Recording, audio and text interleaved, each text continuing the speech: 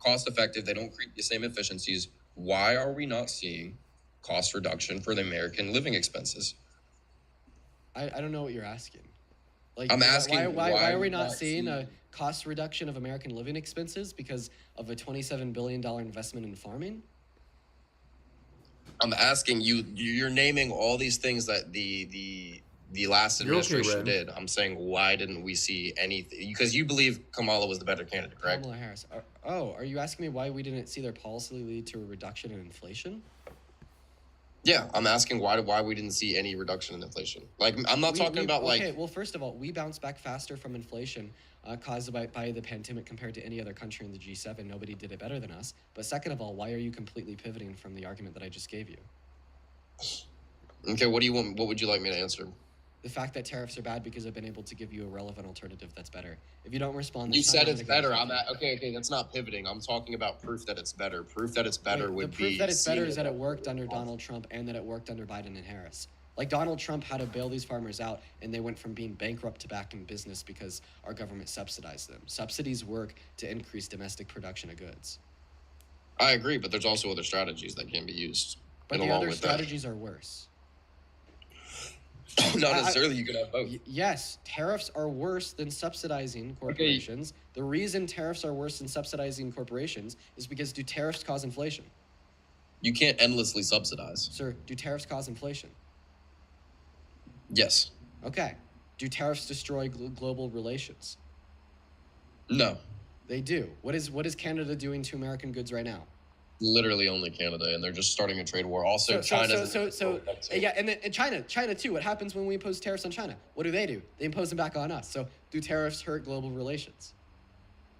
No, not necessarily. Okay, why are you lying to yourself? Because it doesn't necessarily. Are our relations with Canada hurt because of Trump's tariffs? With Canada? Yeah. 100%. Are our relations with Mexico hurt because of Trump's tariffs? Not hurt, no. Yeah, Mexico imposed counter tariffs back onto us, violating the USMCA. Yes, our relations with Mexico is hurt. We're going to continue to raise those tariffs until they concede. Okay, so are our relations with Mexico hurt? No, they're going to submit. Okay, which means that our relations with Mexico are hurt because they're violating trade agreements that they had set 5 years ago. So are our relations with Mexico hurt? I wouldn't say they're hurt. I'd say we're okay, well, then why are you denying reality? Why are you denying reality? Obviously, our relations with Mexico are hurt because Mexico went from reducing tariffs on America to increasing tariffs on America. Wait, which relation is better? A reduction in tariffs they impose on us or an increase in tariffs they impose on us? It entirely depends on like what's going on, what the relationship is between those two countries. I'm asking you what's a more preferable relationship, for Mexico to have lower tariffs on America or to have Mexico for Mexico to have higher tariffs on America? Obviously, it's preferable for them to have lower tariffs on America. Okay, which is why so if it's preferable for Mexico to have lower tariffs on America, and because of Trump's tariffs, they went from lower tariffs to higher tariffs, that means that our relationship with Mexico got less preferable, meaning that it got worse. For now, yeah. Okay, why did it take me 5 minutes to convince you of something that's common sense? Because I told you, I don't necessarily agree that it's necessarily painful. I mean, it might hurt for them. I don't think it's going to hurt for us in the long run. That's not what I asked. I was just asking you if our relationship is asked if it hurts, and I answered. Right, and the relationship is worse, right? That's your problem. No, not me that's been hurt, not you that's been hurt. The relationship between America and Mexico. The relationship between America and Mexico, like economy-wise, sure. Okay, all right. So tariffs do hurt relations with other countries, yes? Yeah, but they can also be strategic. Okay. So I don't know why it's taking me 10 minutes to convince you of these common sense points. So tariffs cause inflation. Tariffs destroy relationships with other countries. Now, do tariffs reduce American exports? Do tariffs reduce American exports? No. Name one point in American history where we've raised tariffs on China and we haven't seen a reduction in U.S. agricultural exports. Sorry? Fucking hell. Name one point in American history where we've increased tariffs on China and we've not seen a reduction in U.S. agricultural exports. No, I agree. So they do reduce exports. Yeah. Bro, I'm kicking you. I'm so sorry, Joey. You are so fucking dishonest. You are so dishonest. I'm kicking you. You were literally just lying to lie. We're just gonna go to move on to the next guest. I'm trying to keep my cortisol levels in check today, so we're just gonna kick Joey because I was literally like so dishonest. It's funny because people on the right will like to say that they're the party of common sense. Then explain to me why I have to explain like second grade concepts to these adults like they're toddlers. You know what I mean? Like, why does it take me 10 minutes to convince this guy that tariffs hurt global relations? You know, if the right was truly the party of common sense, I don't think this niche of content on the internet would even exist, because this niche of content on the internet is for the most part predicated on explaining simple concepts to Republicans like they're toddlers. But we're going to go ahead and move on to our next guest here, y'all. If you're one of the 6.2 thousand people in that TikTok live stream, make sure that you are double tapping away on that phone screen for me. And if you did vote for Trump, go ahead and hop in that queue as well. If you did vote for Trump, go ahead and hop in that queue as well. Also, you guys, I would like to thank Pop for the $2 over on YouTube Super Chat, and Viviana with the $10 on YouTube Super Chat, and Kenneth with the £5. Thank you, guys. What is going on, S? Did you vote for Trump? Yeah, I did. How old are you?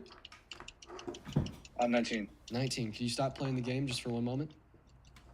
Yeah, I got you. Awesome. So why did you vote for Trump? Sorry, I was just listening while I was playing. I didn't realize I still had it in my hand. So why did you vote for Trump?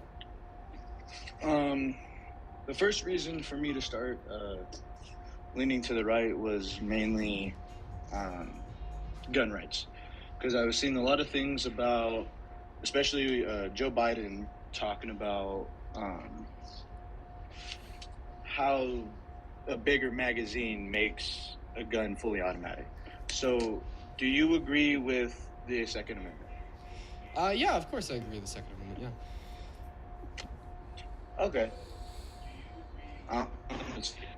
So, by the way, if Kamala Harris was elected, Kamala Harris definitely would have passed no policy in which would have infringed upon your Second Amendment rights, as it is the case that the Supreme Court is incredibly conservative leaning, and because the Supreme Court is incredibly conservative leaning, they would have struck down any policy passed that would have infringed upon to it.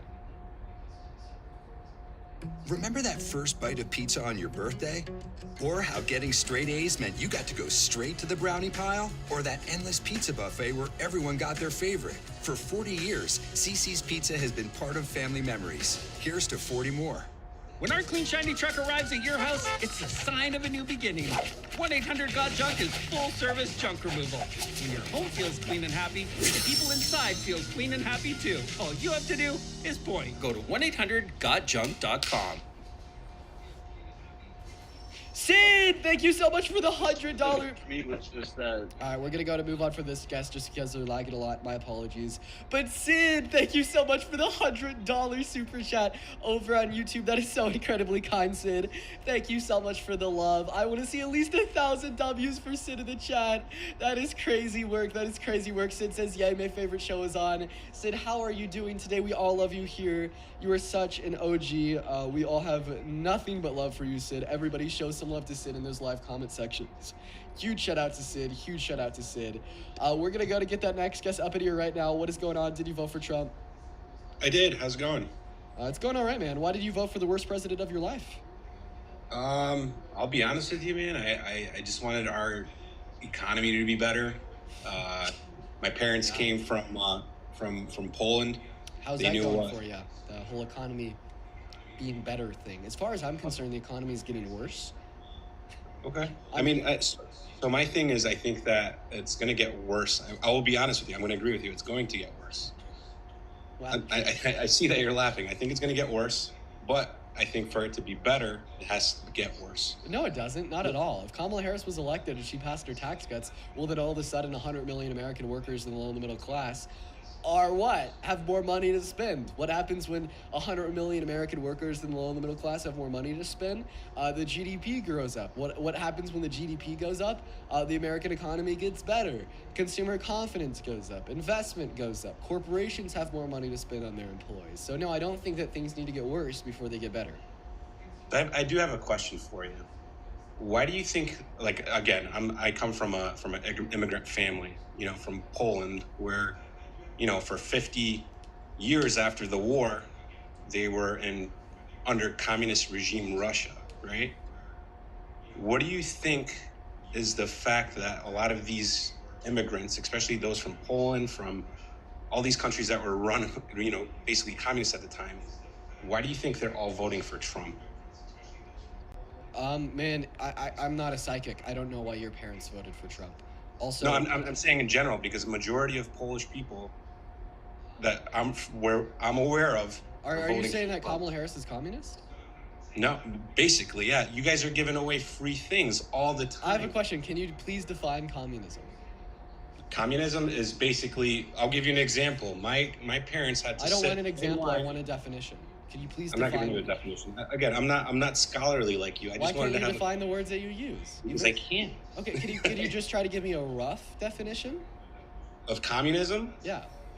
So a rough definition of communism is where you are basically Such a good in the point. hands of the government. You're rationed food. You're waiting in line for food. You're basically controlled by the government to do something. I have a question. Was America communist during the Great Depression because there's rations on food? That's not the same exact thing. That is not the same exact thing Okay. at all. But by the way, you were wrong about your definition of communism because you implied that under communism you have a government. So that's not true. Communism is a stateless, classless, moneyless society.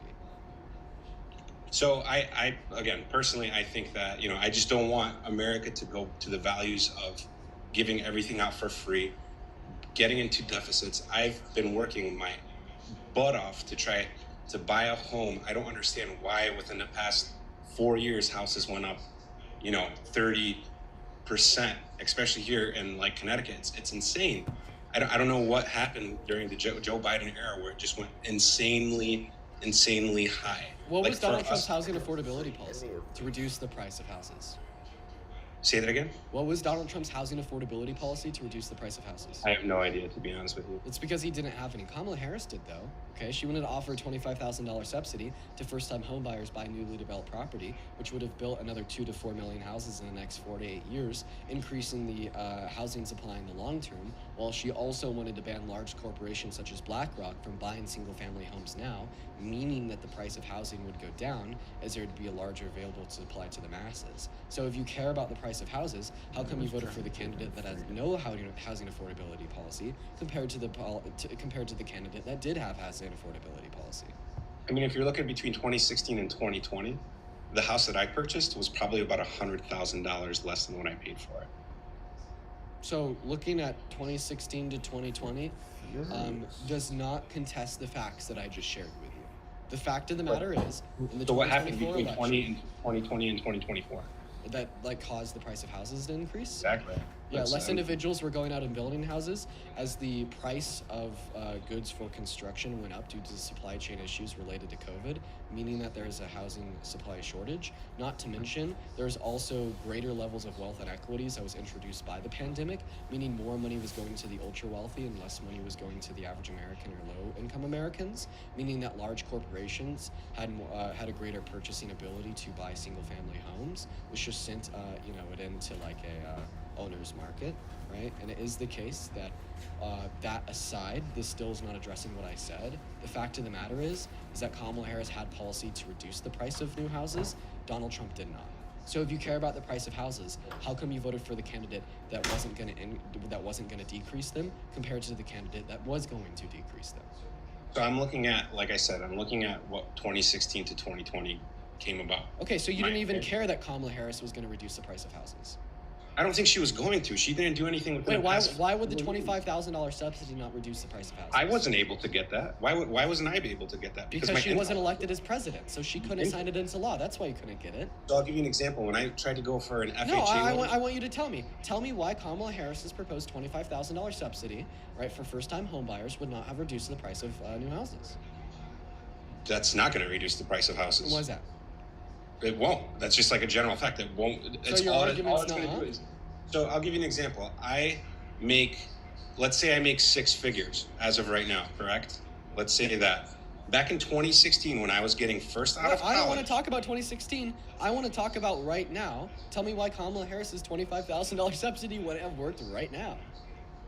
it still doesn't do anything for the fact that houses went up $100,000. Do you not understand that? Wait, how did the Biden-Harris administration cause houses to go up by $100,000? That's why I'm asking you that.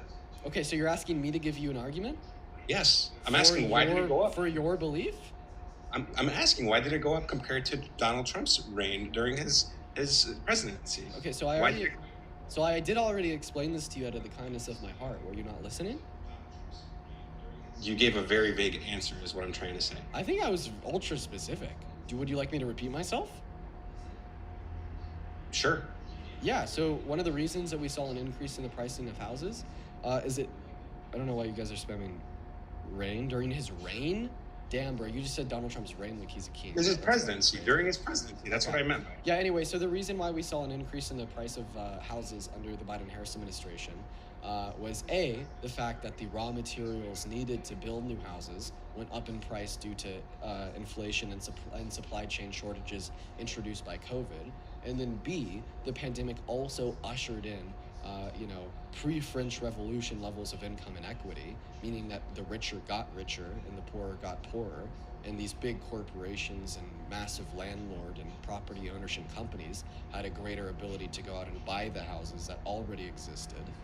And that created an issue of a shortage in supply, right? An issue in shortage of supply is why houses have become significantly more expensive.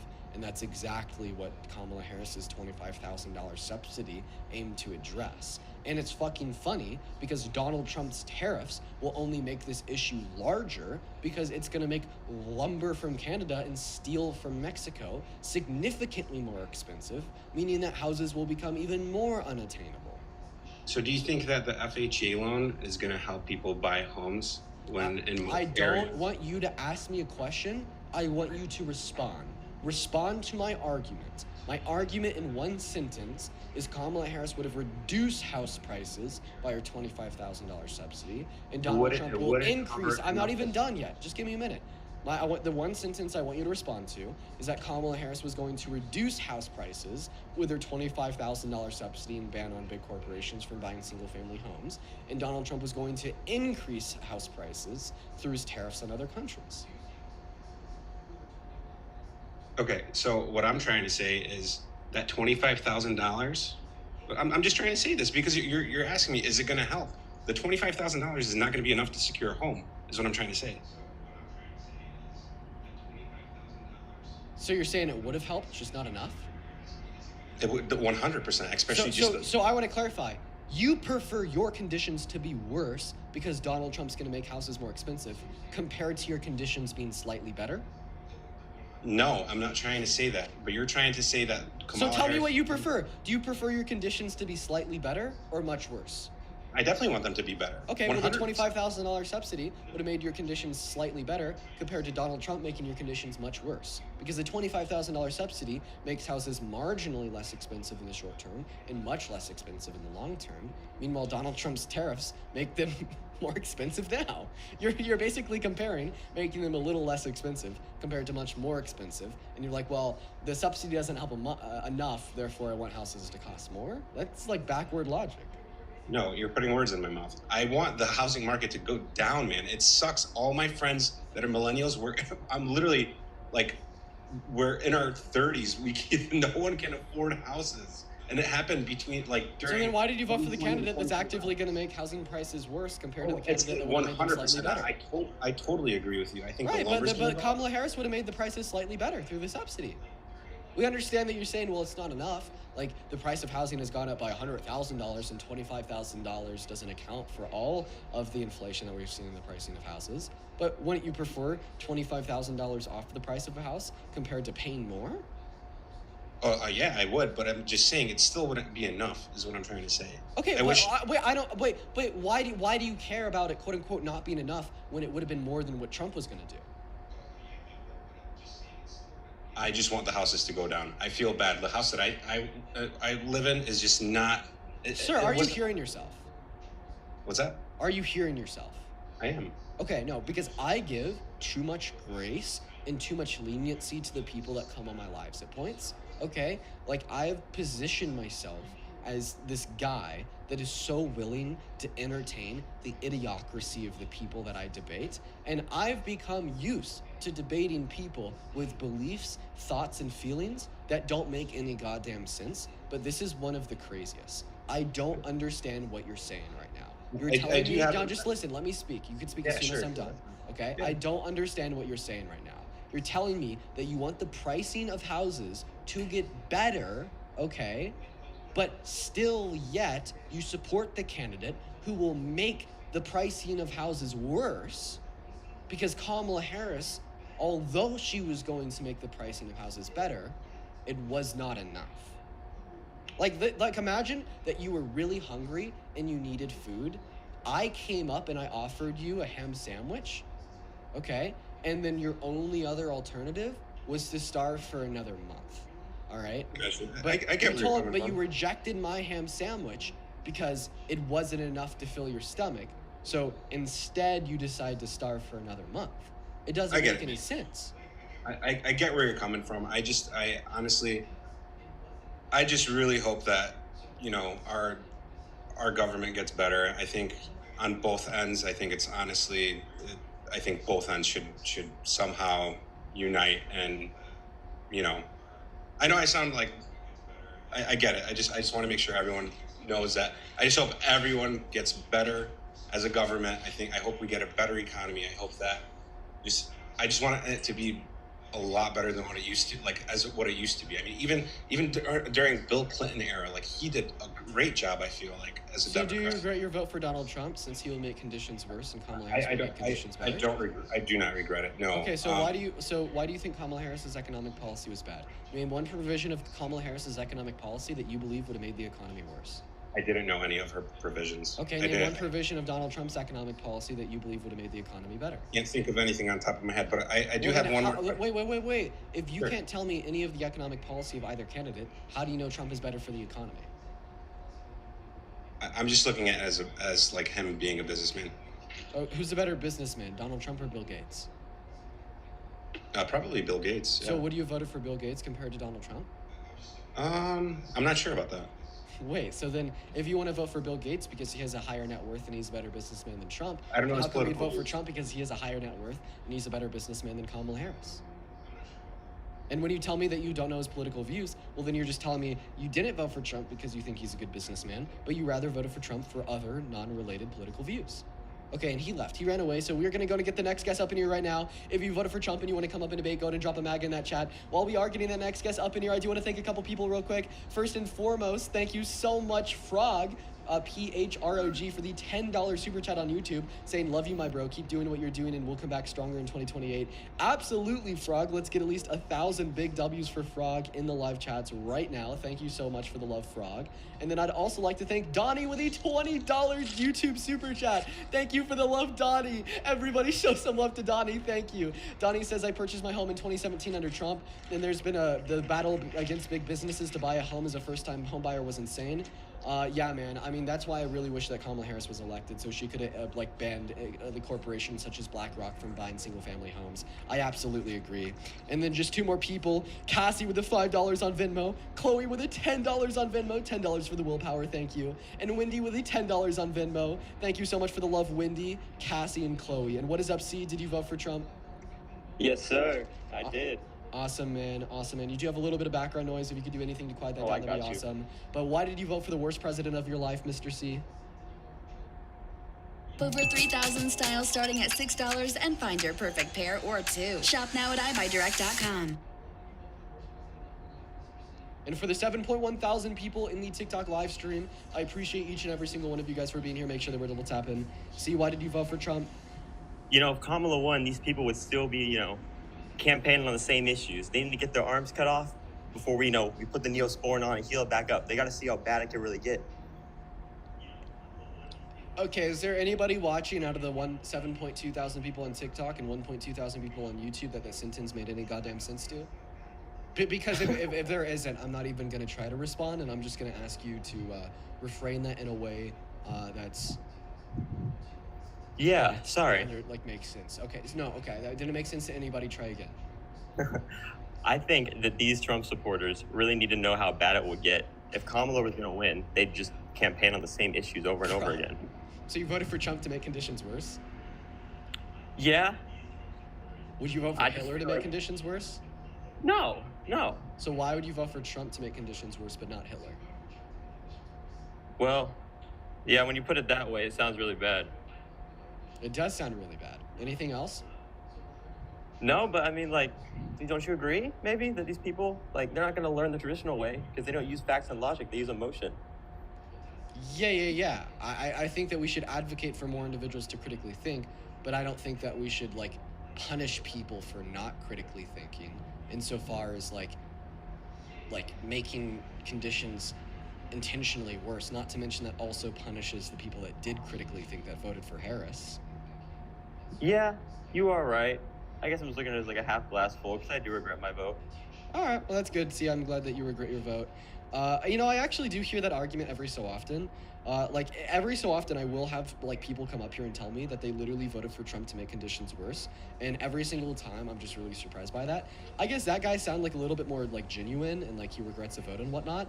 But, like, for, like a good 90% of the time people run that argument, I just think of, like, edgy attention winner. But that guy didn't give off those vibes. What's going on, alternate? Did you vote for Trump? Yes. Oh, you gotta see that. All right, man. How old are you? 30. 30? You're 30 years old? What year were you born in? 95. 95, okay. So why did you vote for the worst president of your life? I'll give you a short list here. To get out of the Paris Climate Accord, to get out of the WHO, the male and female executive order, transgender out of the military, keep men out of women's sports, protecting youth from mutilation, border security and deportation, making art tales the T word, the creation of Doge, reinstating service members after the vax mandate when they got fired because they refused to take the vaccine, and removal of flags of government buildings that is not the American flag. I mean, that's just a short list. I mean, no tax on tips, no tax on overtime and all. I'm pretty sure you know the whole list by now. Okay, so you support Donald Trump's executive order on males and females, right? Yes. Okay, so to make that only recognizable. So I have a question. Do you self-identify as a female? So I already know the argument that you're trying to lend to, and from DNA, you are a male, even though you have not formed. So I already know the argument that you're trying to bring up. Okay, so the argument that I want to bring up here is the fact that under Donald Trump's executive order, you're a female, and the reason why I say that is because he defines person. You are not. That is incorrect. It is, because the language of the executive order does not predicate the definition of male and female predicated on Like I said, I already know the argument that you're making, and that is incorrect. Okay. Well, if you know the argument that I was making, then you know that you're wrong, because the executive order doesn't define male or female starting at the moment of conception based upon chromosomes or DNA, but rather sex characteristics. It does, actually. And there's only differentiation in the sex characteristics beginning at about 5 to 7 weeks with the activation of the SRY gene. But you know what? Let's change gears here real quick, and let's talk about the border, because that's actually one of the main reasons I voted. I live in New York, and I got to see the buses come in, and I got to see Randall's Island. I got to see Floyd Bennett Field. I actually witnessed it myself because I live here and I go around the boroughs doing work. So I seen my city go from 2020 to 2024, all of these people flooding in from Texas to New York City, and I got tired of it. I looked at it, and I looked at it, and all of these people kept flooding in so much that all these little tents started sprouting up because they had no space no more. It was a humanitarian problem. It was a logistics problem. It wasn't even about people coming to the border and trying to get a better life. It was about too many coming in. Okay, And so do you think that as soon as I voted for Trump, a week later, not even a few days later, all of this stuff starts getting dismantled. I already got what I voted for. So I want to clarify. I'm pretty sure that, like, overcrowding existing in New York City doesn't have much to do with migration, and rather just to do with the fact that, I'm pretty sure there's, like, one human to every, like, 3 feet there, some crazy shit like that, which is just because it's a massive fucking metropolitan area. Okay, and then secondarily, I kind of doubt the validity of your argument at all if you're saying that this was dismantled and stopped 3 days after his inauguration before he started any deportation devices. So I doubt the validity of your argument there. But I do want to ask you a question, all right? If you think that we should limit migration to prevent overcrowding, do you think that we should limit birth rates to prevent overcrowding? So you're talking about the birthright citizenship that Trump is trying to take away? No, birth rates. Should we limit birth rates of citizens to prevent overcrowding? These hands are working hands. My hands are the most important tools I have. You need to take care of them. That's where O'Keeffe's comes in. It's America's #1 selling hand cream for guaranteed relief. If it works for these hands, it'll work for yours. Also available in O'Keeffe's Lip Repair. Well, that's kind of the issue here. We're Americans. People coming through the border through a broken fence is the issue here. And I would like to say that there's two different groups here. There's people that are trying to go through the port of entry, trying to seek asylum, and then there's people that are literally going through a broken fence. Do you agree that going through a broken fence is bad? Do I think that undocumented migration to America is bad? Actually, no, I don't. I'm pretty radical, man. Why is undocumented migration bad? I think migration itself is a good thing. I think immigrants is a good thing. What I think is bad is the house analogy. If you're gonna go through the front door, you're gonna be going through a proper way to go through a house rather than trying to break through the window. Does that make sense? Okay, well, I think what the analogy you just gave me intends to achieve is that people should be using legal ports of entry, and I agree with that sentiment. But I think the culpability for people not using the legal ports of entry right now doesn't fall on the backs of the undocumented migrants, but it rather falls in our government. Our government has neglected the legal processes of migration for essentially all of modern American history, and whenever they've tried to do anything about it, it's been shot down, such as how Donald Trump torpedoed the bipartisan border bill under the Biden-Harris administration. So when I observe this issue of undocumented migration into America, because the legal means of entry take 9 years, when we could have passed policy at any point in the last 25 years to significantly reduce that time, I blame our government. But I do want to ask you a question about undocumented migrants. It's my turn. Name one way that undocumented migrants in America that have not committed violent crimes hurt you, me, America, or any American citizen. Well, on a basis, they take up space. That's one. Just like I explained earlier, with them overflooding their own tent and having to create their own. The people hiring them, for example, whether or not you agree that they should be hired or not, it doesn't really matter because it's illegal anyway. You can't be hiring people that are undocumented and off the books. Let's just stay clear. So they take up space, and then something about working. Yes, they take jobs. Take jobs. Anything else?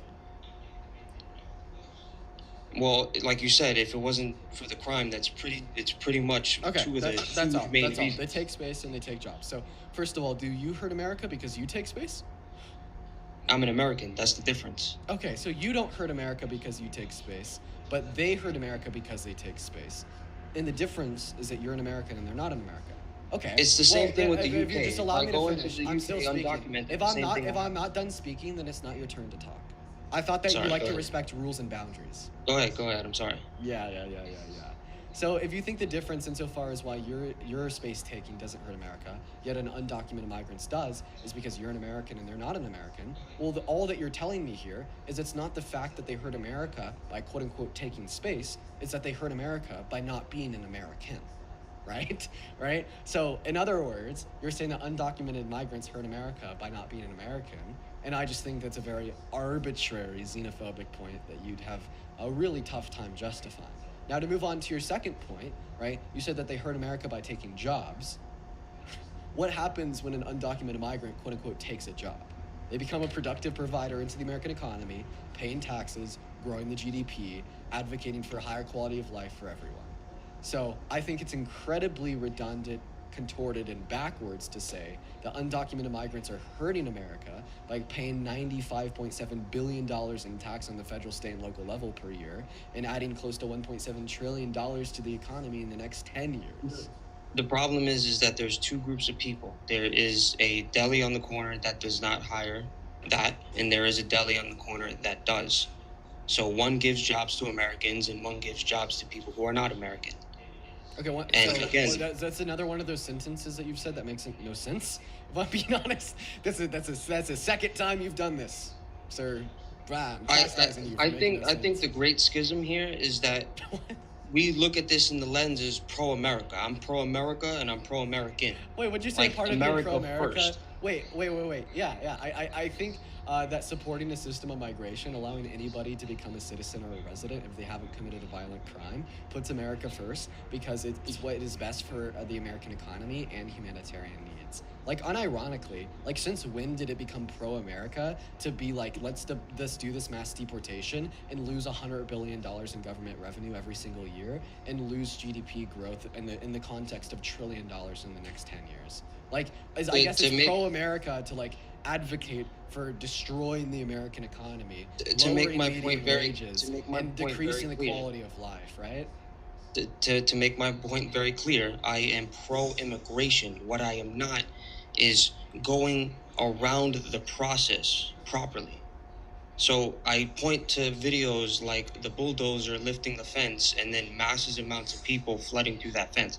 I view that as the core problem here. Now, if you want to argue that people should or shouldn't be here, I would love for people to be I'm gonna go ahead and just reiterate my argument because I've already responded to this. I blame that problem on the American government, and I don't think the effective way to solve that problem is through mass deportation because it hurts the economy and humanitarian concerns that I know you could give a fuck less about.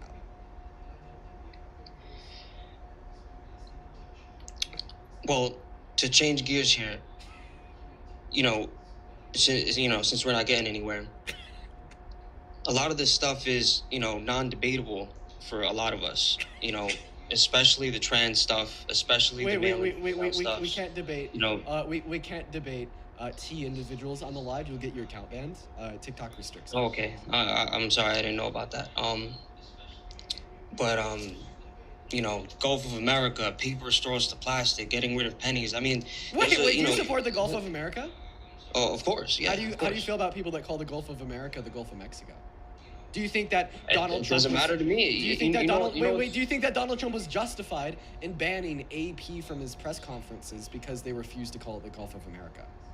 Well, that's a little different because he there's news trying to make news out of what he's saying. Well, I'm just asking you if he was justified in banning them for that reason. But hold on, that's different from calling Gulf of Mexico Gulf of America and vice versa. No, literally, the reason why AP was banned was because they refused to call the Gulf of Mexico the Gulf of America. That's why AP was banned. That's according to the press sec as well, okay? So was Donald Trump justified in banning AP for not calling the Gulf of Mexico the Gulf of America, yes or no? Was he justified? Yes. Yeah, I mean, he's justified because it's not an official name. Okay, so I just want to be very, very, very clear here. The Gulf of Mexico. No, I'm talking. You're about to get muted if you keep speaking. So I just want to be very, very, very clear here. Okay, the Gulf of Mexico changed its preferred name to the Gulf of America, and if anybody disrespects its preferred name, right, they should be discriminated against and banned from engaging in particular areas, right? They should be compelled to respect the preferred name, right? Let's be clear here. There's two situations here.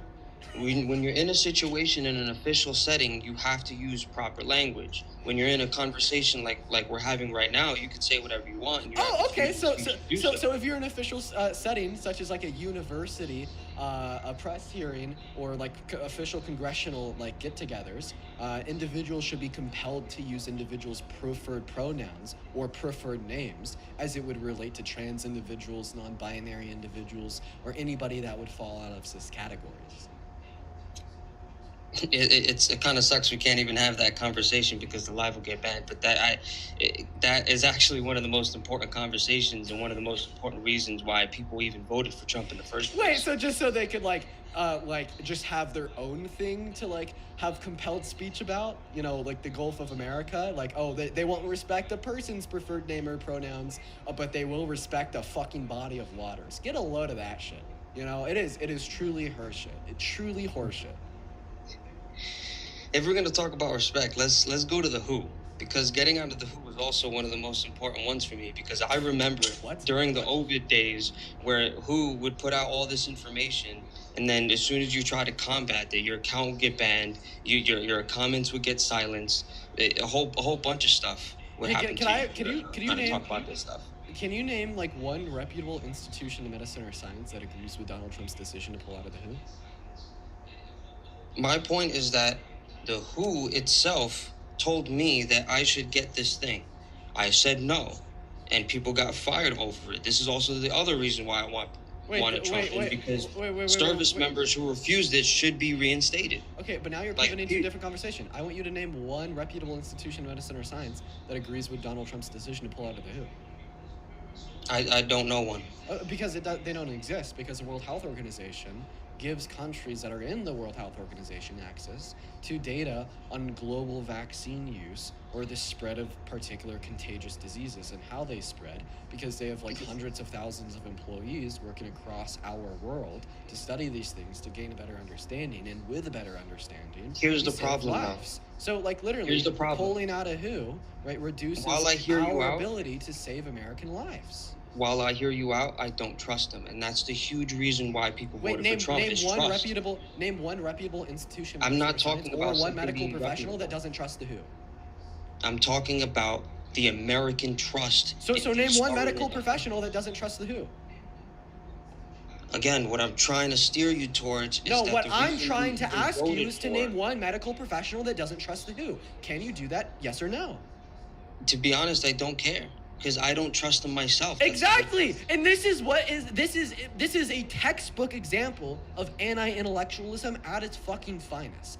There is hundreds and thousands of reputable institutions in medicine and science that have existed longer than you have been alive, that employ, right, career professionals with 15 to 20 years of schooling under their belt to work on saving your goddamn fucking life every single day, getting paid 6- and 7-figure salaries because of how important and highly specialized their jobs are, that have unrelentless respect and professional trust in the World Health Organization, but apparently some 18-year-old dude on TikTok knows better than all of them. And like the way this thought, I'm still cooking. And this thought process is so incredibly detrimental, regressive, and harmful to human well-being. Like, when have we seen similar thought processes deployed in history? A good example would be the USSR and Stalin having very similar virtues of distrust in scientists and medical professionals, firing all state scientists that literally led to the deaths of millions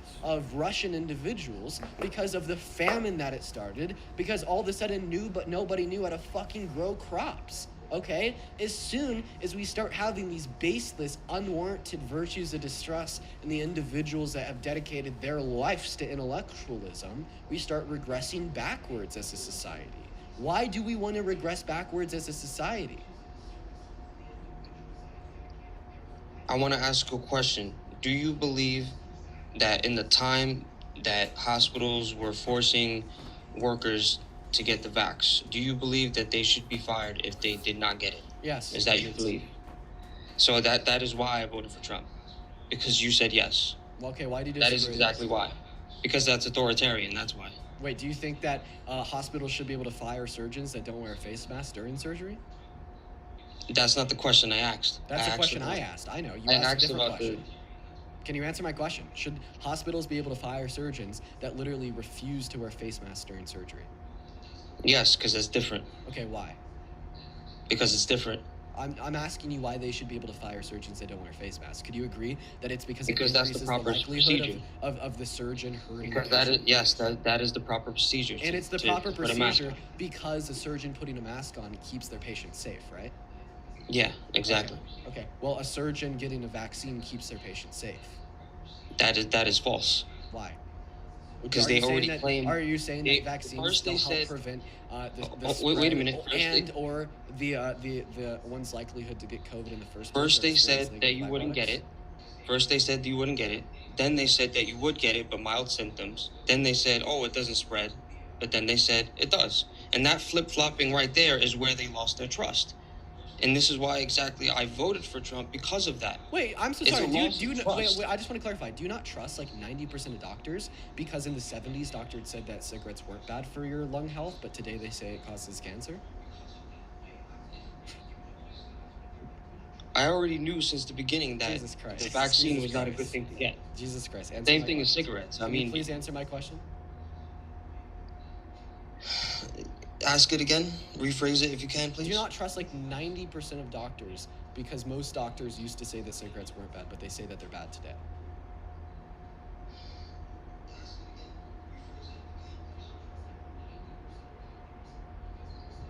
I mean, that's a confusing question because if I do my own research, I would say that it is bad. It has really nothing for me to do with trust at that point. Your own That's research the would be whole. looking into what the medical health professionals say. Listen, the point of what I was getting at there is that consensus on medicine evolves over time. Why does consensus on medicine evolve over time? Because consensus on medicine is objectively oriented around fact and reason, okay? Meaning that as we learn more, right, we have a greater understanding of the truth, which can change. And this always, no, why do you keep trying to interrupt me? Just sit down, be a kid, okay? Just, binky, please. And I mean, this doesn't just happen within medicine, but this happens within all objective forms of research. Like 200 years ago, we thought that we lived in a geocentric universe model where the sun revolved around the earth. But we then later figured out that we live in a heliocentric model where the earth revolves around the sun, okay? We used to think that the earth was flat, now we think that it's round. We used to think that a god controlled weather patterns, and now we don't. We used to think that smoking cigarettes wasn't bad, and now we do. The point of the matter is, the more that we learn about any particular thing, the better understanding we have of it, which updates our opinions on it, all right? And that's also going to be seen within deploying the vaccine, okay? Because COVID was a massive public health emergency, they only studied the vaccine insofar as its efficacy for reducing COVID-related deaths, okay? Once they proved that it was effective at reducing death, they released it, and then they learned more specifically how it did so, insofar as if it reduced one's likelihood to get the vaccine in the first place, or it just reduced one's likelihood to get communicability or bad side effects such as death, and then those opinions updated.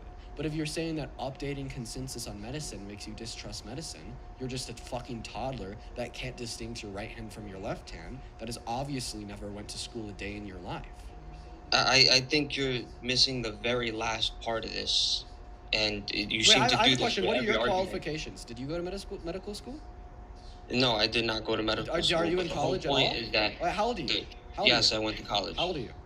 I'm 30. What did you go to college for? For tech. For tech. For building computers. So because you know how to build computers, you therefore know that all institutions of medicine and science that have given If I could finish my pages of argument. reporting on the efficacy of the COVID vaccine are all about. If I could finish my argument, everything you said points to the people being the guinea pigs themselves, and that's what I chose not to do. I chose not to be a guinea pig for this so-called safe vaccine, which was not safe. I have a question. Any confirmed cases of deaths. Did you disagree with the Biden-Harris administration pushing for Operation Warp Speed to fast-track the approval of the vaccine to make it more quickly available to the masses? Hold on, my. No, I think that this is a very important question for you to answer. My audio is getting fucked up. Do you agree with the Biden-Harris administration to pass Operation Warp Speed to get this vaccine, quickly available to the masses to test it on?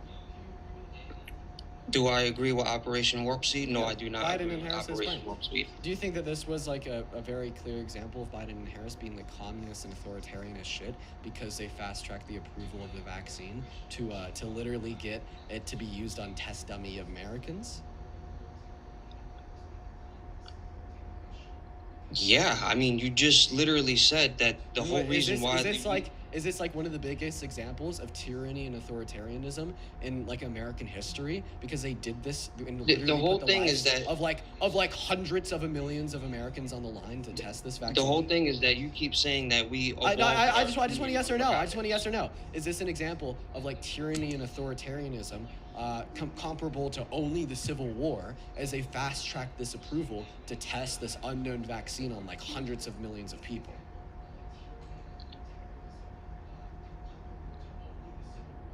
If you can just rephrase that question, that's. Yeah, so I told you about Operation I don't know Warp what Speed. you mean by that. Just listen. I asked you about Operation Warp Speed, which was passed by the Biden-Harris administration to fast-track the approval of the COVID vaccine. All right, you think that the COVID vaccine was used on like humans, on Americans, as like test dummies to see if it would kill them or not, right? So in other words, they fast-tracked the approval of this. That's not what I said. Yes, you said I did not say yes, unalive. you said that the Americans were the guinea pigs. Yeah, to test if it works. Yeah, I didn't say to test if it on the lives. Well, I mean, weren't they also straight. testing to see if the vaccine had any super bad side effects, like death? Which it does. Yeah, It so in literally other does. words, they were testing to see if it was killing people, right? You just argued for my side. You know that, right? Well, I'll get there. You might be able to convince me here. I'm a good, open, and honest guy. So yeah, you're right. You might be able to convince me here. So now that we know that the Biden-Harris regime, right, wanted to test this vaccine on the general American public, potentially putting the lives of hundreds of millions of Americans on the line, is this like probably the most authoritarian thing that our government has ever done? I mean, the way you just explained it, yeah, of course. Okay, so It Operation is. Warp Speed was passed by Donald Trump. I just said that I don't agree with it. So you think that Donald Trump is directly responsible for one of the most authoritarian, immoral policies ever passed through the American Congress? Probably. You gotta remember, a lot of us. Okay, right. So you definitely should have voted for a man. You gotta remember, bro. You gotta remember. A you lot of us. literally- Wait a minute. You literally Hold on. like voted. A lot of us. Hold on. A lot of us are not a monolith. We do not agree with everything Yeah, Trump does. but And like I'll give this, you a great example. according to you, no, because this isn't. We just are like, not a monolith. Wait, just listen to me. We because, do not agree on everything. This isn't just like one of those situations where you're like, oh, I wish you wouldn't have done it. Like, if every single thing that you're saying is true, Donald Trump literally risked the lives of hundreds of millions of Americans, right, to test this unknown vaccine that he fast-tracked, knowing that it could potentially kill him, knowing that it could potentially cause these negative side effects, knowing that it could potentially destroy our country and violate the right to life of hundreds of millions of people. Like, this literally puts Trump on like the same level comparable to that of some of the most authoritarian dictators of all of human history. He also put Anthony Fauci in, and I didn't agree with that either. Right. So Again, Donald we're not a Trump is monolith. like one of the worst American presidents of all time, right? It's not black and white. Wait. I think that's the reason why we're having. Name an American president that's done something worse than risking the lives of hundreds of millions of American citizens. I think the last thing that you're missing is No. that I want you. Seriously, forced you to take it. name one president. He believed that Name you one shouldn't president. be forced Name to one. take it. Name one president that has done something worse than risking the lives of millions of Americans. I don't know off the top of my head. So literally, All according I'm saying to you, is- Donald Trump is literally the worst president this country's ever had, right? What I'm saying is, No, what I'm asking on is, video. according to you, does this mean that Donald Trump is the worst president this country's ever had? He's not the worst president. Name a president that's worse. And I'll tell you why. I'll tell you the reason why he's not the worst. No, And name a because president that's worse. Name a president that's worse. Biden. So how is Biden worse than Trump when Donald Trump risked the lives of hundreds of millions of Americans? First of all, that's not true because again, you're So missing. then Donald the Trump last didn't piece of the pass. puzzle here. So then Donald Trump That- didn't pass that- Operation Warp Speed, or the vaccine wasn't used as this unknown thing on human guinea passed- pigs. he Because passed now you're contradicting yourself. Okay, right? Now you have to walk back the fact that you think that we knew nothing about the vaccine and we're essentially testing it on the general American public. Go ahead and walk that back because you I'm have trying to to walk clear that up back this to point here. instantiate that Donald Trump is not the worst president we've ever had. The very last piece of the puzzle here is that he believed that you should not be forced to get it. He believed that you should not be fired if you refuse to get it. That is the last piece of the puzzle here. So yes, you are correct. He is the one that created Operation Warp Speed. Me, I am against that. Yes, that is correct. However, the last piece of the puzzle is he believes that you shouldn't be forced.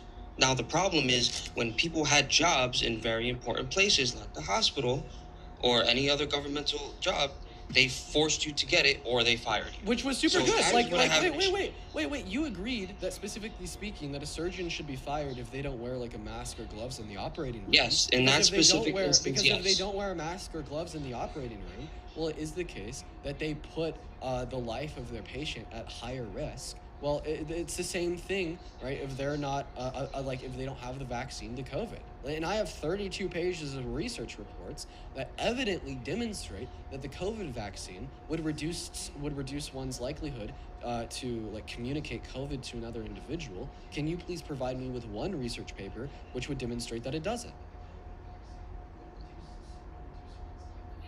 I think you're losing the plot here because you're not focusing on the fact that you can spread it already. Because I'm talking, well, your likelihood is reduced, okay? In the same way, if you brush your teeth, okay, your likelihood to get a cavity is reduced, yet you could still get cavities. In the same way, if, like, a surgeon has a fucking cold or something, putting on a face mask only reduces their But you likelihood could still of spread spreading it is the point. Yeah, but in the same way, if you wear a face mask, you could So still that- spread airborne pathogens. So that means that the unvaccinated person and the vaccinated person, doesn't matter which one is there, they would still spread it. Wait, I have a operating. question. Can a surgeon wearing a face mask in an operating room still spread airborne pathogens? Yeah, it's already So been then why should they proven. be required to wear the face mask? Because that's not how a mask works. We're talking about bodily fluids coming out on a patient. We're not talking about Would you COVID. say that they should still be required to wear that face mask because it reduces the likelihood of spreading the airborne pathogens?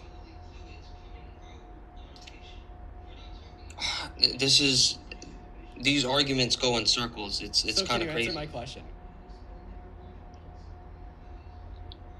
You need to focus on my point here. Well, you My need to- point is that the unironically, vaccine itself unironically, is something the that you opposite is shouldn't be true. fired over. And now That's you're what I going, mean. and now you're going on mute. You agreed that surgeons in the operating room should be forced to wear a mask. You then agreed that the Because of mask- bodily fluids. Then you agreed that the mask doesn't completely eradicate one's chance of disseminating and spreading bodily fluids or airborne pathogens. So would you also agree the reason a surgeon should be forced to wear a mask is because it reduces the chance that they do?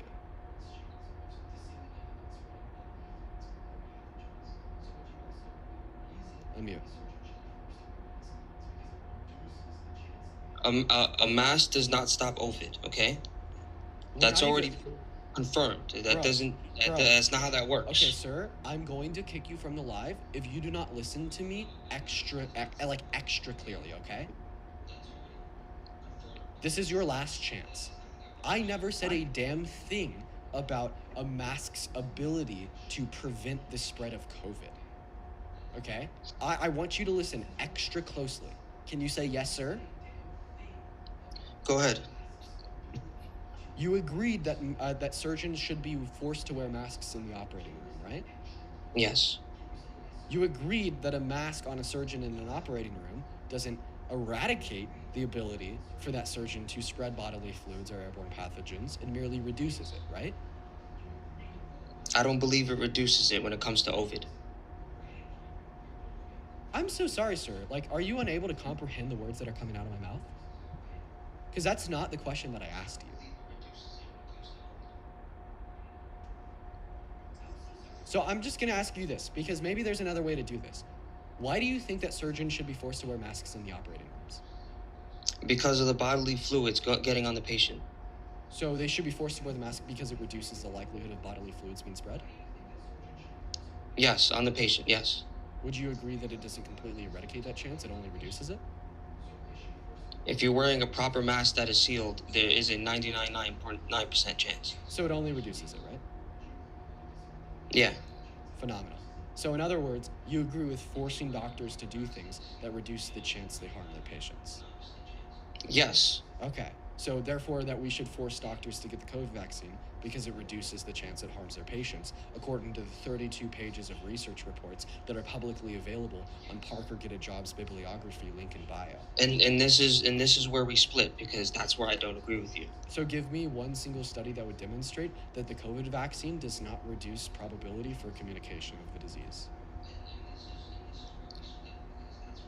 I don't have anything in front of me, but they have on video said multiple times that you can still get it and you can still spread it, and it's the same severity. Okay, Multiple so then give me a particular medical study that would demonstrate that's true. Because I'm not willing to believe you without evidence. Neither should anybody be watching. Neither should you hold yourself to that standard.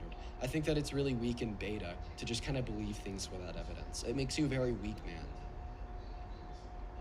Well, I'll concede and say I don't have the papers in front of me. If anything, I actually have all the Doge stuff in front of me because that's what all the recent stuff that we've been talking about. I didn't really think we were going to get into the vaccine conversation.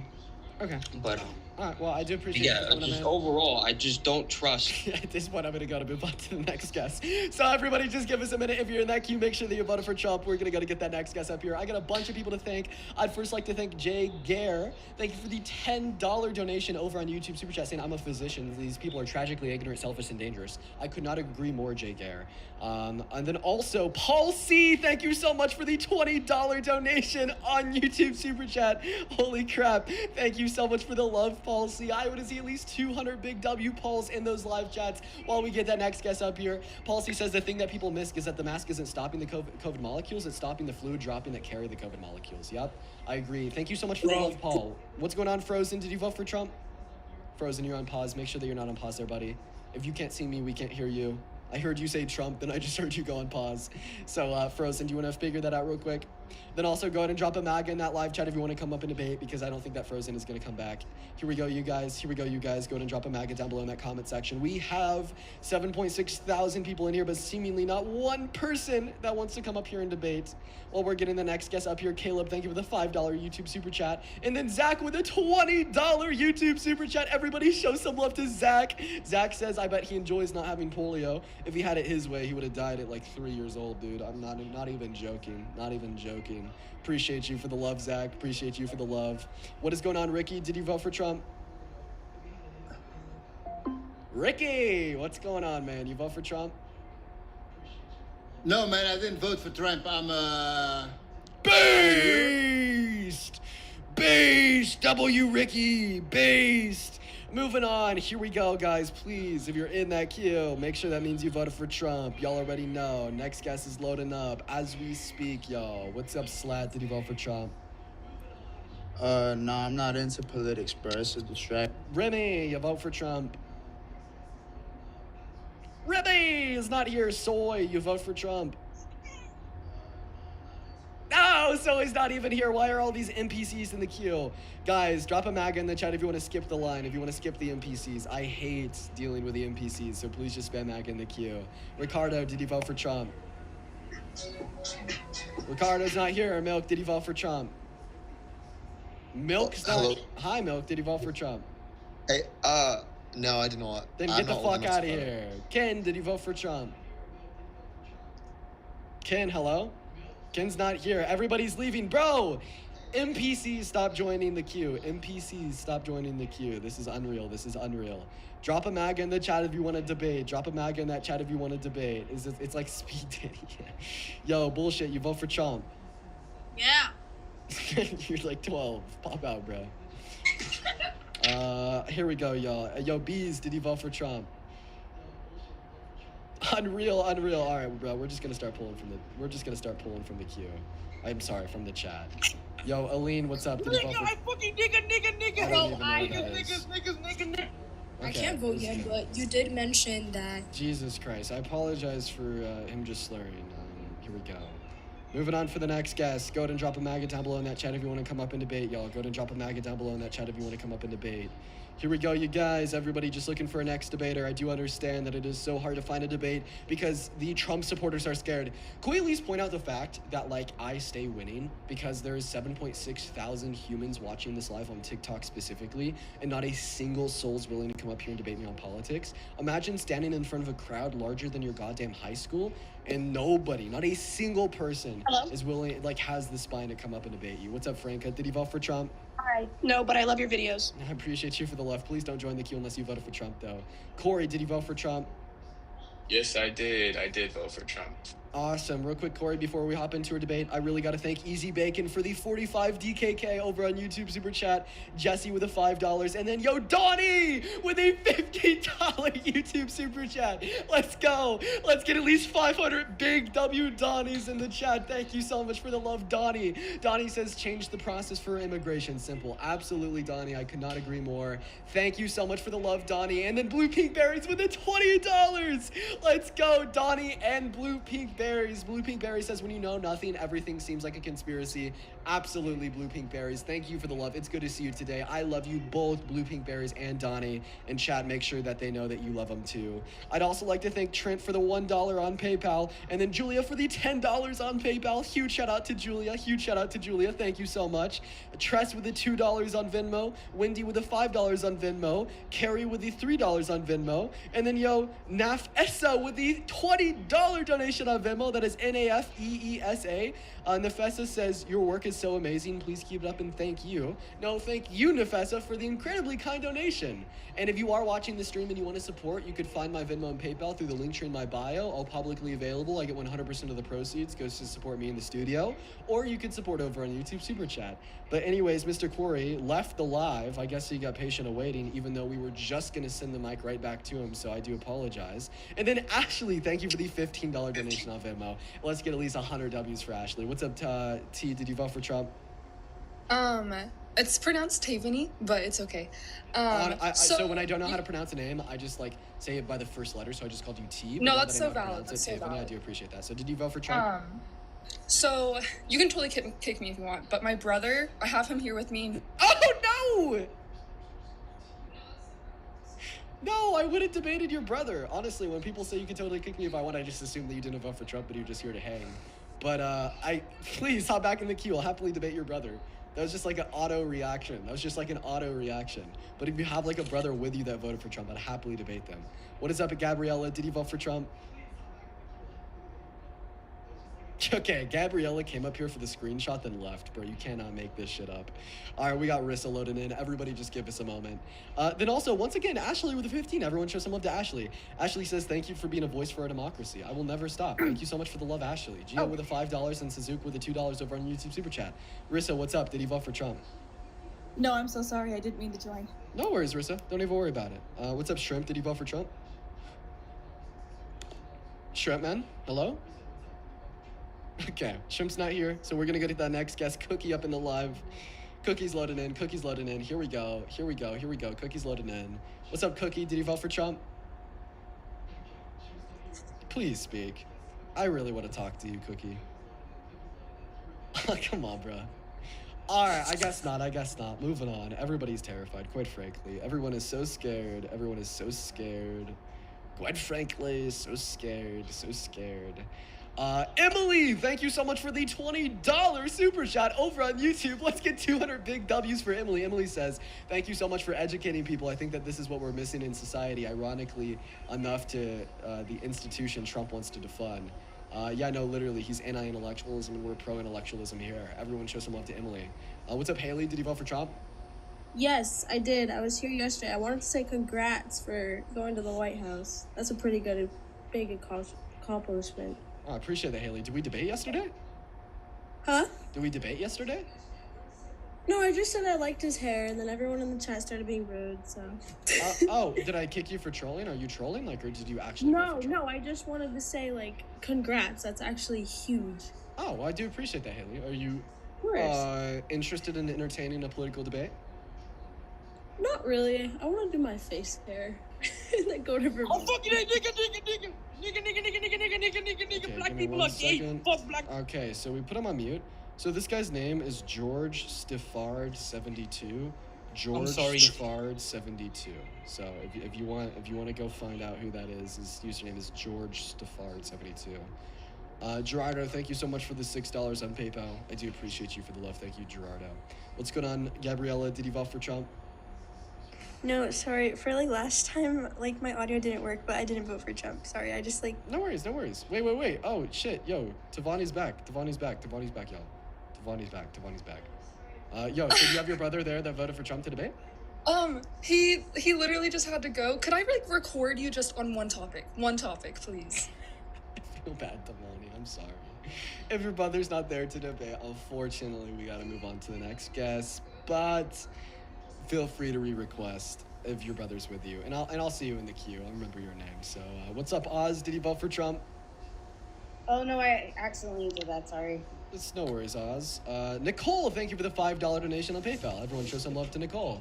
What's going on, Landon? Did you vote for Trump? Yo, can you hear me? Did you vote for Trump? Yes, I did. All right, Mr. Landon, why did you vote for the worst president of your life, your mother's life, your father's life? I liked his economic policy. I thought it was pretty strong. Truly, name your favorite provision of Donald Trump's economic policy. I like the tariffs. Ah, Landon. We have a lot to go over today. What is a tariff? Let's start there. A tariff is a tax on goods coming from a country. Oh, okay, Landon. Shit. Okay, all right. Why do you like that? Why do you like tariffs, man? Because I think it'll lower inflation. Because companies, big corporations will start coming to America. Wow. Because of the tariff. Okay, we're gonna use very simple thought here. If a company's producing goods and importing them into America instead of producing them here, is it because they can produce them elsewhere for lower prices? No, I think that just because the labor is less expensive in like China, maybe. Yeah, so the reason they produce them elsewhere is because of lower prices, right? Right, but since the tariff is going to be in place, so then if they move their company here, it means it'll cost the company more to produce their goods, right? Well, not necessarily, because the tariff is going to be more expensive. Okay, Landon, I'm gonna restart. I'm gonna find a way to explain this to you as simple as possible. So right now, before the tariffs, if there's a company making goods elsewhere, they're making the goods elsewhere because it costs them less to produce, right? Yeah. And if they were to move to America because of a tariff, that it would cost them more to produce it in America than the other country, right? Right. Right. And if it costs them more to produce that good in America, it means that they'll sell that good for more expensive, right? Yeah. So even if these companies move from other countries to America, they will still be selling their goods for higher prices, meaning that they cause inflation. Right, but it's going to lower it in the end because the companies are going to come move in here, and that's going to help support the economy. How is that going to lower inflation when it costs more for them to produce their goods? I'm going to be honest, I can answer that for you. So do you want to talk about something else, Landon? Yeah, maybe we should do that. Okay, what else do you want to talk about, bud? I like the immigration policy. I think removing illegal immigrants from the country is a smart idea. Yeah, big fan of the mass deportation. So I have a question. Can you name one way that undocumented migrants in America that have not committed violent crimes hurt you, me, America as a whole? What'd you say? Sorry, No worries. I kind of like skipped half the words in that sentence. Can you name like one way that undocumented migrants in America that have not committed violent crimes hurt you, me, or America as a whole? Well, it's breaking the law and it is illegal, so there isn't a direct effect. I mean, I think that, if you're legal and you're in this country, you shouldn't be here. Just saying that it's breaking a law and you're illegally coming into this country. Landon, I promise that there's a reason why I asked this question. Listen to me here. I hear from every single Trump supporter that I debate on undocumented migration that, well, they broke a law, they shouldn't be here, so we should deport them. Okay, I hear that from everyone. But the reason I'm asking this question is because I believe that mass deportation is not advantageous as it ends in more harm to America, right? Undocumented migrants pay a shit ton in taxes, are productive providers to the economy, and add to the GDP.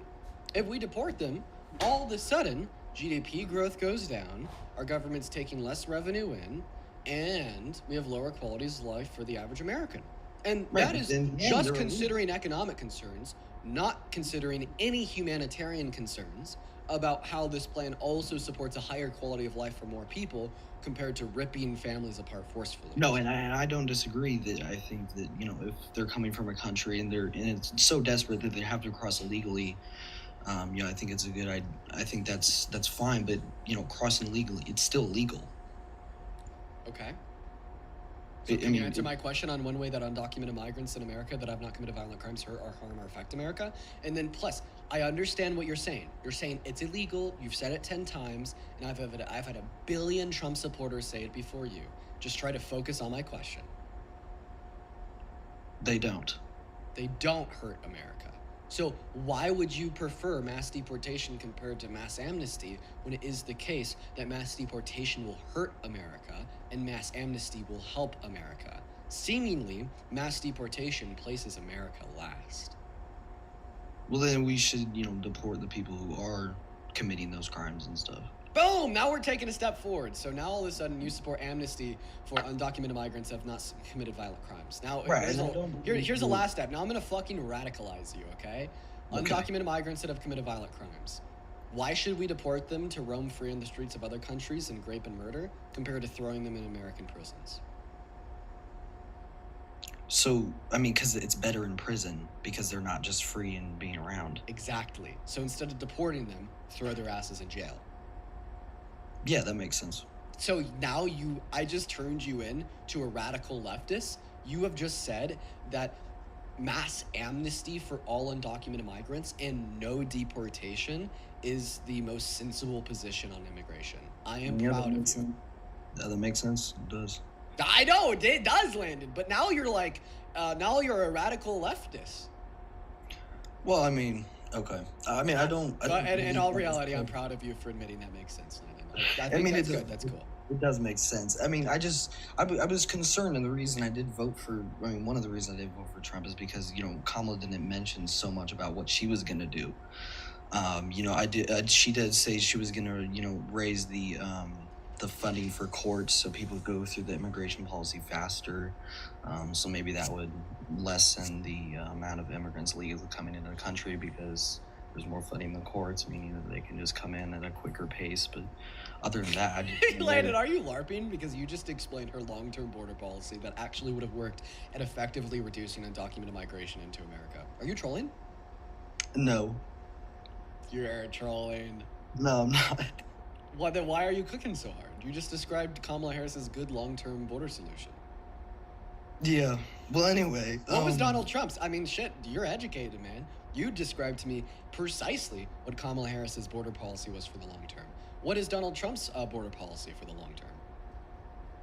I mean, all I've figured out is he was just going to deport people. So, I mean, there's nothing. So far, there's not we've agreed that deportation's bad, and we've agreed that Kamala Harris was the only candidate with long-term policy for immigration. Yeah, basically. That's why I support Kamala Harris. Well, one of the many reasons. Yeah, one of them.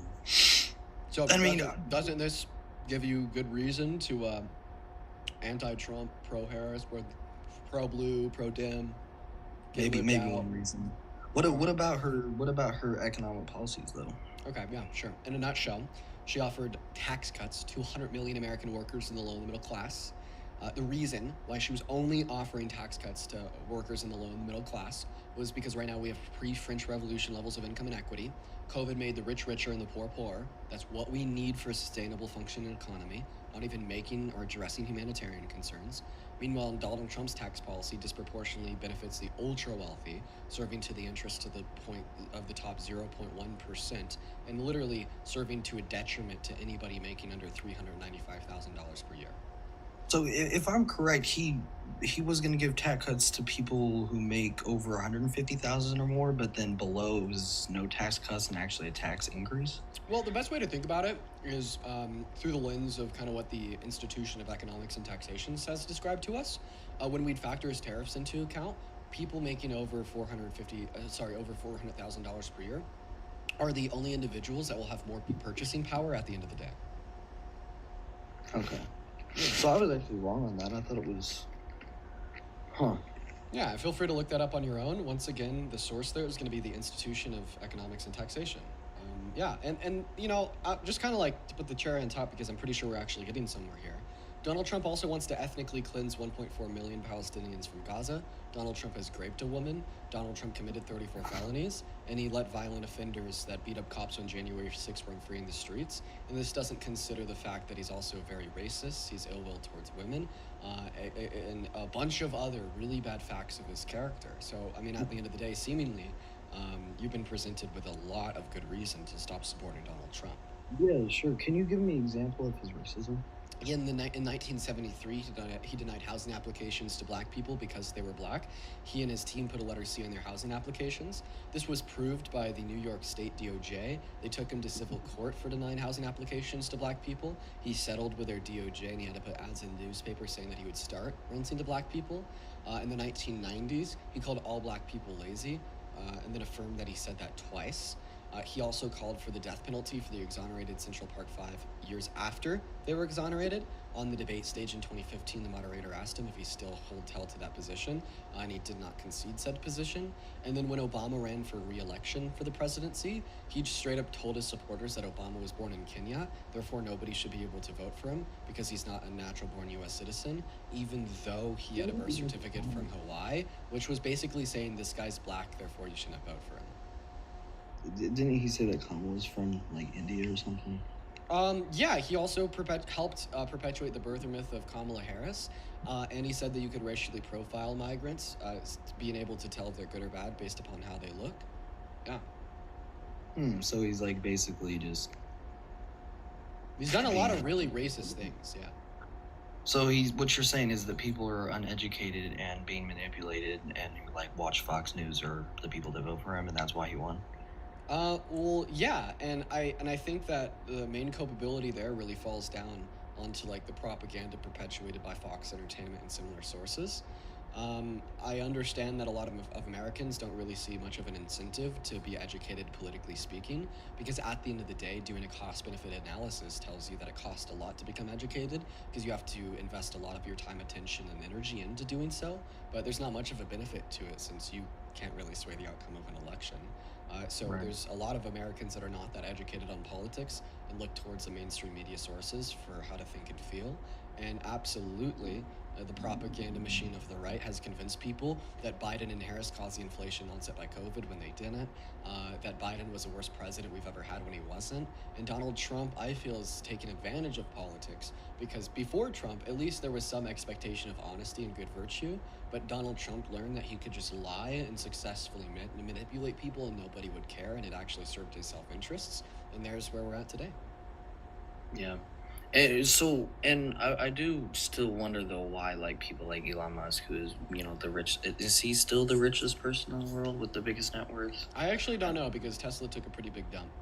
Yeah, I don't know exactly who, but it seems to be like Mark Zuckerberg was there. A lot of very rich people and successful people were supporting him.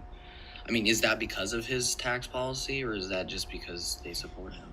Okay, these billionaire capitalist giants, do you think they really care about ethical implications, humanitarian concerns for the most part, or do you just think they care about their bottom line? I mean, I think they care about themselves since they really aren't paying taxes. Right. Like, go watch The Social Network. You'll learn how Mark Zuckerberg fucked over his business partner because of the bottom line.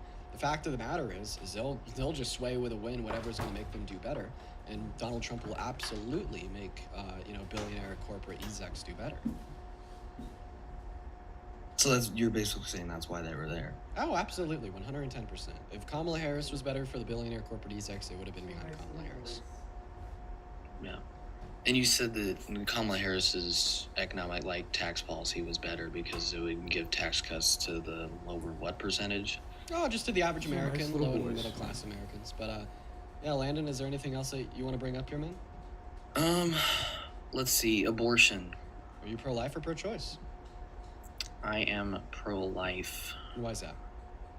Well, because I just feel like the amount of people that just say, oh, I want to have an abortion just because, I don't want to have it, or I can't afford it, or I got pregnant accidentally, or whatever, and not through, not include the factor of rape or medical situation. Like the 97% of elective abortions where women get abortions because they don't want to maintain pregnancy or be a mom. Right. Yeah. And so I just Why don't, do you I just think disagree with that. Do you just think it's irresponsible? Yeah, I just think that if you're getting pregnant, you shouldn't just have the ability to just, kill that baby and just because, well, I don't want to be a mom. Okay. All right. Well, the big issue with your argument is you're basically saying that killing the fetus is wrong because of the mother's intention to kill the fetus, not because a fetus is dying. And that kind of implicitly concedes that you don't think it's really wrong that the fetus is dying. You just think it's wrong for women to engage in intercourse without an intention of reproduction. And here's the thing. If you just want to, mitigate the amount of women that engage in intercourse, without an intention to reproduce in a way that would actually be beneficial to society. It's just to advocate for higher child tax credits and better social safety nets for new families and young mothers and fathers, because it is a face that there is a large portion of individuals who just simply engage in intercourse because they don't want to reproduce, as they can't sustain a family, right? And I feel like that is literally the most productive way to apply traditional values to modern America. Right, no, I'm not saying that's wrong. I'm just saying that if you do end up getting pregnant, and it's just because you don't want to, that's your own fault. And I just don't think that embryo or baby or however you want to say it should be killed and not able to become a person. Okay, well, I listen, I'm trying to give like a lot of, I'm trying to find the best way to change your mind. I'm gonna be honest. Let me see if this is, because I have a lot of thoughts here. I guess I should lay out my thoughts, right? So first of all, no, I don't think disagreeing on, ideas and virtues in the context of romance, sex, and intimacy justify controlling what a woman can or can't do with her body to punish her because you think she did something irresponsible, which also directly punishes the child because now you're changing the family dynamic and shifting it away from financially well adults that consent to starting a family that desire to have children to forcing children into unready, unwanted households, right? But to kind of respond to your thoughts here, well, can we agree that smoking cigarettes is irresponsible, and if a cigarette smoker gets lung cancer, it's their own fault? Yes, I can agree with that. So, should we deny somebody that gets that lung cancer access to chemotherapy to kill it? No. Right. No, that was. We should rather activate or advocate for social programs and systems to mitigate the amount of people that smoke cigarettes in the first place. But if somebody does smoke a cigarette, they should certainly have access to medical care, right? Right, but it's killing a child. Okay, so if you think the difference is that one's killing a child, one isn't killing a child, you no longer think abortion is wrong because the mother did something irresponsible, and you rather just think it's wrong because it's killing a fetus. So the next question is, why do you think killing a fetus is wrong? Because it's a child, and it's just that the symbolism of that versus, well, you're a smoker and you decide you got lung cancer because of it is a completely different situation. While it does, yeah, because you think that killing the fetus is wrong. I'm asking you why you think that's wrong. Oh, it's it is Reg. wrong. Yeah, why? That is wrong. Why? Because as a child, killing anything is wrong. Killing anything is wrong? When was the last time you had a hamburger, Landon? Right. Killing people, killing living human beings is wrong. Okay, so do you think that doctors pulling the plug on brain dead patients in the hospital is murder? No, because in that situation, again... Because in that situation, it's justified to kill a living human being without their consent? Yes, it is. Okay, so you think it can be justified to kill a living human being without consent, the same way I think it could be justified to kill a living human being out of a fetus without the consent of the fetus. Do you want to know why I think it's justified? Sure. Because I don't value life, I don't value our species, I value the ability to deploy first-person subjective experiences, consciousness, sentience, right? And a fetus doesn't gain those abilities until about 20 weeks, therefore prior to that point, I don't value it. And I could kind of lead you down this train of thought real quick. If I was to ask myself, why would I be sad if Landon died? Why do I think Landon has a right to life? I don't think it's your species classification. If you were from Krypton and you were Kryptonian, you weren't human, it'd still be murder to kill you, all right? Right, but we're more advanced than, let's say, animals. But what makes us more advanced? It's our conscious experience, right? Right. So, therefore, if you don't have that conscious experience, we don't attribute the same amount of value to you. A fetus doesn't have the ability at all to deploy any level of a conscious experience until 20 weeks. But it will. The point is that it will in the future, right? Right, in the future. So right, so do you value a unicellular human zygote the same amount that you value me because it will have a conscious experience in the future? Wait, can you say that? Sorry. Do you value a unicellular human zygote the same amount that you value me because it'll have a conscious experience in the future? No. No, exactly. But it will in the future, Landon.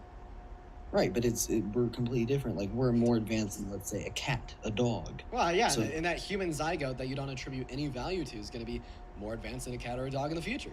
In fact, we were both zygotes at one point. You and me, Landon. Right.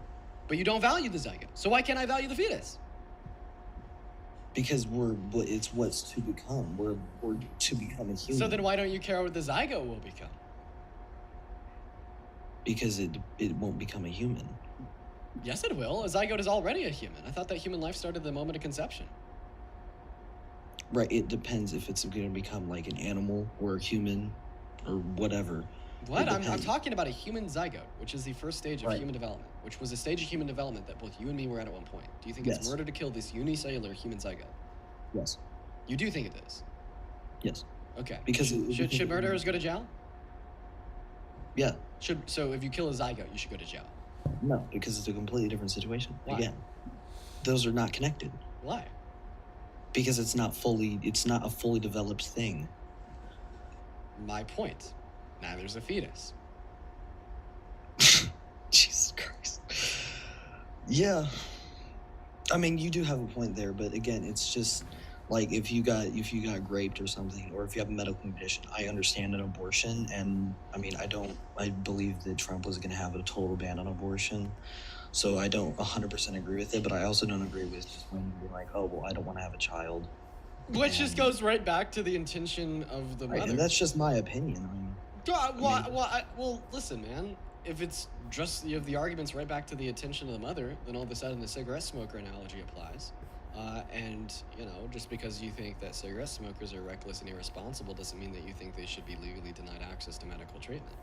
right, but again, that analogy isn't completely accurate with this situation. Because you think the life of the fetus is morally valuable, but I've already given you a counter argument that has led you to contradictions and nonsense. So right now you're kind of in a corner. Because you can't justify that the life of a fetus is morally valuable, and you can't justify that the intentions of a woman engaged in Well, I mean, I did intercourse justify it would because mean it you'd was- be able to deny them access to medical care. Right, again, and I mean, I did justify it because it's going to become a child. Well, So- the contradiction that you yielded was that so will a human zygote, and you don't value human zygotes. Did I say I don't value human zygotes? Yeah, you said it's not murder to kill them. Well, it is. I said it was murder to kill them. Okay, should murderers go to jail? Yeah, and again, now Okay, we're so going. if you murdered a human zygote, you should go to jail, right? Right, but no, it's a different situation. Wait, why? I mean, that's not a question you can answer. It is a different situation. It just is a different situation. If you go into somebody's house and you shoot them, it's a completely different situation, and completely different effects follow if a doctor performs an abortion on a mother and a baby. Completely different situation, and completely different consequences follow. One has no consequences, and one you go to jail for. Oh, wait. So you're saying there's no consequence to killing a fetus? No, and there is not a consequence to kill a fetus if it is a medical procedure. Yeah, so saying that murder is inconsequential is a pretty crazy position. I'm pretty sure Hitler held the same one. No, it's not inconsequential. I just said you just said that killing a fetus is comes without consequences. It does, because again, it's a different situation. Why should we ban inconsequential actions? Because it's killing a child. Well, so then it has consequences, which is killing a child. It's the symbolism of, oh, I'm killing a child because I don't want to become a mother. Okay, so then it has nothing to do with the death of the child and all to do with the mental attitudes and states of the mother. Yes. So if it's all to do with the mental attitudes and states of the mother, then the cigarette smoker analogy would apply. But that's not. Yes it is, because the only way that you could reject the application of the cigarette smoker analogy would be to say, well, it's not about the mental states of the mother, but rather about the intrinsic value of the fetus's life. Dude, come on, I will run these circles on you until you get tired. Yeah, I mean, what you are saying does make some sense, but again, to me, my opinion hasn't changed after this, but it's just a completely different situation. So while I don't The only reason that your opinion doesn't change is because you've probably spent half your life listening to misogynistic 50-year-old men telling you that abortion's murder, you're going to go to hell, and these reckless young women getting abortions are like the devil, right? But I think it's time for you to upgrade, right, your beliefs, start critically thinking, and listen to the facts. The fact of the matter is that there's no reason that we should believe that abortion is wrong, because the fetus does not have the ability to portray any level of sentience until about 20 gestational weeks, meaning that we have no reason to find it valuable prior to that point, and then merely just disagreeing right, in the context of intercourse, romance, and intimacy, doesn't give you good reason to punish a woman, which also indirectly punishes a child, which kind of contradicts the notion of you calling yourself pro-life. Not to mention that when other people do things that actually are reckless, like cigarette smoking, and they reap the consequences of that, such as lung cancer, you don't think they should be denied access to medical treatment. So overwhelmingly, I think that you just need to sit back and kind of consider these things.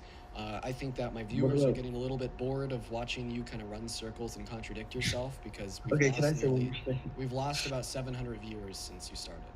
Yeah. Well, what about, I do have a question though, because I don't know this. What time period are abortions allowed, and when do abortions stop? Like, can you have an abortion up to the day of birth, or is that not allowed? Bro, both Kamala Harris and Donald Trump supported rescinding the right to the states to legislate on late-term abortions. They had no distinction insofar as their policy on late-term abortions. Okay. Let's talk about gun laws then. Sorry, Landon. I'm going to move on to the next guest just because you've been up here for a while, but I do appreciate you for your time. For the 7.5 thousand people watching the live, guys, make sure that you're double tapping. Donnie, thank you for the $10 YouTube super chat, as well as Winnie with the $5. Everybody, please show some love to Donnie and Winnie. I'd also like to thank Jeffrey with the $5 on PayPal, and then Bailey with a $1 on Venmo, Richard with a $1 on Venmo, and then Brittany with the $2 on Venmo. If you're watching and you want to support the stream, you can find my Venmo and PayPal in the link tree in my bio, as well as on the pinned comment on my YouTube. What is going on, Dewey? Did you vote for Trump? I did. Why'd you do that? Well, I've actually switched my view on this, just so we're clear to start off. I was an avid Trump supporter, and Oh, but now you haven't? Yo, Base, Dewey, I think that's awesome. That's really awesome of you to be able to change your opinion on those things. I'm really proud of you, man. Unfortunately, we are only looking to talk to people that don't regret their vote, but that's really good for you, man. Awesome, awesome, awesome. What is going on, AJ? Did you vote for Trump? Yes. AJ, are you driving right now, man? No, I'm sitting at work. Okay, Mr. AJ, why did you vote for the worst president of your life, quite frankly? I just like him better than the alternative. Yeah, why do you like the grapist better than the lawyer? Let's hear it. I don't know why we gotta get so like you're getting real aggressive. First, I just want to talk. Okay. Why do you like the grapist better than the lawyer? Was Biden a lawyer? I didn't know that. Kamala Harris was. Oh. Well, in my opinion, I don't think she did that great when she was serving under Biden. Really, what's one piece of legislation that she influenced to get passed that was bad? I don't know. So then how can you possibly evaluate her performance as poor if you don't know one bad thing she You did? get so hyper, so fast. Relax. Wow, Breathe. sorry, man. I'm just too quick with it. Okay, just relax. Just having a conversation like two normal people. Bro, I think I'm being pretty normal with you. Stop being disingenuous. Getting real hyper. That's all. Dude, I literally just like clarified on your point. You said that you thought that she had poor performance during her term. I was like, name one bad thing she did. You were like, I can't. I So then didn't I was really like, how care the hell that- could you evaluate her performance as poor while not knowing one thing she did? I mean, I don't really care that she allowed millions of migrants into the country. how did she allow millions of migrants into America? Huh? How did she allow millions of migrants into America? She was the border czar, Yo, bro, was she not? calm the fuck down. You're being way too hyper. Hello? Calm down. Right Calm now. down. Talk to me like an adult. My voice hasn't Yes, changed at no, all. dude, calm down. Oh my goodness. Sir, calm down. Is this what you do? You just blast people to get all your little fucking liberal followers to hype you up, make you feel awesome?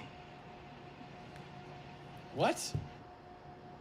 You're just fucking blasting me. I'm talking normal. You're speed running everything you say.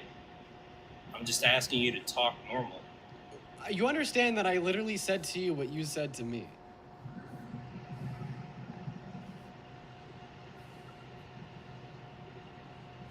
Taste of your own medicine? You don't like it too much? Hello? My service sucks so bad here. Yeah, he's a little bit laggy, so we're gonna go to move on to the next guest. If you're on that queue, make sure that you voted for Trump, y'all. We're just looking for some people to debate. We got Lucas loading up. Go ahead and drop a MAGA down below in that live chat if you do want to come up and debate. Then once again, if you want to support me or this stream, you guys can find my Venmo and my PayPal in the link tree in the Hello, bio. hello. Y'all. What is going on, Lucas? Age? Yeah, I'm 30. Fetus. We gotta beat us on the live. What is going on, Matt? Did you vote for Trump? Matt, hello. Did you vote for Trump? Matt has left, so now we're gonna go to move on to the next guest. Here we go. MAGA in that chat. If you want to come up, you already know. What is up? Han, did you vote for Trump? Hello. Yes, I did. Is that a Subaru WRX or B or Z in the profile picture? It is a WRX. What is that? A 13? Yes. Nice car. Why'd you vote for Trump? I voted for him just personally because the Lake and Riley thing was really disturbing. And I just didn't like the open border policy. Okay. Quickly. What was and as well, I don't agree. So quickly, I'm just curious Go about ahead. the open border policy. What was Biden and Harris's open border policy? I mean, there were hundreds. I don't know the exact numbers, so I'm sorry. I need to read more. But there were hundreds, if not millions, of immigrants that came across the border. Okay, so they had open border policy because migration was bad under their administration. So did Donald Trump have unemployment policy because unemployment was bad under his administration? Highest level of unemployment since the Great Depression in April of 2020. No, Han, come back, please. There you go. Oh, there we go. We're back. We're back. Sorry. I voted.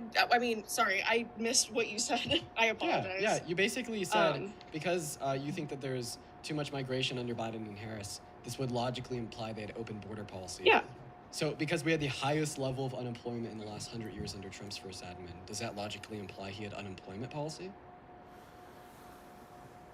No. Okay, so But I mean, that's I'm not. you're holding different standards to the administrations. You're saying that this issue was persistent under Biden and Harris, therefore it was their fault. But even though this other issue was persistent under Right, Trump's because they administration, had a it was not his policy that wasn't open border policy. fault. Okay, so what was the name? I don't know. I don't know the name. So then I how do you just know it exists? Know that because that was the whole thing. That's why millions of immigrants came across the border. Okay, well I'm likely to not believe you unless you could give me evidence. Is that fair? I mean, I can. How about you do? Are you doing this tomorrow? I will come back with actual things because I'm not prepared. I'm actually on my break at work right now, and I just requested for fun. So this is actually my last but I live do- ever. I'm never coming back ever again. Oh, okay. But I do love your people in the comments that are like, she voted against her rights. I don't think they understand that women aren't losing their rights. So because they already Unless- exist them, right? So Donald Trump Yeah. overturned Roe v. But Wade, which took the federal my protections main- away from every single woman and girl in America, and it specifically violated the human rights of 77 million Americans already. And Kamala Harris was going to recodify federal protections. Voting for Trump was a vote against the recodification of rights. Yeah, yo, Adriana! Thank you so much for the future city. Thank you so much for the love, Adriana. Everyone, show some love to Adriana. That's crazy. Thank you so much. What So, rights in are other they wor- losing? Yeah, you're right. You're right to get an abortion. For like 1 out of every 3 women. Well, isn't it just by state now? Yes, precisely. And putting it back to the state level made women lose that right. And that's unfortunate, but I personally believe that instead of shaming women for getting abortions, we should instead not encourage it as much in schools. Okay. Well, whatever you said didn't really respond to the point I brought up. You asked me what rights women lost, and I named one. But they didn't lose the right to an abortion, they just gave it back to the states. Okay. So, Then move to a different state. I just want I to don't- clarify. In the Confederacy, black people didn't, lose human rights. It was just given back to the state. I don't know what that sentence was. I don't know what you just said. What the Confederacy wanted the ability for states to determine if black individuals had human rights or could be owned as property or not. So like under your worldview, Robert E. Lee, the leader of the Confederate Army, right, didn't support black people losing rights. He just merely wanted it to be at the state level, right? We're not talking about African Americans. True. We're talking about abortion, and specifically how you don't think women have lost the right to abortion. It's just merely been put to the state level. Yeah, And that is the because analogy you, that I'm making to the issue of the Confederacy. and if your because the state does not Confederate allow argued the it, same. you have the freedom to move to a different state. Okay, so would you be okay with a woman's right to vote going back to the state level? Since if And I Alexander just- determines women can't vote, you could just move to California? If women lose the right to vote, then that is actual like losing your rights. Okay. Well, before we get into how restricting a woman's access to abortion is a human rights violation, I want to clarify. You sound younger. How old are you? I'm 21. Yeah, you're 21 years old. Could you pick up all your shit and move tomorrow? If I really needed to, yeah, it would be really hard. But if it was like a matter of emergency, then yeah. Wait, how, like, I mean, if you're okay with sharing, like, feel free to, but, you know, I don't even need to ask you about that. Like, you understand that there's many of Americans that can. Moving costs on average. And I can't either. $3,000 to $5,000 I work just a for the minimum expenses. wage job in a poorer part of California. So then you couldn't pick up all your shit and move. I mean, how No, are you gonna move it? Where are you gonna move it to? I couldn't, but I do have a car, and I can just drive to another state, and I would live in my car. Wait. I thought that you had a job to work. I do have a job. So you'd quit your job and live out of your car? So you're If you're literally saying that in order for you to get an abortion, if California were to criminalize them and you really needed one, you'd have to quit your job and live in your car. I would move to another state. If California criminalized abortion, and I really needed an abortion, I would move to another state. By quitting your job and living out of your my car. job. Yes, and I would be willing to do that. Yes. You're literally telling me that in order for you to get an abortion, you'd have to become homeless. So are you like advocating for more homeless women? I'm not advocating for more homeless women. I'm just saying that if you absolutely needed an abortion, you can move to a different state. Wait. Okay, you can, right? And like enslaved African Americans could have just, you know, crossed the border to Mexico during the Confederacy. So what they were doing was completely justified and fine, right? Why are we bringing up race again? Because it's like the demonstration that no, we can't just justify a state or a nation doing bad things by saying if you don't like the bad things, then leave. Okay? Obviously, this logic will be accepted in no other point in history, so we shouldn't accept it here either. I just personally don't think that abortion should be a federal thing. It's not even about, okay, fine, here. I will change my answer. Abortion should be federally legal. However, I do think that we should encourage women to give birth and put them up for adoption. There are 2 million people waiting to adopt a child. Listen, I don't mind you wanting to make a woman's options clear. As long as you don't want to restrict said options. I am a Trump voter, but that works. I'm pretty moderate, I would say. I believe in a woman's right to an abortion. I do think it should be federal, but that's not why I voted for Trump. I didn't vote for Trump over like abortion things. So why did you vote for Trump? The Laken Riley Act. Do you like the Laken Riley Act? What's up? I voted for Trump because. Nah, shit. Mine didn't make it over there. Oh, all good. He wasn't ready to talk. He wasn't ready to talk trades. Every time I kept trying to talk something, he said, "Yeah, I got to look at all these players still." And he's gonna go through everyone's team and look at all their keepers. I'm like, dude, you're not gonna be able to process everything you're looking at. Yeah. I mean, let him do his thing. He just wants to get comfortable. Yeah. City took care of fucking business last night. They did 3-0. 3 nice goals. Yeah. Well, one was a, yeah, no, 3 nice goals, yeah. It is tight. Yeah, I would say the first half was a little more even. We were lucky to get out of there 1-0, but second half we dominated. Dude, Kessler's a stud. And then Klaus played pretty good too. Nice. Good to see Klaus play good. Yeah, he didn't get a goal, but he was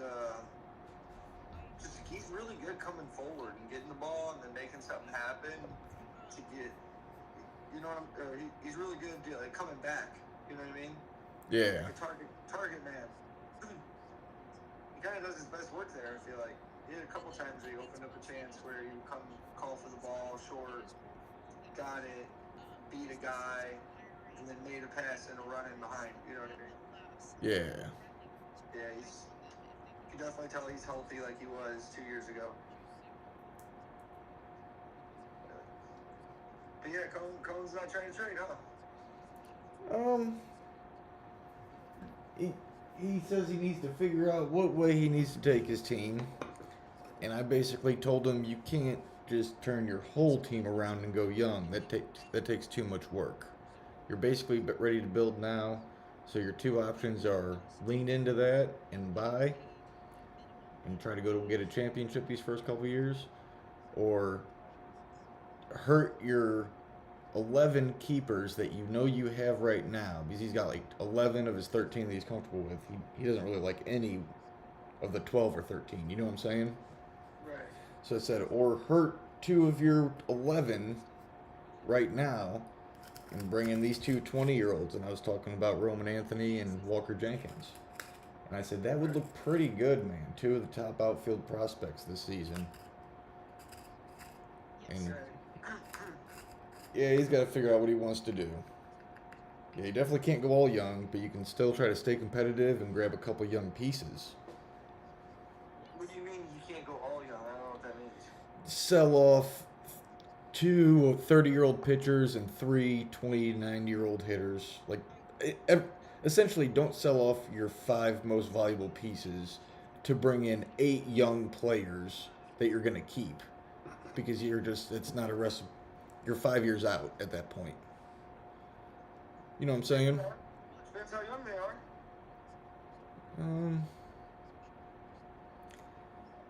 Yeah. I don't think it'd be too complicated for him to look for trades that just make his team younger. So you don't have to go all out. I think that your head just automatically goes to like 18 and 19-year-old prospects when we talk about younger. There's just young players in the major leagues, you know what I mean? But there's not a ton of value there. I don't know what you're wanting to value. A young player in the majors who hasn't proven it yet, because if he has proven it, he's too valuable for a 29-year-old pitcher. I'm talking about like a Francisco Alvarez, right? Doesn't he have the Abrams? Yeah. Yeah, these guys are like young, big upside, showed a little bit of it, but are they like established stars? No. You could probably go get one of them for one of your actual stars. Oh, 1 for 1. However you want to do it. I'm just saying it's not that complicated to go try and make trades and make it easier.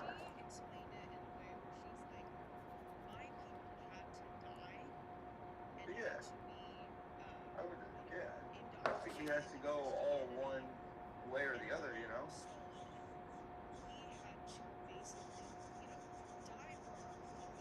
I think if he's smart, and I just got off the phone yesterday with Mike Hendricks talking about our league in depth, and I was giving him some strategy tips and just telling him kind of how me and you do things different than everybody, and I was even kind of breaking down how me and you do things differently on how we even approach kind of prospects.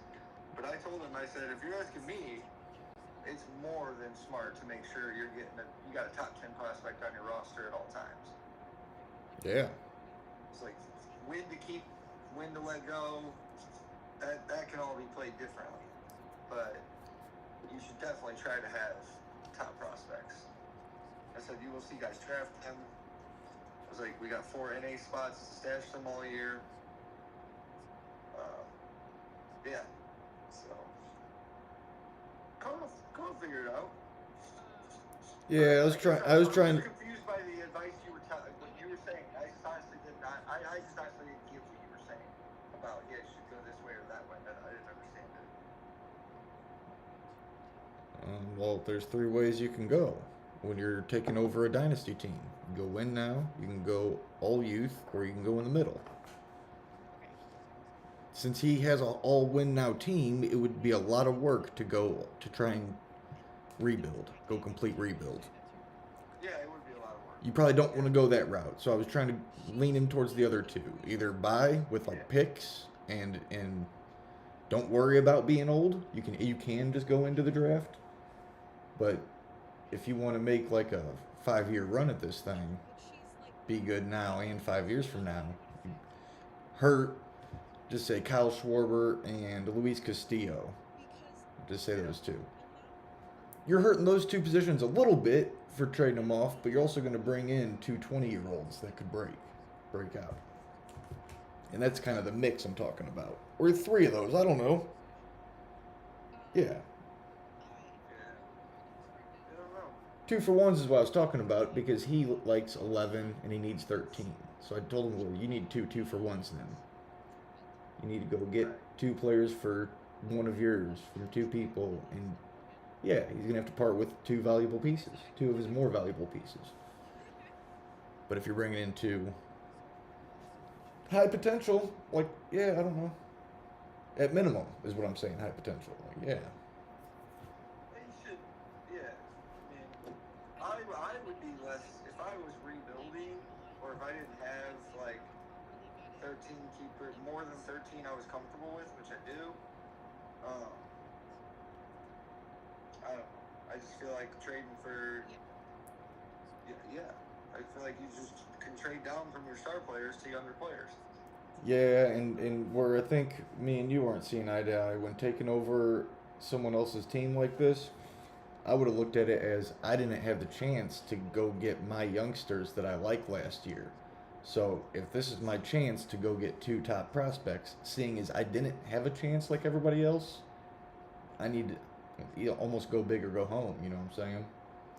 Like I'm gonna go into next year with 2 of the top 3 outfield prospects in baseball, 2 of the top 5, 2 of the top 10 overall prospects in baseball.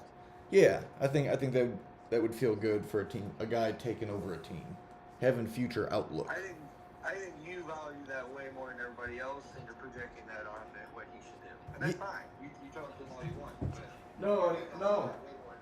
I will project that onto everybody because my stats back it up. I don't know what that means. Do you think Wyatt Langford's worth more right now or last year's time? Right now. Okay. How is that looking? Do you think he's worth more right now? He's just gonna have a better season than he's just a better player right now than he was last year. Okay, and I'm not working against him. I'm just saying, I don't know, like. Oh, he's definitely worth more. He'll be worth more next year than he is right now.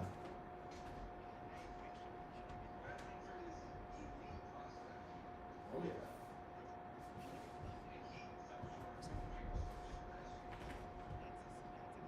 Yes, but we are looking at a career type team. This isn't a redraft. Yeah, he's still.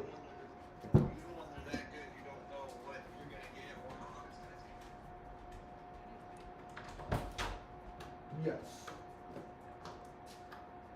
Yeah.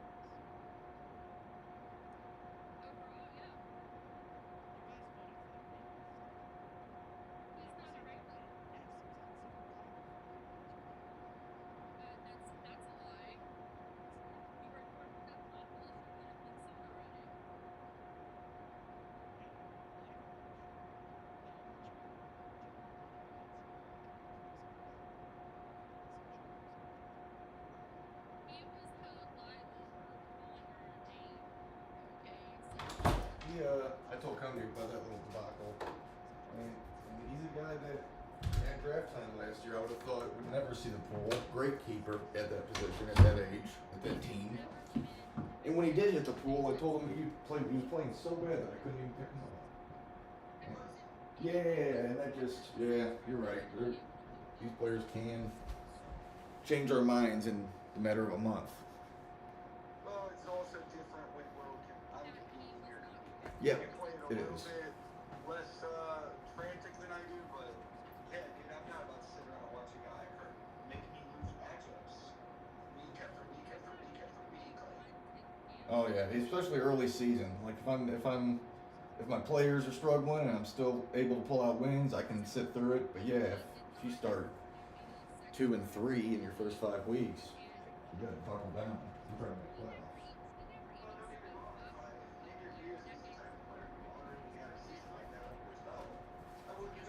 He had a half season like that. I'm looking at it as a young player. Here's his struggles. He's clearly not going to break out as young as I was thinking. Time to move on and try to win this championship. And then boom, he breaks out. Yeah. He was good the year before, but he went even better last year.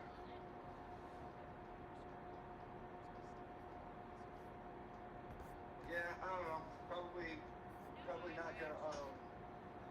I'm definitely not gonna get in your way of trying to trade those guys for Cognac, try to get a deal done. But I'm just saying, make sure you don't do something that he's gonna fucking give you shit for.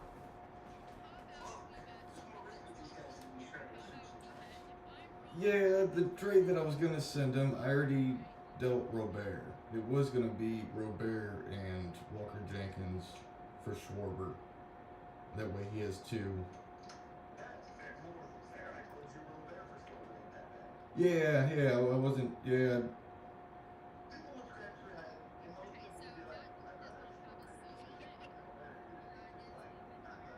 Exactly, both of them. They're just question marks on both. But Schwarber, he's not like elite. He's consistent power. Yeah.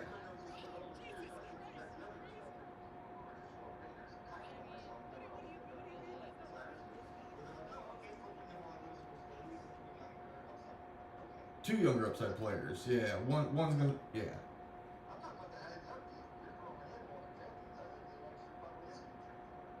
Yeah, I thought it would have been 2. But now that Robert's gone, I can't really find a second player to match up with Jenkins. That would be fair. Brent Rooker, you like Brent Rooker? I just don't know if that looks. Huh? He's shown it. He's not as young, so he's. Yes, he does.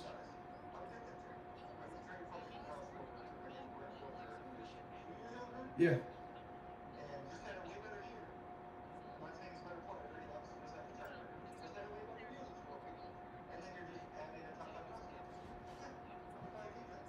This list up here says Schwarber ranked the season ranked 40.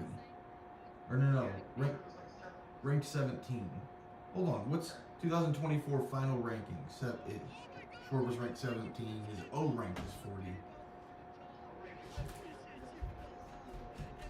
Okay, and Rooker, his final rank was 12. And his O rank is 69.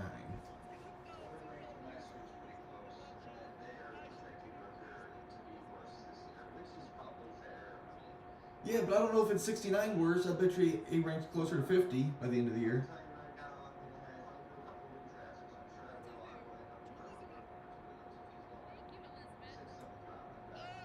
Yeah, I think he'll rank closer to 50. Stop it, Red.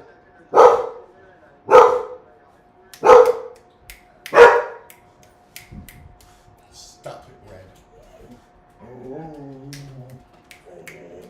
Yeah, I might send that. It's just consistent power. I wouldn't be looking at Schwarber as a long-term option, but solidified win now keepers.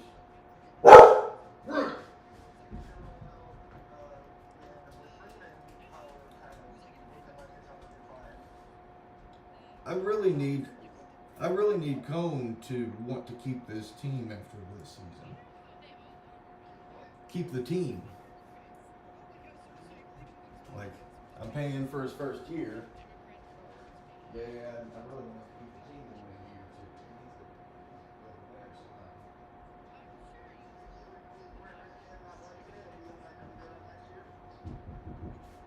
Hold on, Red, stay. Mailman just knocked. I think I gotta sign something. I'll call you back. Back up, bro. Back up, bro. Get back. Get back. Get back.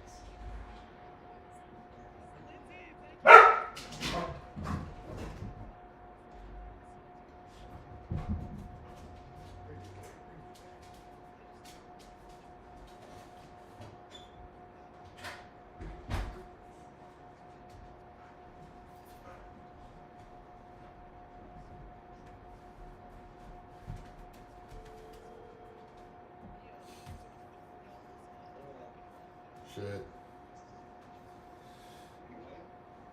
No, I don't know.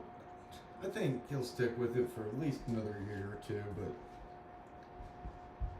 if he's got an exciting young prospect or two that breaks the majors at 21, clubbing baseballs like Bobby Witt or something, yeah, he'll be in it for the long haul. Yeah, I just need to find him a stud or two. Yeah, he's probably. You want him to find him in the draft when he's competing with me and you and everybody else for NAs, or you just go trade for the top dogs that me and you have.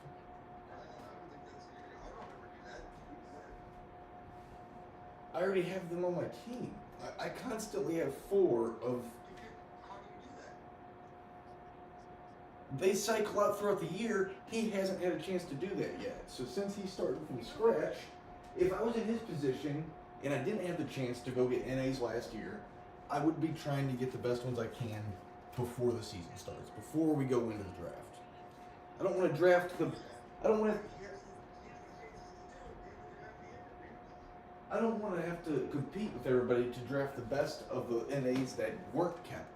I'd like to go trade for a couple of the guys that are gonna get kept. I'm keeping Walker Jenkins if I can't trade him.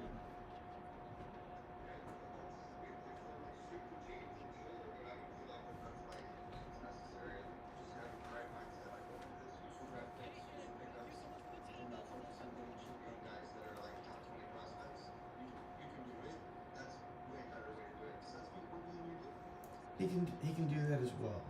If he goes and trades for one from me, one from you, then he still has to go find 2 late in the draft. But keeping NAs, I think me and you do pretty regularly. Like sticking a K on their name and waiting 2 years. Well, it is different because we've been in the league, but I'm just putting myself in a position where I'm joining a league, I don't have any NAs. I'm going to spend a draft pick or 2, or an old 31-year-old player to go get me the hot young new top prospect.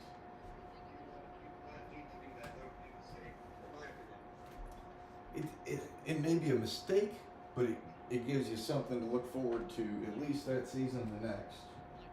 Like you're following a top stud in the minors. It sucks if you don't break out well, but yeah, dude, I don't know. Now, if I was him, I'd be knocking on your door for Roman Anthony, but yeah.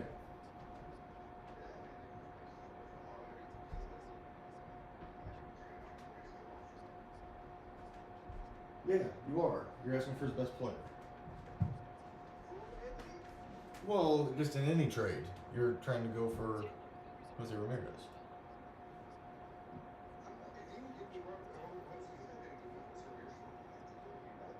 No, but he's looking. I told you he has 11 keepers. He would like to gain keeper slots and not have to keep the scrubs at the bottom of his roster.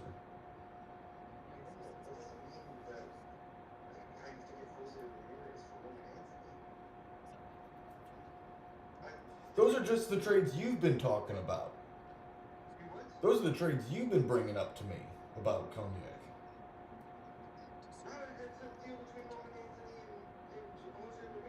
I never said that. No, Koniak's looking to bring in more than just a 1-for-1, and you're the one that keeps bringing up when you talk about Koniak's team. I haven't heard you talk about another player other than Jose Ramirez, who is going to garner more than a 1-for-1, and a Roman Anthony would fit in there with another stud. Yeah, now we're talking. Well, that's not what you said just a second ago. Well, I didn't really finish the whole thought, but I thought you followed. I thought you would have led yourself to the conclusion that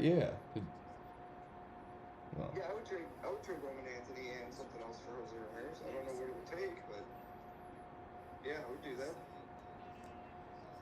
probably would take a decent bat. You would think. You guys ranked top 10 at the end of every year. He is. He's really good. Age should worry most people, but like you say, he hasn't really shown a regression. I mean, I would just take the risk. I don't know how else to put it. It's just, I would just take the risk. I don't know. When you start talking to some of your good players, that's a lot of risk. Your good players have good age with them. I'm not giving up none of those guys for Jose Ramirez. I don't think an old starting pitcher does it. Well, then we probably won't be able to find a deal. Well, then you act like you're not trying to knock somebody's clock off when you're offering a 35-year-old pitcher and a 20-year-old hitter. For one 30-year-old hitter, yeah. For a top 10 player in baseball for nearly a decade. Right. Who's ranked lower than the young guy you're talking about? Whatever. Which one are you talking about in my guys? Roman Anthony, No. You said that he. 20-year-old. What? Roman Anthony, 20-year-old. No. Before that, when you said. My mind went to Julio, but you probably have a couple guys that could fix. Is Julio not worth more than Jose Ramirez? It's in a dynasty, absolutely. In a deep keeper, it's probably pretty close. It ain't even close. You don't think so? No.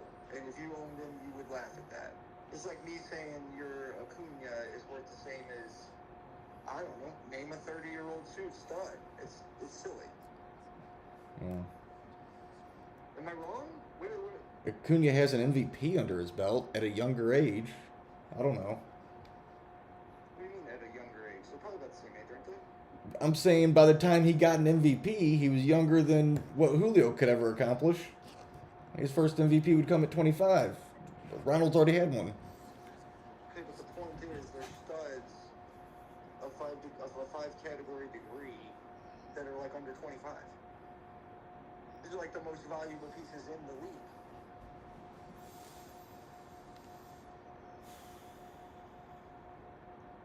I just didn't know which one you were talking about. I don't have like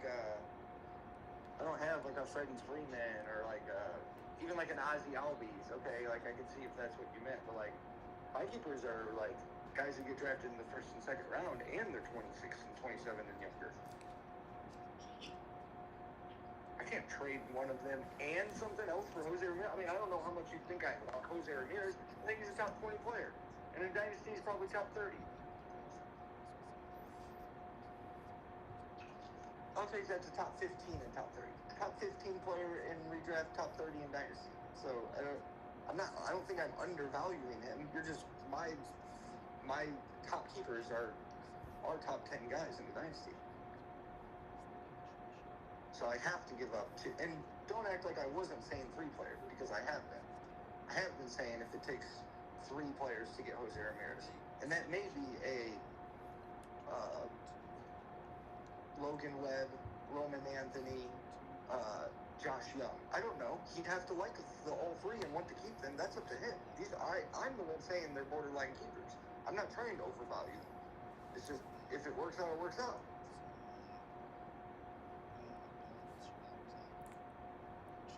Does that make any sense? It does, but when you start talking 3 players like that, you can't still think that Ramirez is a top 20 player. Why not? Because a top 20 player pulls more than bottom end keepers. And mine and your bottom end keepers are better than everybody else's, but yeah, 3 of them. and I know the risk. I'd rather be on the 3 for 1 end on most deals because of the risk factor anyway. But that's yeah. If I was Cognac, I would be trying to push Ramirez, but I would need something a little more solidified than. Man, I wouldn't want 3 maybes. Well, Definitely want it. Logan Definitely Paul's want it. Better than a maybe. He is the closest to it for sure. And even then, there's nothing super exciting about it. It'd be his best picture. It would. He'd be trading for his best picture. Okay. I mean, it'd probably be close. He has Luis Castillo. But yeah, I know. I think Webb will put out a better season than Castillo this year. And yeah. That was the kind of trade I'm talking about. I mean, if he doesn't like it, it's fine. I'm not trying to tell him what to do.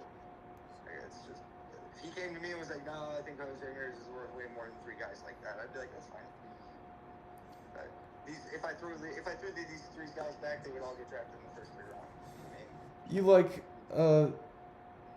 Rodriguez more than Jordan?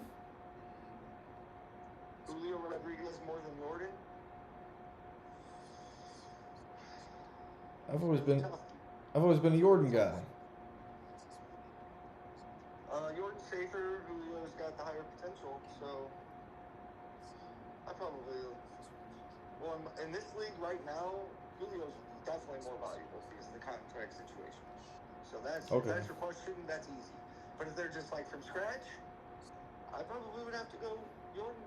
I don't think guys are as good batters as him. Like, I literally think there's like 3 batters in the entire league as good as him.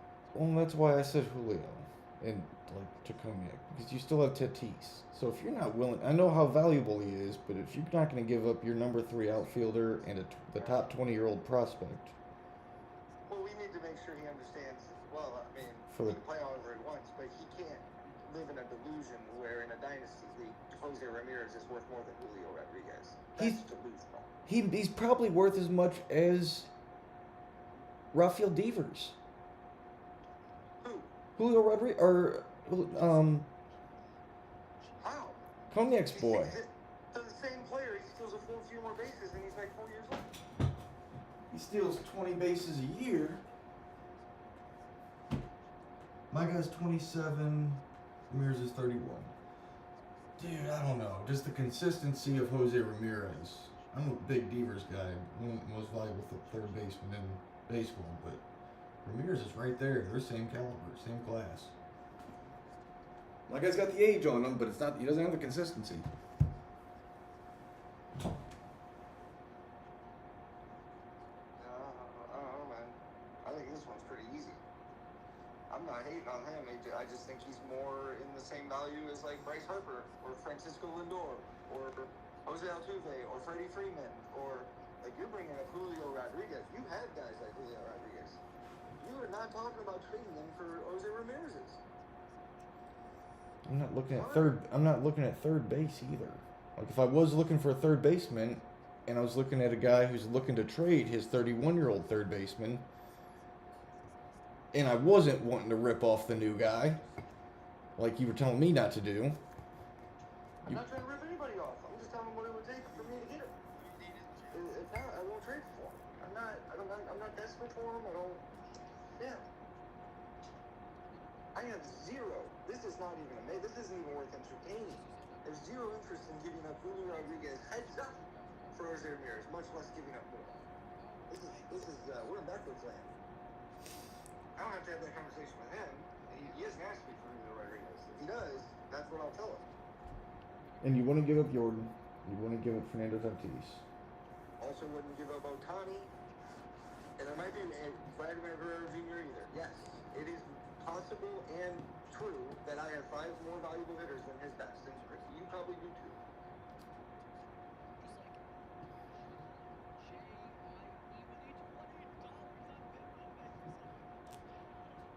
Julio is more valuable. That could be that. If Julio doesn't have a good year this year, his value plummets. It does.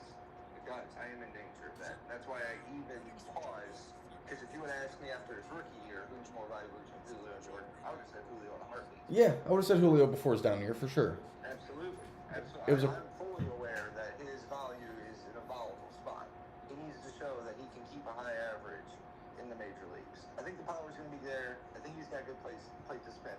But he's got to get on it. He's got to get more hits. He's got to get explosive more often. He had a really bad year on that. Everything will come together. Everything will come back if he gets the hits. He got really hot at the end of the year and helped me win it. So I'm also feeling good about which direction this is going to go ultimately. Yeah, and he showed too much his rookie year to just be a bad player. He's not. I just hope he's not a streaky player. Even his value would even get hurt. Imagine he like misses most of the year hurt. Come off a bad year, then hurt most of the year. He would lose all his value. He would, but that's better than a bad year to me. I'd rather see a hurt year than a bad year. I would keep him after a hurt year. Yeah, you should. I would keep him even after a bad year, but yeah, and I don't trade guys on the low. I don't usually do that. So yeah, Julio Rodriguez is not in my plans of obtaining a third baseman. I have a decent backhand keeper third baseman. I have a few of them actually. I have multiple shortstops I would keep. That means I have a shortstop somebody else would keep. I have multiple starting pitchers I would keep, which means I have starting pitchers other people would keep. If somebody wants multiple more keepers to make their keepers and their team better without hurting their draft, and they have a really good 32 or 33-year-old player, we might be a match. And if they don't think those values match up, that's fine. But I am willing to dump like 3. You say you would keep, but those players do have question marks. My bottom tier would keeps as well have question marks. Like we would keep them because we like them and they're on our roster for a reason. But there's nothing like that are must. There's nothing must keep about our bottom tier keepers. There's question marks around those guys. Wow. But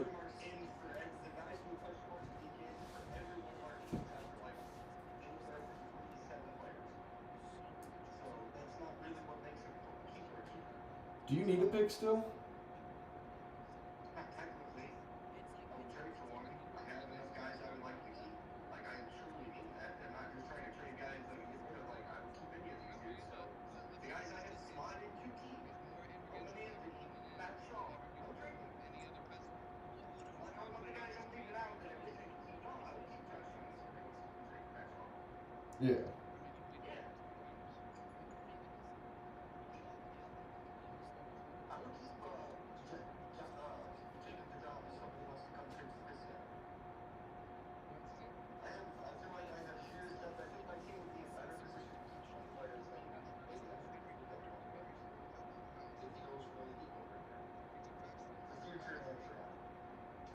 Yeah. Yeah.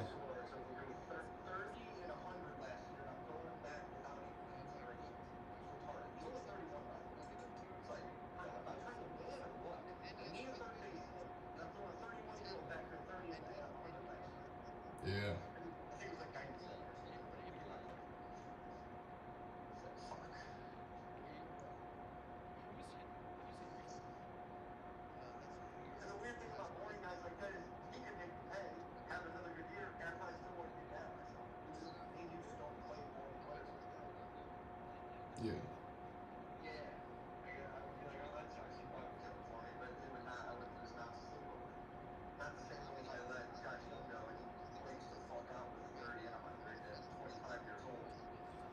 I'll play a player like that out of my U2, or if I get injured, like I'll go find a boring player like that. But yeah, no, I'm not. That's not a guy I'm hunting for. That's for sure.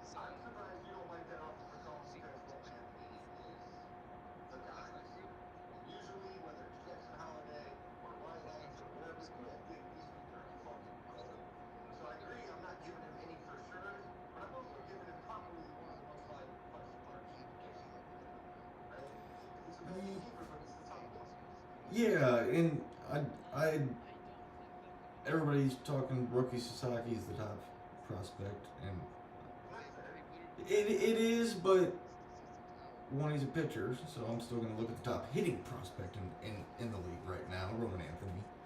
And then this guy who played professional baseball the last two years, and I don't know, he's not a true prospect in my eyes. He's there because, yeah. No, I think Roman Anthony, to me, in my head, is the number one prospect. And it probably is a good jump over some of these guys that aren't ready to see the league. You gotta go, yeah.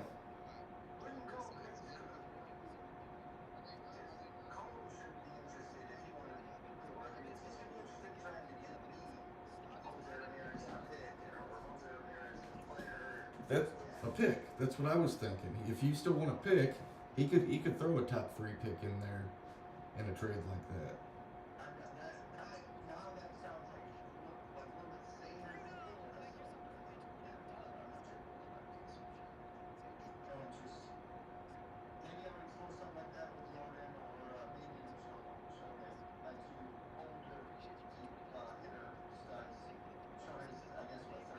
Yeah.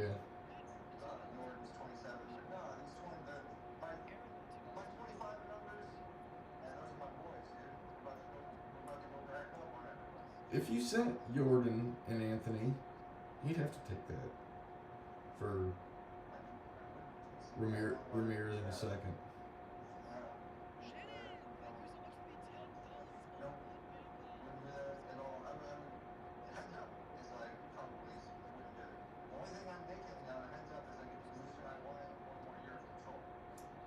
And then a high draft pick. Oh, you're gonna. Oh.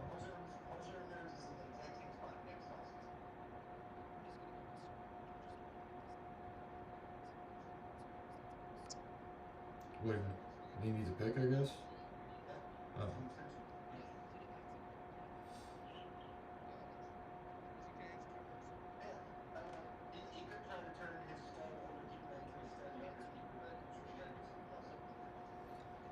2024 final ranks 5. Current O rank 4. That's what.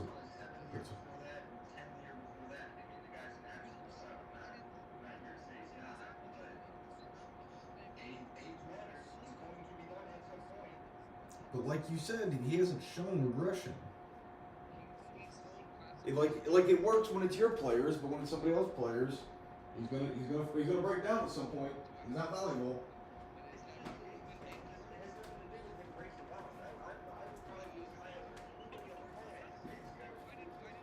I was gonna say, how old is Justin Turner?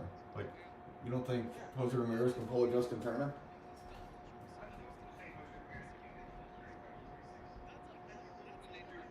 How old is Justin Turner? Because I thought he was 37 or 38, and if, well, you don't think Jose Ramirez can pull a Justin Turner, is what you're saying. If he's going to break down by 36. Albert Pujols did pull they both played until they're 38. Miguel Cabrera, they both played till they're 38, 39. Well, I thought Justin Turner was still like 38, so I didn't know it was 40, but okay.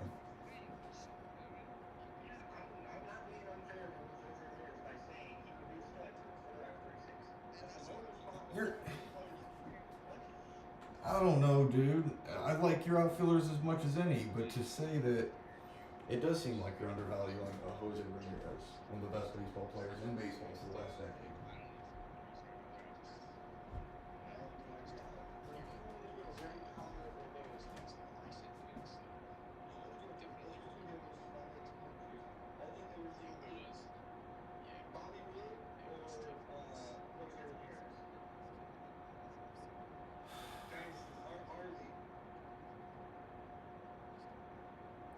We can't go through, dude, I can't go through them one by one like that. I know you said our league, and that is the context.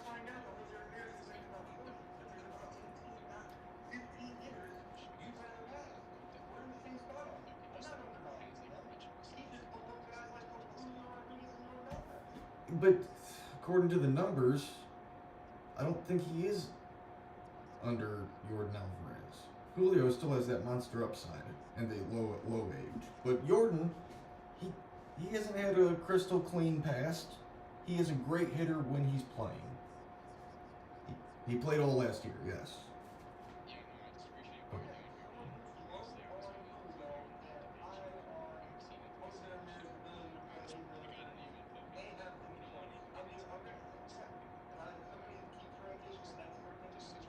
No, if that's their opinion of the two players, they're not even close to making that swap. They're taking Jose Ramirez 100 times out of 100. They're not even close to making the swap if that's the feeling on those two players. Freebie so much harder to find. I don't know, dude.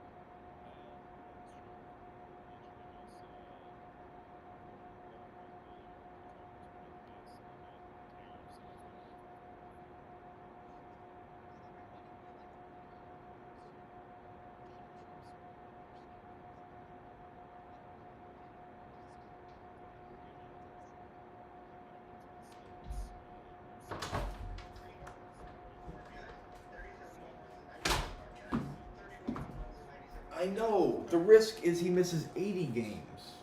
Yes, 30 games that he misses. He's a keeper on everybody's team. If he misses 80 games every year.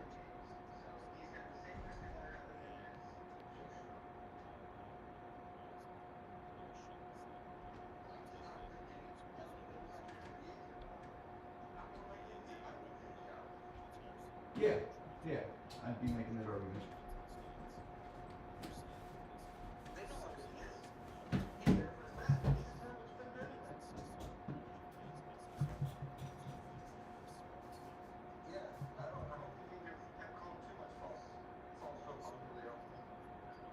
No, I don't think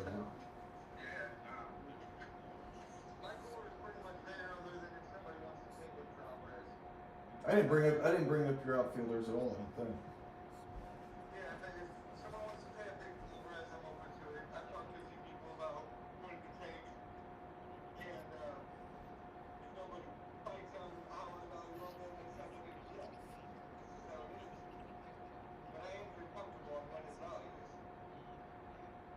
Uh, 39-41 guy last year.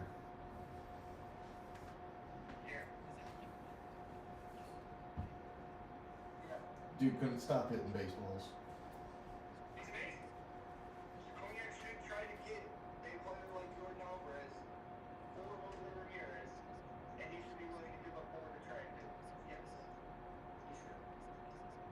He doesn't have the keepers. He has 11 keepers. He needs 13. He's going to be keeping scrubs if he tries to make a trade like that.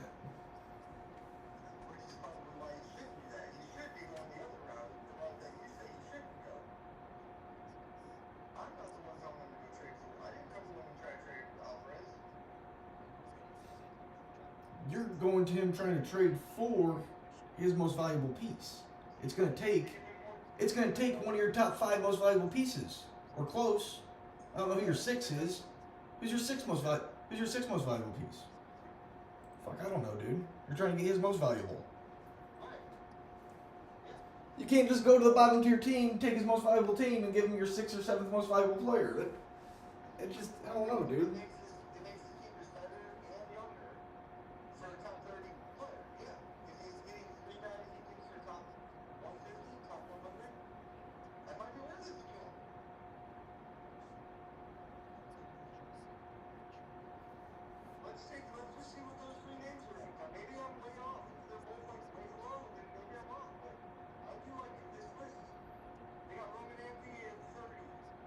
Yeah.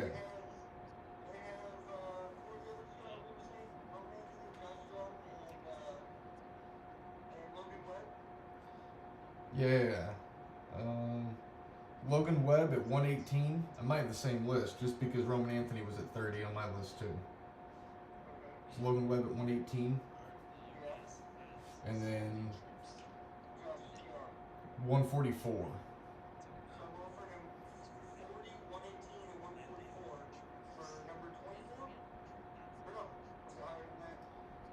$16.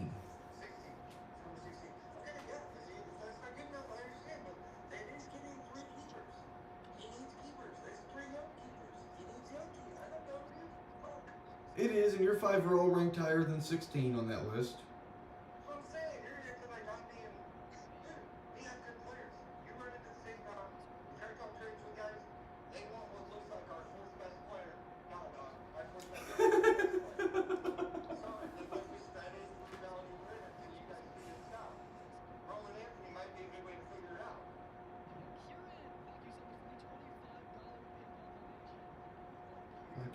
You just need to bring in a pick, your 31-year-old third baseman, and part with one of your good players, dude. That's what we need to do.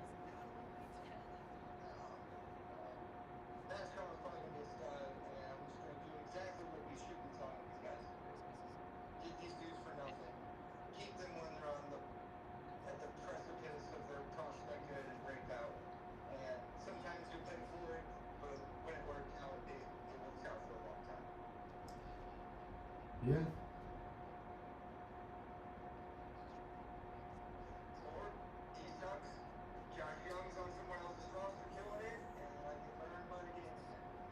I like that on my roster. I like that. He's going cheap in redraft, so I don't know how these other guys are going to value him, but I liked him still.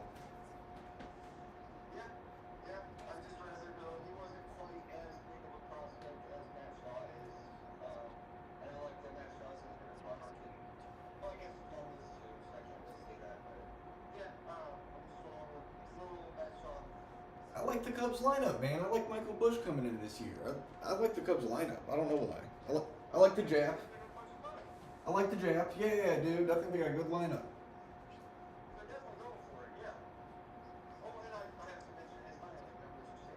Oh, yeah. Yeah.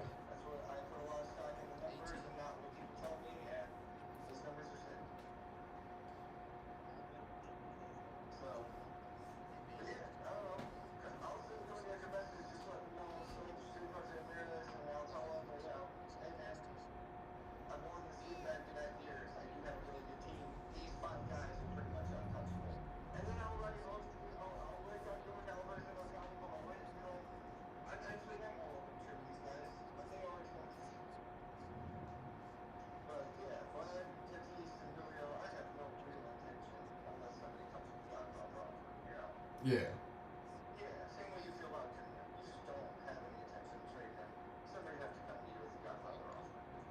And I think I've received them. I got Aaron Judge sent to me. Like, yeah, I've turned down some big offers. I know, but like, I think he did back it up with an MVP season. Like, it would have been a championship, I think. But you're right. Yeah, I didn't think about it twice. But then he was number one player in baseball at the time. Yeah.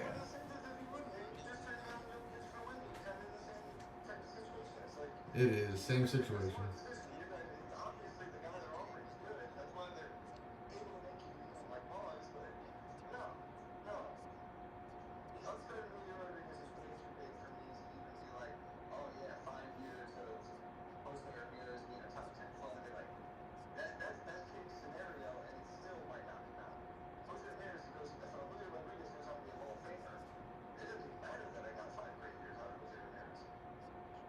It doesn't, but Ramirez might be on Hall of Fame path right now. And that does blow. Yeah.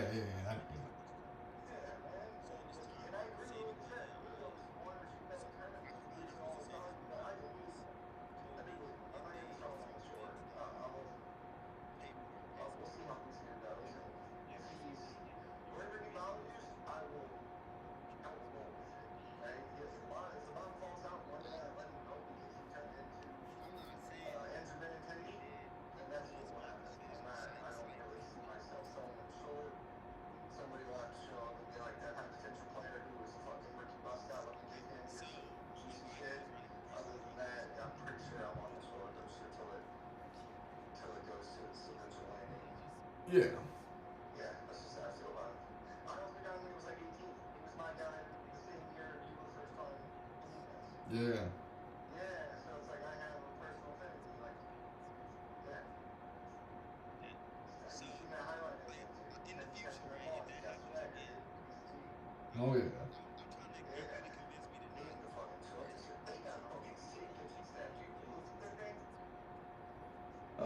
Yeah. Because I even like Brandon Wu. I know. And when I like him, it means I like pretty much all their pitchers.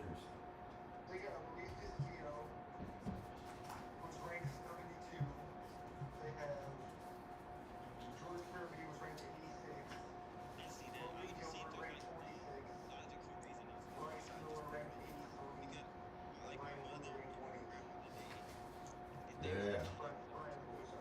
Brian Wu, that's it.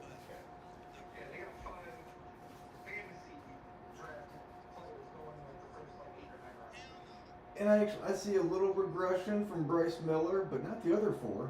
Maybe a little regression from Luis Castillo. But the other three, I see progression. Gilbert, Kirby, and Wu. I see a little progression from them.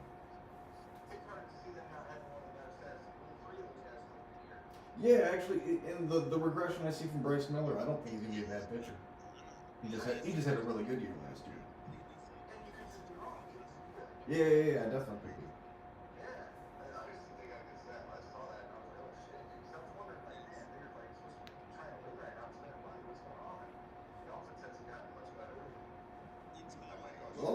Offense is borderline bad, dude.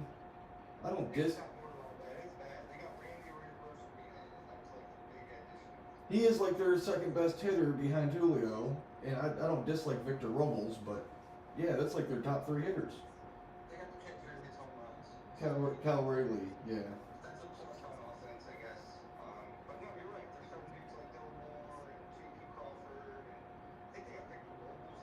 Yeah, Victor Robles they did bring in, and he'll probably lead off, and he might be decent, but still, that's not a good lineup.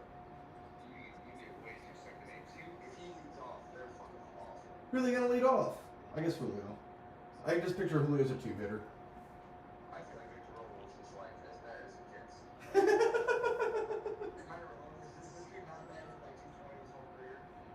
No power. I think he's just a good defensive outfielder. He's got some bags, but he's never on base with full legs. I don't know, man. Like, messed up. I don't know, maybe I actually looking at it right now. It's just like when he got traded to Seattle last year, he pulled out off the lineup. I don't know who got him for that, but he literally made about 40 games playing for Seattle at the end of last year. He was bat. He did bat 328. It is nuts. With 30 bags. Yeah. Did more in 40 games in Seattle than he did in 5 years in Washington. No shit.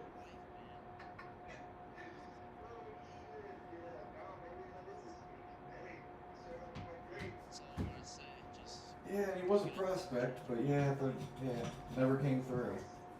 27 now, and he got a lot of playing time. I feel like, yeah, I mean, baseball's funny, and you see or miss sometimes what spurs a breakout, but I wouldn't be betting too hard on that one. Fuck. It would be hard to want to win in Washington. They did, but every other season around that was like a 70-win season. Like. That's true. And honestly, them winning with him in center field at that young of an age is probably testament to him being a better baseball player than fantasy, right? Yeah. Yeah. I mean, they won that championship. He was the center fielder. He probably was only like 23 at the time. Yeah.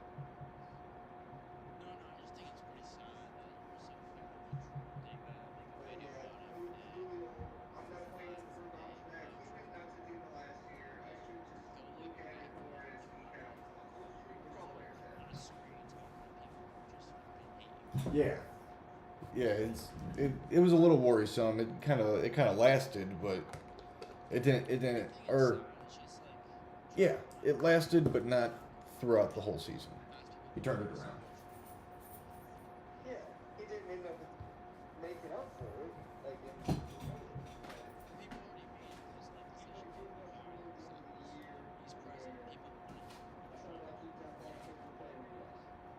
Yeah, O-Rank has him at 14, even though he ended the season at 132 last year. And I think that's probably, I think that, yeah, I don't want to call that generous. I think he should end as a top 20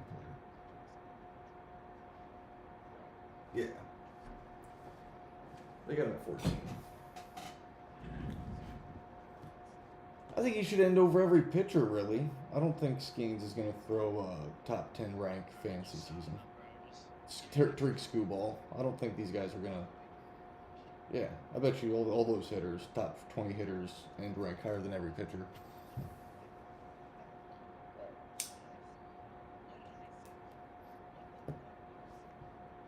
Yeah, I would say it turned around for him. It looks like around June 5th. July, August, September. So another three. June 5th to the end of the year, his numbers are, that's 81 games, so it's almost perfectly split down the middle. Yeah, I was gonna say that's 3 months. It's still not as good as it was previously, but it's 16 home runs, 45 RBIs, 276 average, 345 on base, 473 slugs. Well, it's definitely better than the first half. So that's, yeah, hopefully you can just keep that progression. That's what I'm saying. I think his first 2 to 3 months were so bad that he started to get cool. He started to heat up a little bit, and it wasn't even noticeable. And then by the time the end of the year came, and he was really hitting. Yeah. Hopefully Hopefully he's not one of these slow starters over here, though. Those, to me, those guys, that's preparation. Manny Machado, other listed guys that regularly do this. Yeah, I think there are. That's gotta be, you just gotta help them start preparing and show you how you should. They're doing the bare minimum. Yeah. Or hate playing in cold, I guess I could do too.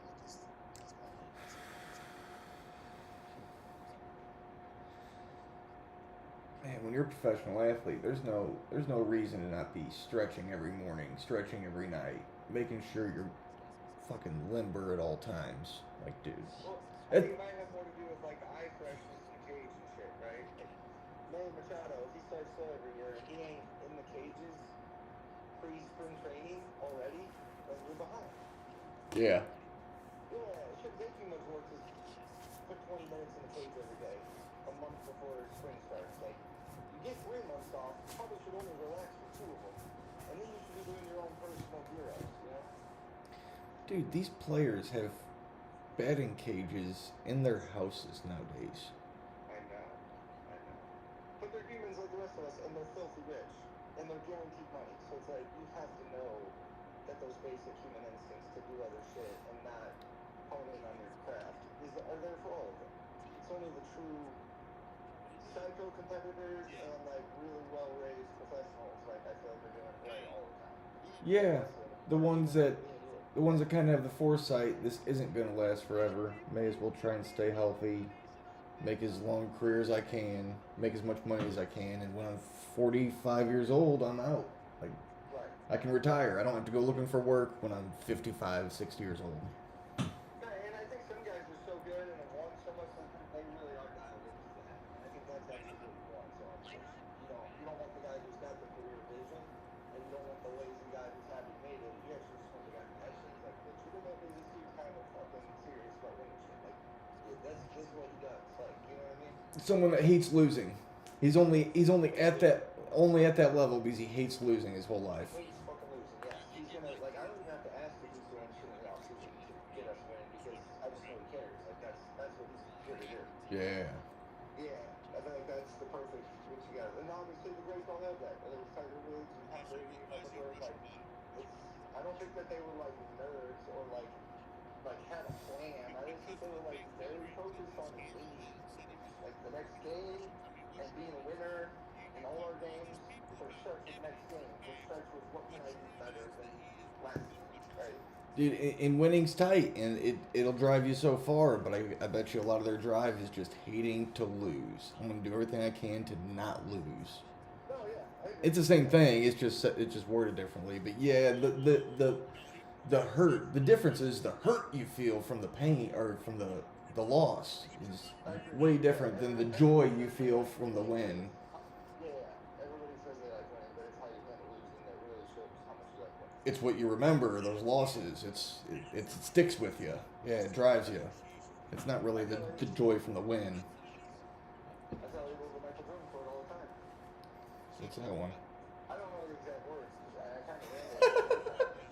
But I mean, it is a fact. I could look it up and read it, though. But it's basically like I've lost over 500 games. I've missed over 10,000 shots.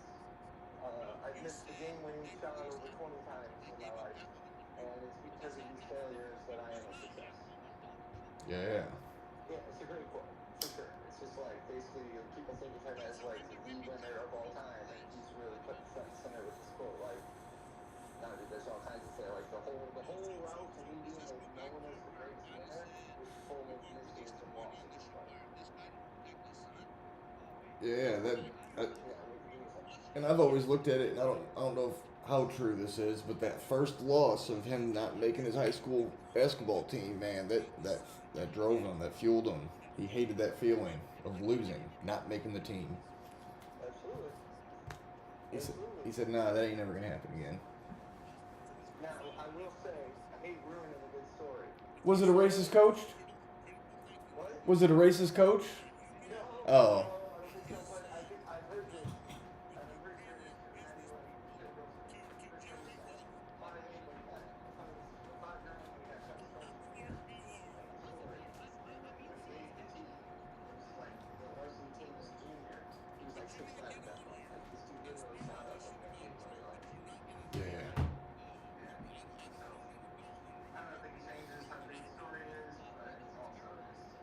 Dude,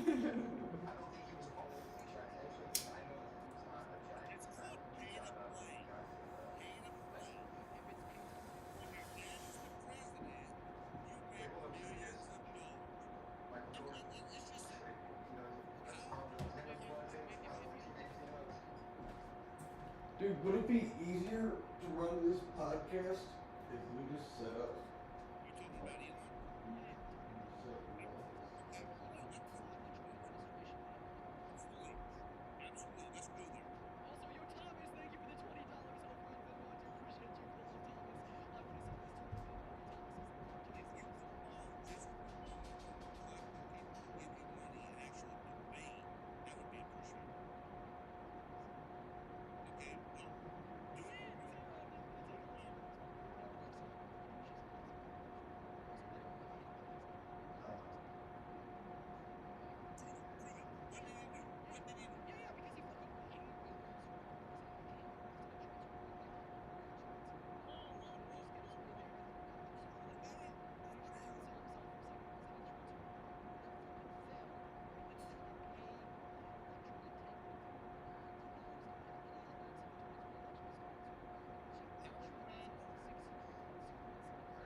And then when we start talking like more topics and discussion, I picture like pardon the interruption with Tony Kornheiser and Will Bond.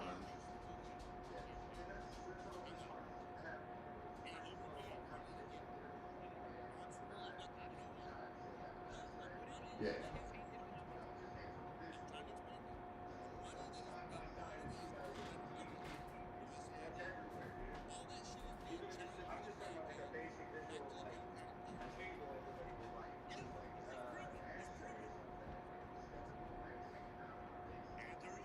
Is that too much? Is that a ton more appealing than two side by side cameras? What's more professional? Okay.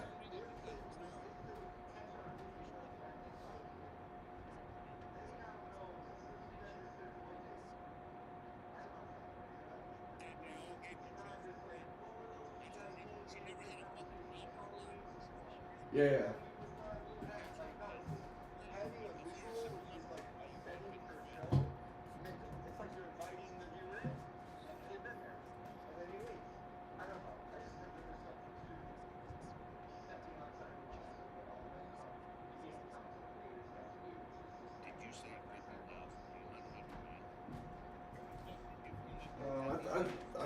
I'm picturing a way to still create that visual even side by side, but and maybe I'm not fully grasping the significance of in person. But I see how it's different.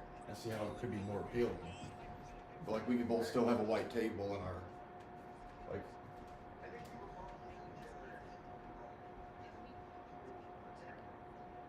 It is. That is the more appealing and compelling part aspect of it for sure.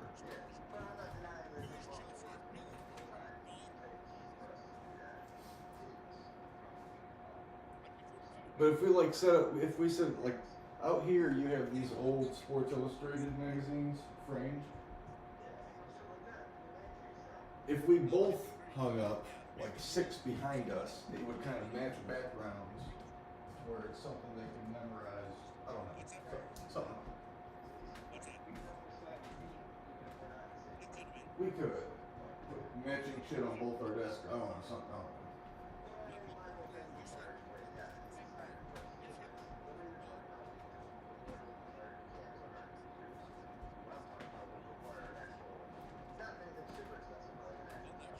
Even if it's like GoPro style, like it would still, yeah, we would want something, and it has like a memory, like, yeah.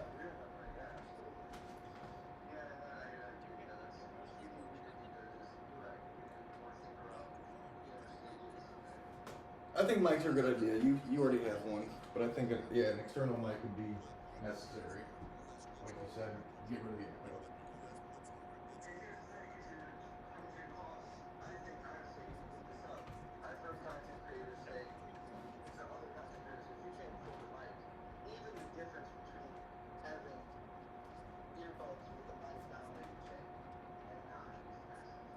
A lot of them nowadays are going to that clip-on right by your little shirt.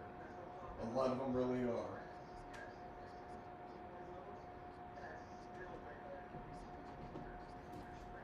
For sure.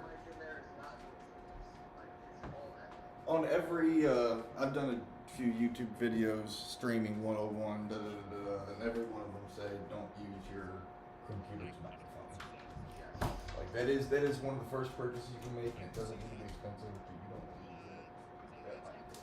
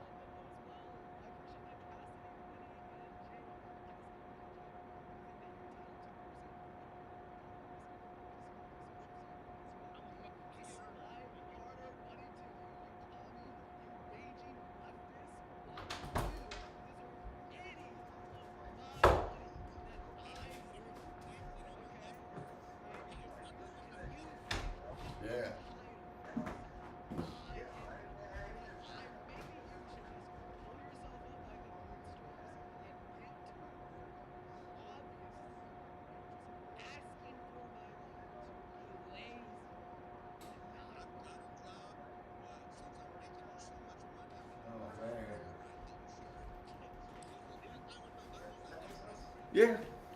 Yeah, curry and favor your power. That's the shit that you don't want. Because whatever that money is, it probably isn't enough to that. It probably isn't a lot to that individual, but it's enough. It's a lot to people like us. It sounds like a lot of money. You know what I'm saying? Yeah, but in the grand scheme of all the loans Joe does, it's not. It, you're right. You're right. Yeah, it's not. It's just, that's why she even has to put a report together to tell them, no, we're good. We're good for the company. This is a good thing. Look at this. Because they're dealing with such larger numbers that to shut down little branches that spend like $50,000 a year, like us, that's not a big deal to them. But if you put in front of their face, look how many loans we're closing for you, then they're gonna be like, oh shit, this actually is just producing like real money for us. Okay, never mind. Do you think it'd be comparable, shutting down community lending is comparable to like firing just Dave? Like, do you think they do similar numbers, the whole lending, whole community lending? Dave crushes those numbers. He crushes the community lending numbers. Yeah, we did 19 million in 2 years in community lending. Mom herself on her non-community lending loans probably did similar. Okay. She probably did 10 million both years, just under. I remember seeing some of Dave's plaques back in like the heyday, back in like the early 2000s. That shit was upwards of like 200 mil. Yeah. Dave in his retirement right now does like 40. Wow. Every year. Yeah. And the top, he just missed, him and Mom, our team, because they do it in teams. They just missed the mark for their president's trip. Dave didn't seem to care. Mom was kind of pissed because they barely missed, and she gives loans away. She gives loans away to a bunch of these loan officers, and some of them got to go. And so she was all pissed about it, but then she was like, yeah, we go on enough trips, but she's like, it's always like the nicest place, like Hawaii or Cabo, and like 5-star, everything's paid for. It's like, but yeah, so the mark this year, I believe, was 45 million was the cutoff, and Dave didn't hit it, so he's under that. But he used to hit that every single year. Yeah. Yeah, so. But yeah, he barely tries and like crushes. So. in doubles community lending. Doubles community lending. But community lending is a long-term effort. Like when it was open and when it was sold to us, and like it's all about, we're going out into areas where people can't buy homes to find the people who can buy homes, get them into the position to buy the home, and we're going to create not only generational wealth for these people that need it, but neighborhoods of people who have goodwill and understanding and familiarity with Guildmore. Yeah. So if the future really is uplifting these types of neighborhoods and urban areas, Guild wanted to be on the forefront of that as a brand, as a corporate brand and mortgage company that they would identify with. Yeah. So it's like we shouldn't have to prove we're putting up like we're working on a low budget. You know what I mean? Like. Yeah, Mom's the perfect person to kind of put in front of that, and if it's some lobbyist motherfucker thinks it ain't enough, that is bullshit. That's kind of what I would do with. That's kind of where I'm going with this. I don't think the CFP by itself closing would be a reason for them to close community, but it would be they might do it just to be in lockstep with whatever power structures they may be aligning with, which I would imagine most of the financial stuff is all trying to suck up to Trump right now. We got 4 more years of this fucking asshole. Yeah. Yeah. But whatever. It's all like small detail shit. Who knows? Who knows that they? Yeah, I have no idea. I know that our direct bosses, the ones we talk to, they seem pretty supportive. Brad Bradford likes what we're doing. He seems like me and Mom a lot. He goes way back with Dave. He's the regional manager of our whole St. Louis branch. There's only 8 branches to Guild, so he's one of 8 big dogs that sits under the corporate structure. You know what I mean? Yeah. And he seems like he's got our back as far as he can take it, but he's the one who called the meeting to tell us, hey, this kind of stuff is being discussed, and we just don't want anything to catch you too far off guard. So.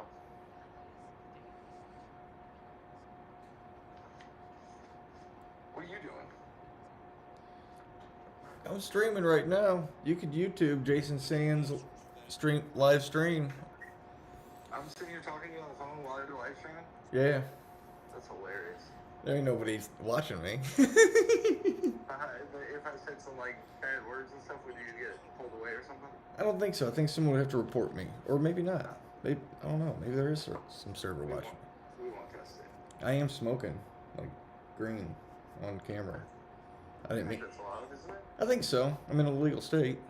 It could demonetize, but I don't think they would ban it. It asked me when I create the channel, is it suitable for children? And I selected no. So hopefully that. Makes sense, Yeah, hopefully that just keeps under 18s off my channel. Like that'd be ideal. If they find my channel, I guess it's not my fault after that. But yeah, I did my part. Bro, I did have a different genius business idea, bro, and I don't know exactly how it looks. Tell me, with the internet nowadays and just like Zoom meeting type technology being so easy, I literally thought of this the other day, and I didn't know which like way my head to take it, but I'm just like, bro, there's got to be a way to make gobs of money teaching girls, girlfriends, and wives about sports, or even dudes who feel inept. A class about being a sports fan and a sports viewer, sports spectator classes. I think you just have to be a likable YouTube person, like I'd say personality, but it's just. Videos and create the following. That's it. Yeah, I think so. Okay, you're probably right. I'm like sitting here trying to think like, how do you get people to sign up for something like that? You're right. You just gotta make the videos and people can watch them. Yeah, and the videos won't do shit off the bat, but like 6 months in or something, you'll just look down at your numbers and they tripled overnight, and you're like, what the fuck happens? Yeah, something caught, someone saw something, someone shared something to the right person, and that person, yeah, it'll just catch. Right. Damn. I feel like if there's not somebody already killing the views on that, I might need to capitalize on that. I don't even know what I would search, but I don't imagine any sports guy is worried about how to teach. Well, maybe like husbands. I don't know, dude. Yeah, you had the idea, but it seems like a rare idea. It doesn't seem like somebody would have capitalized on that yet. No, it seems like a niche, but I feel like a niche that's there, waiting to be captured. Yeah, because I think there's a lot of chicks out here that talk shit like they do know sports, and they don't, but they could teach them. You could be that avenue to teach them, and then there's girls that want to know sports, and they talk shit like they do, but dude, those types of chicks would definitely watch just to educate themselves. That's what YouTube is for, education. What am I interested in? I'm gonna go educate myself on it. Right. Yeah, dude, that ain't bad. I don't know how you could be appealing. I don't know how you could, like, other than talking into a camera and running through like sports instructions, I don't know how you could make that fun to watch. Yeah. I mean, you would just have to be like the personality, right? Yeah, it'd have to be like a Jim Carrey facial. Like, I'm not saying method acting, like, but like, yeah, you'd have to. Someone starts watching you, they don't want to take their eyes off. Almost, I don't know. I don't think I'd be like the host for. I don't think I'd be the host for that, but. Yeah, I don't know. Really, some really good graphics and stuff will go a long way. I wasn't really like trying to. I was just sitting here thinking, fuck, dude. I feel like people would tune into that. You're right. That is the better way to do it, though. Post the videos, explaining shit. Huh. Informational, educational videos that are fun to watch somehow. It's like they do those history videos. Which one? He's fun to watch? Yeah, he does little cartoons, and he has a way of talking that's Oh. Yeah. I think I know what you're talking about. Like all the specific history videos. Yeah. He'll be like, here's the French Revolution. Yeah. Simplified. Is it the simplified guy? Yeah, I think that might be it, yeah. Yeah. He recently came out political against Trump. Oh, nice. I didn't know that. Yeah, he did a video where he's like, if you've watched all my content, probably isn't a stretch for you to assume what what side of the divide I'm on. I don't know. Yeah, he was very. I don't remember because I watched it like a year ago, but he's been famous for like 10 years doing these fucking history videos. Yeah, I've watched them. They're quick. They do seem informational, but because I'm not educated otherwise in that subject, he moves fast. Yeah. Yeah. But I mean, that's kind of the vision for if there were educational videos for sports spectators, sports viewing, however you would word it. You're right. It's all the visuals that keep coming and going. It doesn't have to be a person that they're looking at. It could. No, you want the cartoon visuals of like in the graphs of the field. You want to show the field and like here's the red zone. Oh, that's great. Yeah, you're teaching the class like with a whiteboard almost. Like, but you want the computer to be the whiteboard. That's how you do it, dude. He drew the model for you with history, but you can do that with sports. Right, but I don't know shit about. Well, I could do a really simple, not good enough version on like PowerPoint, but I need something better than that. Somebody who can put up the graphic design, the art. It's not even graphic design. That's actual animation. He gets actual animation done for his videos. You would need like a name kind of like his. All his is something like a title and then simplified. Like that's how you know you can find him. Yeah, he did pretty good. Oh yeah, I mean I'm pretty good at branding, dude. Yeah, you gotta let your viewer know before they even click on it that you are going to understand this and it's gonna be fun to watch. Like yeah, he did pretty good with his visuals and his title, his name, in fact, yeah.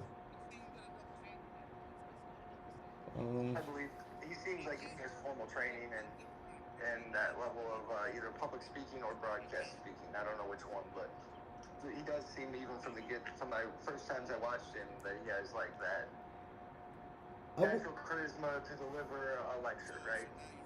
Yes, but I could see how someone, let's say he is natural, even someone who wouldn't have that natural charisma could chop it up. Like the visuals are free flowing. No, you're right, but then it comes off like a conspiracy video. I see those all the time, and I'm like, this dude's howling. But I'm probably a better speaker than those guys, though. So. And when it's in person, I see every chop. Like when they can't speak in person. But when it's just like a running whiteboard of visuals, they're not going to hear the chops. You can make yourself sound nice and coherent, fluid, and you chopped it 100 times to make it sound like that. You know what I'm saying? Yeah. I feel like long chops are better than the short ones for sure. Like, I can tell when people do the like, it's like okay, like that was like those were all separately recorded. It's better for the way he does it, which probably is all chopped up, where he's like, and then this is about the time when Yeah, free flowing. And then you gotta have like more per breath than. But yeah, I agree with what you're saying. You don't have to deliver an hour-long monologue or a 30-minute monologue. And hit it perfect. You could stop what you're saying, re-say it, knowing you're gonna cut that bit out. Absolutely, you can perfect it. Absolutely, yeah, no doubt. And it is cool on camera. People are that good to where they don't need cuts. Like they are just that free flowing and natural.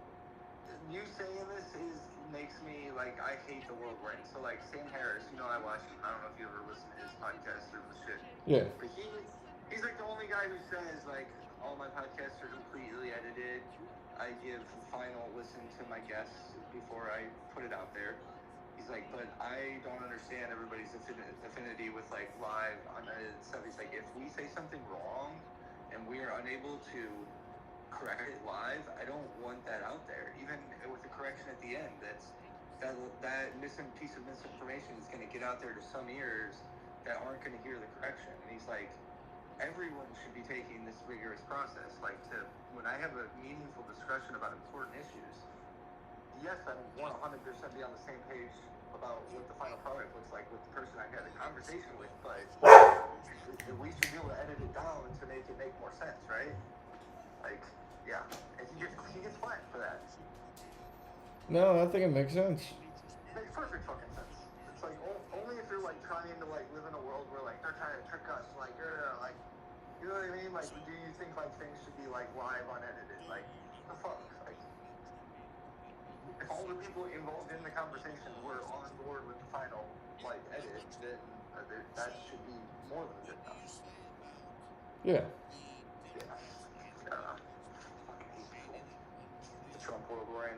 Canada's fucking pissed off and nobody in America even notices. I think that's ridiculous. Some people think they still want to join us. I'm like, no, dude, they're fucking booing us. Like, what the fuck? They don't want to join us at all. They think, oh, they just want to become our 51st state. They'll be better for it. Bro, people are happy that I got sick of posting on Facebook after the first Trump administration. I just don't do it anymore. But I regularly have this snarky shit to throw out there, and I don't. I almost threw out there the other day. I was just gonna be like, hey man, kudos to Trump. Amazing leader. He's done a great job uniting Europe and Canada against us. Yeah. I've never seen somebody be able to unite Europe so well and unite Canadians so well. Man, what a great leader. They held a meeting without us, dude, to discuss Ukraine's future, and whatever plan that they came up with themselves, they were going to bring to Trump to see if he'd be on board. But they weren't going to let Trump in on the initial agreement. It's gonna get wackier. Like I heard Poland came out and said like they're exploring like building their own nukes. This is great. We're gonna proliferate the nuclear. Yeah, stupid as fuck. It's so ridiculous. Like we should be working the opposite way on nuclear weapons, not more countries feel like they need them. Like Yeah, because Poland is next. They should feel in danger. well, they're NATO, so they're used to living under the umbrella of like, okay, if one country gets attacked, we all defend each other. France, UK, Germany all have nukes, you know, like, so we're good. And then now NATO's like under threat. Like the USA might leave and shit. Like, yeah, they're like, yeah, I don't know, we might need nukes now. Yeah, and they might. U.S. leaves. It's a lot of money leaving NATO, and Russia might be more comfortable. Absolutely, exactly. That's exactly their thinking, and they're not wrong. But that's bad for the world. It sure is. People would wake up to this shit. Like, Trump says there's an ocean. Trump says there's an ocean between us. It's okay. yeah, we got a big old ocean between us. I don't know what the fuck. It's all right. You guys see that big ocean there? I love when he talked about Greenland. We actually need it. We really need it for world security. Hold on, dude. I thought your whole thing was like we need to stop protecting the world. What? And second of all, you don't just get to need something. That's not a justification. Like that's theirs. Like, the fuck, dude? Dude, he surprised me with all this. Where was this the first term? I didn't. They have to be alarmed, Jason, right? I mean, Mom doesn't have the same denial intervals. I mean, she does try to act like it's not a big deal, but they have to be alarmed. Like, he wants Greenland and Panama, guys. What the fuck? Like, he started a trade war with our two neighboring, most traded partners, who he just signed new trade deals with 6 years ago. Dude, he somehow geniusly sold that as we're just gonna treat them like they treat us, and his base ate it up. Yeah, no. He told them he should start a trade war. He came out and said it, just not in those words. He used his salesman tactics. But they don't treat us like that. That's wrong. Don't let Mom say that. She tried to say that to me, and I made her look it up. That's not true. Trump says it every time he's on stage. We're No, that's wrong. we're gonna make them pay as much as they've been making us pay. Yeah, I think this it's is not true. Nobody does 25% tariffs off across all products. Yeah, Us. no, yeah. Nobody does that. Yeah, he is starting a trade war with the whole world. He's trying to use the mighty leverage of the American military and the American economy, which is huge, massive, to take advantage of everybody and get everybody to bend to his will. It's really just a threat play. That's what all I believe it is. All I think he's trying to do, like a mob boss, is say, I'm here, all of you get in line or we'll have problems.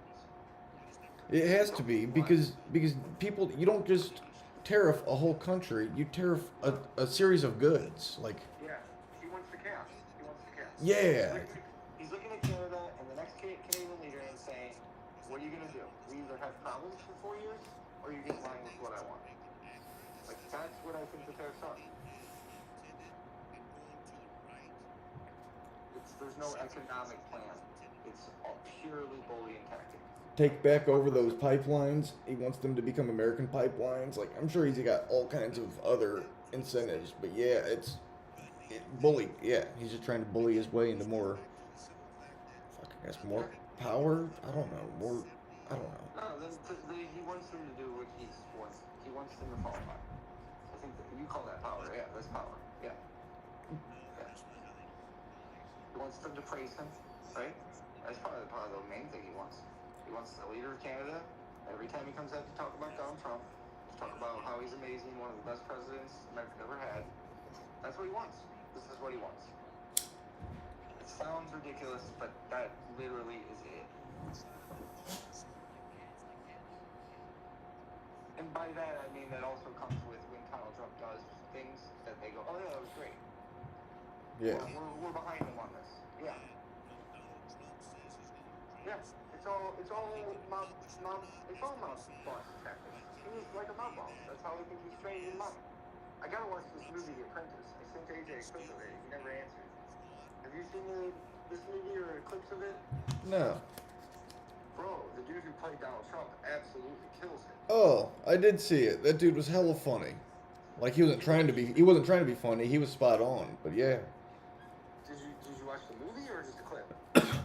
I thought it was a show. No, it's a movie. It's a movie that was in theaters like last summer. Trump was like trying to sue them and shit. I think he even made them change the name of it. I don't know.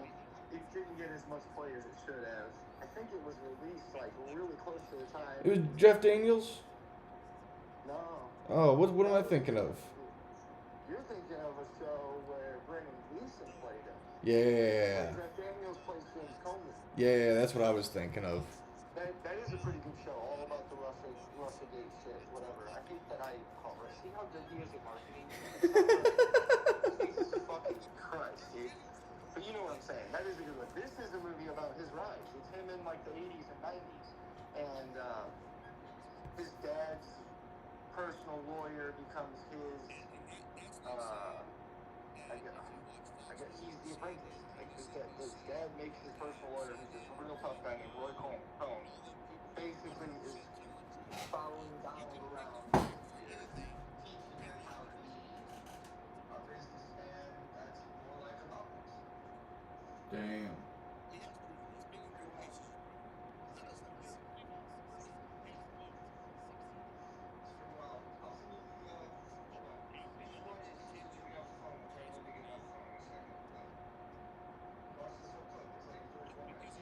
Yeah.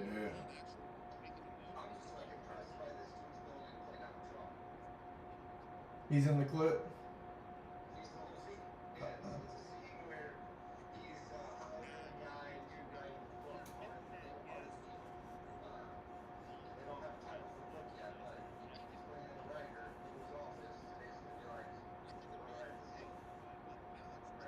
Yeah.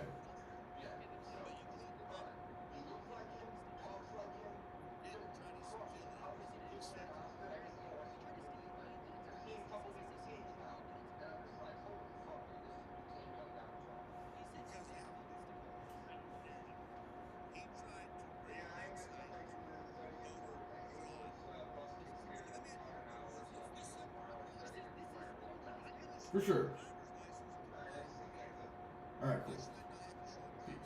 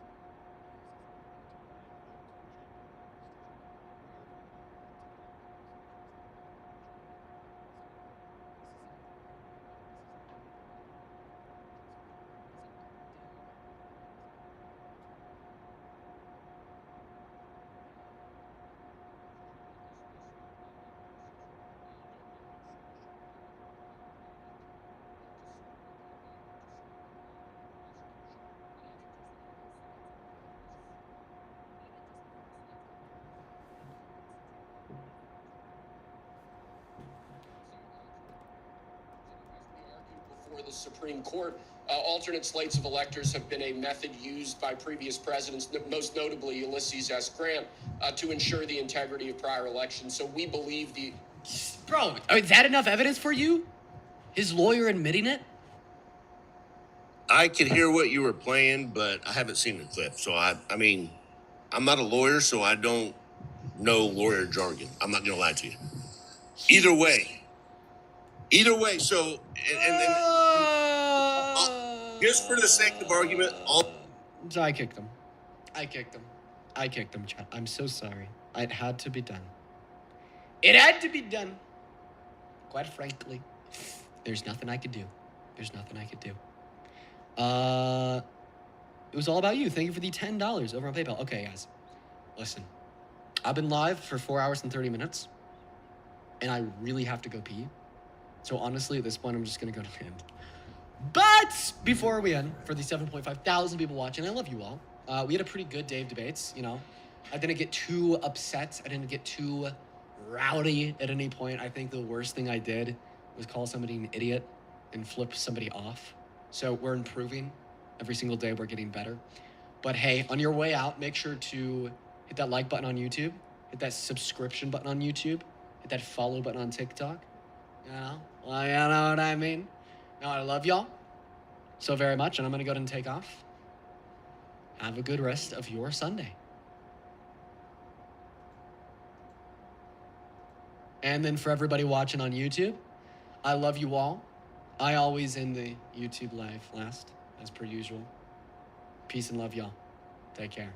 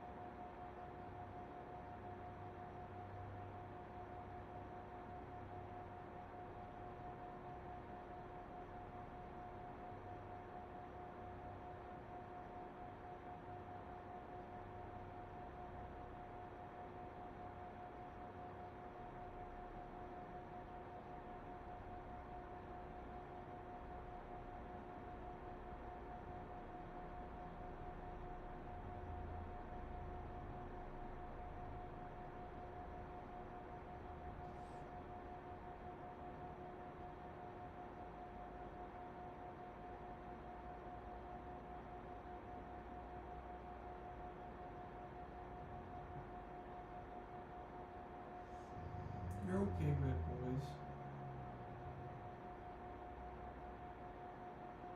He's okay, little red.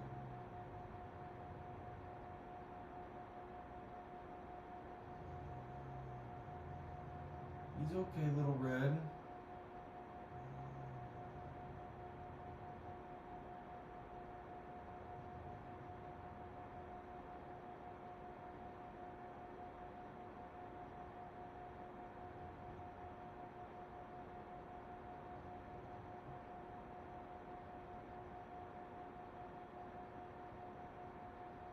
It's okay, little red. He's good, boys.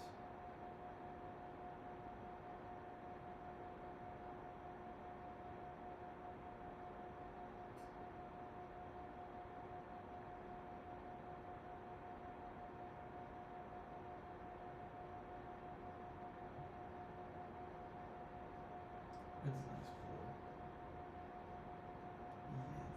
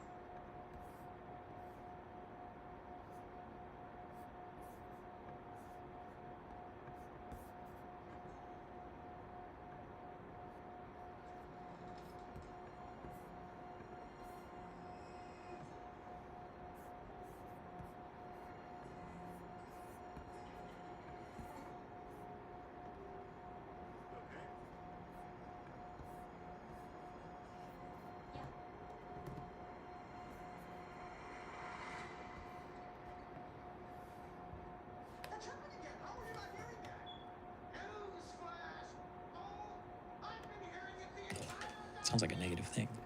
Does that just mean like a meeting, basically, or an interview, I guess? Or a gaggle of reporters talking to somebody? A group. Yeah, we'll never tire of winning under President Trump. Thank God. The winning never stops as President Donald J. Trump and his admin continue to make progress, reversing the damage of the past 4 years and shepherding the country into its new golden age. There's nothing more powerful than you making your thing happen. Really going for it. Doing business on your terms. Giving it your all. Making a difference. And loving what you do. Every single day. Feeling fearless, fulfilled, free. When there's nothing holding you back. What would your thing be? I got hurt in a car wreck. Do Mike and his team really get all those clients all that money? You bet we do. We got a client who suffered a head injury, $500,000. Call me. I've got this. 314-888-4444. Here's a bad thing, here's a bad thing, here's a bad thing, here's a bad thing. Why don't you like Kamala? It eventually comes down to like, well, wokeness. It's like, really? And these are like educated people I'm talking to. And they're like, well, what about the wokeness?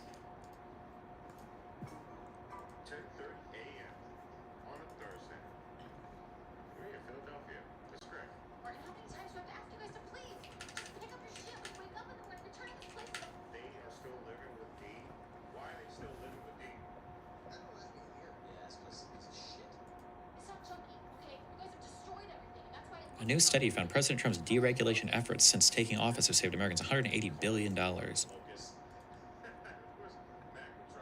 President Trump claims $180 billion savings for Americans through deregulation efforts. Wait, what?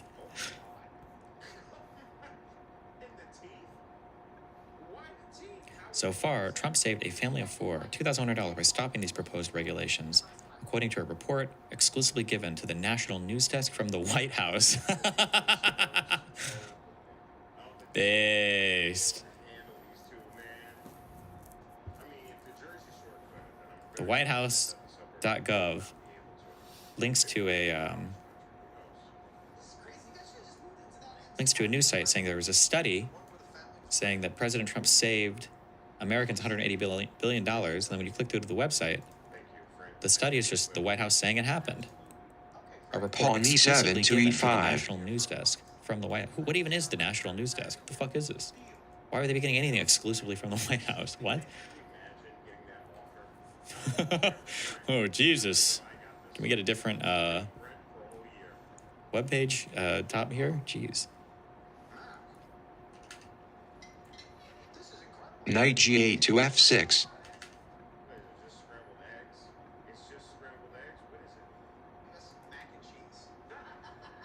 Pawn D7 to D6. You be nice, Red.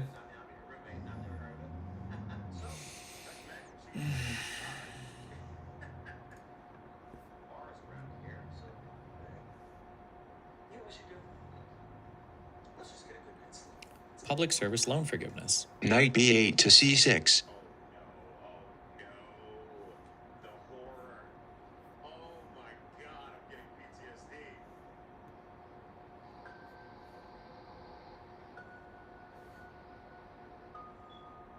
You're okay, Red. It's just on the TVs. It's just on the TVs, Red. It's okay. Wait, what? It's just on the TVs. Restoring public Yeah, I service know, loan it's that one forgiveness. episode. It sounds It's like he's okay. making it It's so they can funny forgive student episodes. loans again or something, but it sounds like Remember, he's just it's using this to funny take away It is. Loans that have already been forgiven? Wait, hold on. It's funny episodes, Red Boys. In 2007, the Congress established the Public Service Loan Forgiveness Program to encourage Americans to enter the public service sector by promising to forgive the remaining student loans after they completed 10 years of service in those jobs while making 10 years of minimum payments. Prior admin abused the PSLF program through a waiver process using taxpayer funds. Bishop Payout loans for F8 to employees E7. still years away from their statutorily required number of payments. Moreover, instead of alleviating worker shortages very and funny, necessary Red Boys. occupations, the PSLF program has misdirected tax dollars into activist Knight organizations F6 to that not only fail to G4. serve the public interest, but actually harm our national security and American values, sometimes through criminal means. The PSLF program also creates perverse incentives that can increase the cost of tuition, can load students in low-need majors with unsustainable debt, and may push students into organizations that hide under the umbrella of a nonprofit designation. Oh, the NGOs. Little boy. Those evil nonprofit NGOs, careful. Degrade our national interests, thus requiring additional federal funding to correct the negative societal effects caused by these organizations' federally subsidized wrongdoing. As President of the U.S., I have a duty to protect, preserve, and defend the Castle Constitution and our Kingside. national security, which includes ending the subsidization of illegal activities, including illegal immigration, human smuggling, child trafficking, pervasive damage to public property, what the fuck? And disruption of the public order, which threatens the security and stability of the United States. Accordingly, it is the policy of my administration that individuals employed by organizations whose activities have a substantial Knight illegal G4 takes purpose E3. shall not be eligible for public service loan forgiveness. Okay. Shall propose revisions to the program in coordination with the Secretary of the Treasury as appropriate that ensure the definition of public service excludes organizations that engage in activities that have a substantial illegal purpose, Pawn E5 including takes aiding or F4. abetting violations of 8 U.S.C. 1325 or other federal immigration laws. I wonder what that means. Supporting terrorism, including by facilitating funding to or the operations of cartels designated as foreign terrorist organizations, or by engaging in violence for the purpose of obstructing or influencing federal government policy. Child abuse, including the chemical and surgical castration or mutilation of children, or the trafficking of Knight children, C6 to so-called A5. transgender sanctuary states. Okay. Engaging in a pattern of aiding and abetting illegal discrimination. Is that code word for DEI? Or engaging in a pattern of violating state tort laws, including laws against trespassing, disorderly conduct, public nuisance, vandalism, and obstruction of highways. Jesus. Have you seen the video of the relay runner beating her teammate with a baton? Wait, what? He's good buddies, Reds. He's my good boy. Turned now to an attack during a high school track and field relay race. One runner hit another in the head with a baton. Janae Norman here. Knight E5 takes Hey, George, C4. this is a crazy video that you have to see. It's unimaginable unsportsmanlike conduct on the track. This morning, a high school track star is still recovering nearly a week after being hit on the head Bishop by another runner E7 to during a F6. race. Junior Kaylin Tucker was running the second leg of the 4x200 relay so in the good, Virginia Red Boys. State High School League Championships when the shocking incident happened. That's when she hit me with. Wait, what? 8 High School League Championships when the shocking Wait, why? incident happened. That's when she hit me with the baton. Watch again as you see the two sprinters running side by side as Bishop they round the F6 corner takes with C3. Kaylin on the outside, Kaylin's mother cheering her on.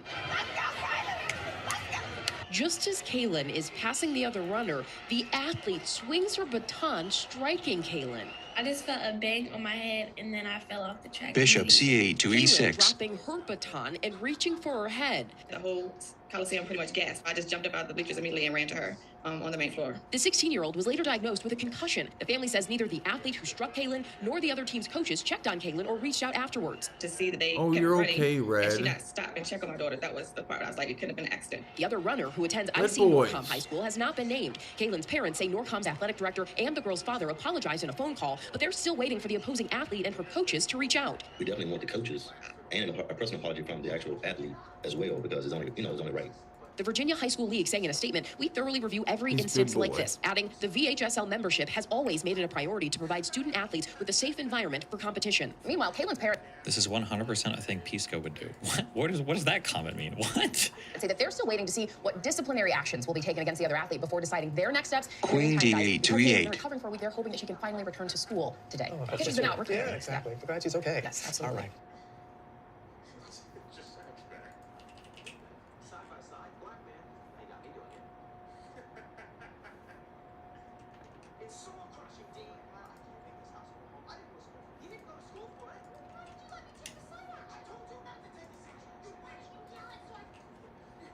$1.7 trillion has been wiped out from the U.S. stock market today. Based.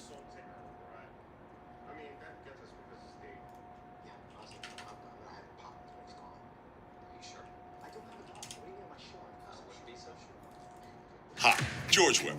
What makes the Weber family of dealerships stand strong for almost 125 years? Paul, Our C7 rock-solid takes reputation D6. and deep community roots mean you get more than a car. You get peace of mind, both when you buy and through the life of your vehicle.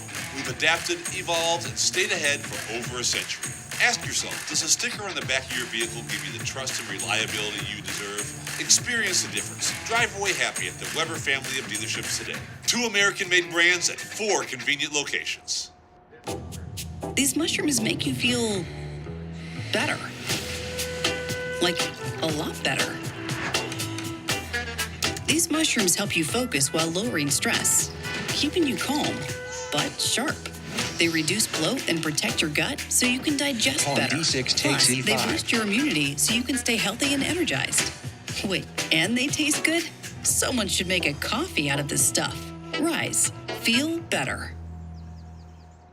Higher wages, which they can then use in the marketplace to compete against Pawn elites and F7 to actually F6. achieve the American dream. President Trump is teaching a generation of Republicans and business leaders how to build an amazing economy that will lift all boats, that will lift working class people as well as the stock market, and that will give the GOP a ruling majority for years and years to She was on Bloomberg today. How does she get on anything? She's literally just a random no-name like Russian asset. It's just here to copy paste Russian talking points always on everything. come. An economy based on love of country that will make America into the powerhouse of manufacturing, the superpower Bishop E6 that it used takes to be. A2. And I cannot get over the chutzpah of these business leaders sitting there whining about their quarterly reports while President Trump teaches them how to build an economy based on love of country and love of your neighbor. We should be listening and watching and Queen saying E8 to thank you B5. rather than whining and moaning.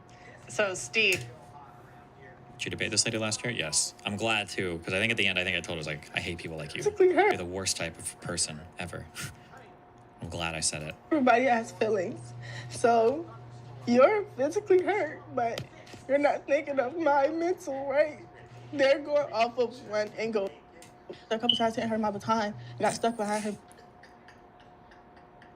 This was added. This must have been added. back like this, and it rolled up her back. I lost my balance, and when I pumped my arms again, she got hit. I know my intentions, and I would never hit somebody on purpose. They're assuming my character, calling me ghetto, racist You do slurs, not. death threats, all of this just because of a 9-second video. Everybody has feelings. So you're You do not.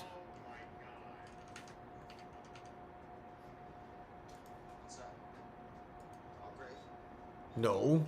Jesus. Even the dogs are shooting us now? What the fuck is going on? Man shot by dog in Fraser, police say. Didn't this happen a long time ago too? Or not a long time ago, like a few months ago, where there was like a dog who managed to pull the trigger of a gun in like the back seat and shot and killed a guy?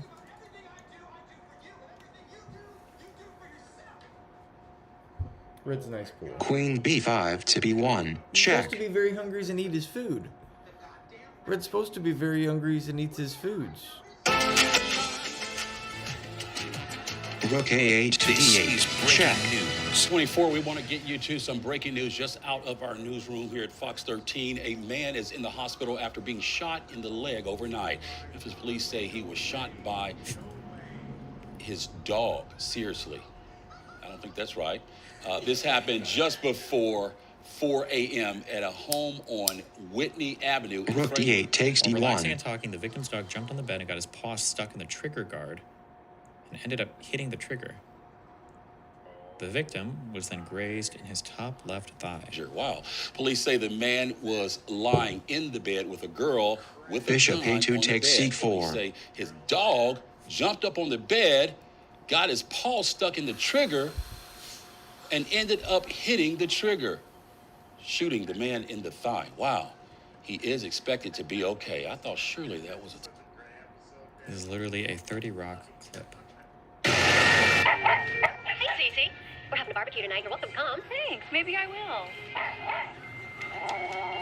Get the gun away from the dog. It's just Hey, on the hon, TVs, have you man. seen my It's hunting just rifle? on the Last TVs. time I It's okay. saw it, the dog had it. What is wrong with you people?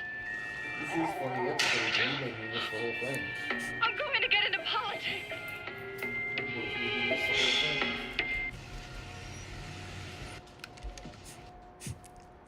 Okay.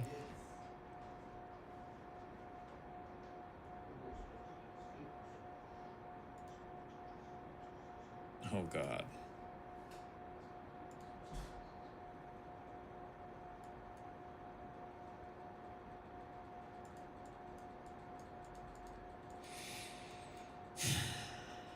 Which one? Okay, apparently have Pisco arguing with Dr. Avi. I'll be back 1 sec. Got a beer. I'm ready to talk to Avi. Oh boy. Let's pause the music. Sorry. First of all, how you guys doing? Before I get started. Mark Carney is going to be the new Canadian PM. I saw that. Saw a pretty base speech of his where he's like, yeah, we're going to keep these tariffs on until the Americans treat us with respect. Couldn't agree more. I'm so tired of like countries giving optical wins to Trump. So I totally support the Canadians in standing up for themselves. What beer am I drinking? It's from a friend of mine, Brooklyn Brewery. So hope you guys are doing good. We're going to talk to Dr. Avi because he has, I think, a curious take perhaps on the recent arrest of a Columbia student, a green card holder.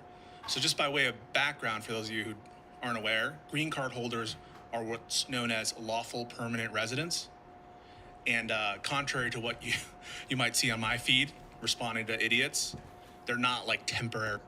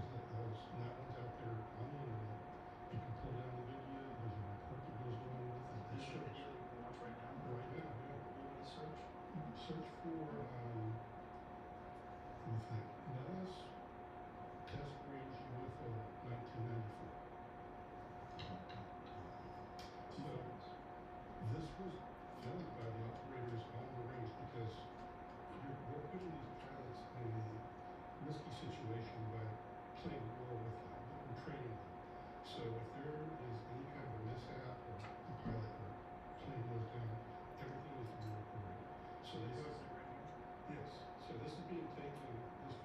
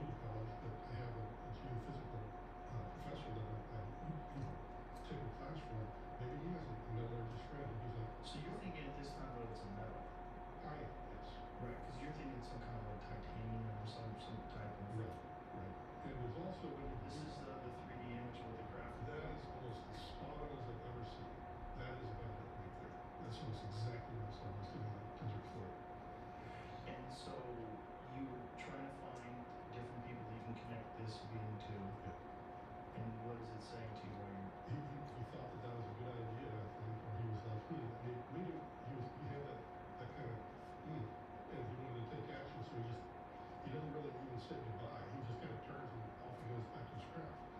And I'm thinking, well, okay. And I get back in the car. Sometime during that conversation with this entity, I remember looking over at my friends in the car, and they had the weirdest look on their face, like they were all zonked out, totally zombie. Nothing could even just cool with themselves. Were they just because they were flabbergasted, or was it because something was going on?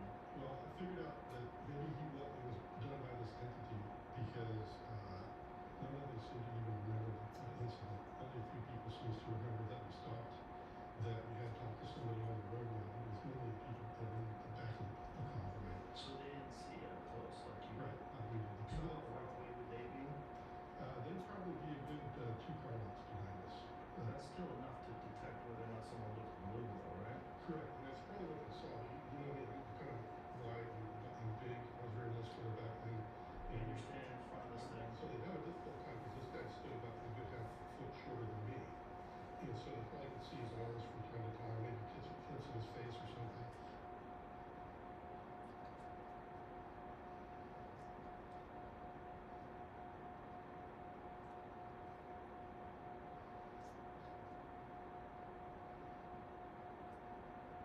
UFO image leak out of that. Yeah, because there's windows on this wall and also on the other side of the wall.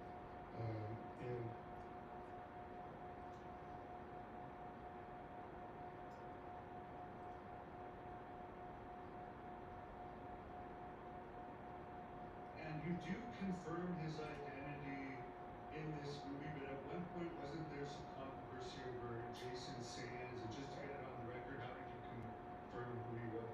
Yeah, so I have all of his military records, all the photographs of him in the military. Look, you know, a lot of people, when you're making extraordinary. And you do confirm his identity in this movie, but at one point wasn't there some controversy over Jason Sands? And just to get it on the record, how did you confirm who he was?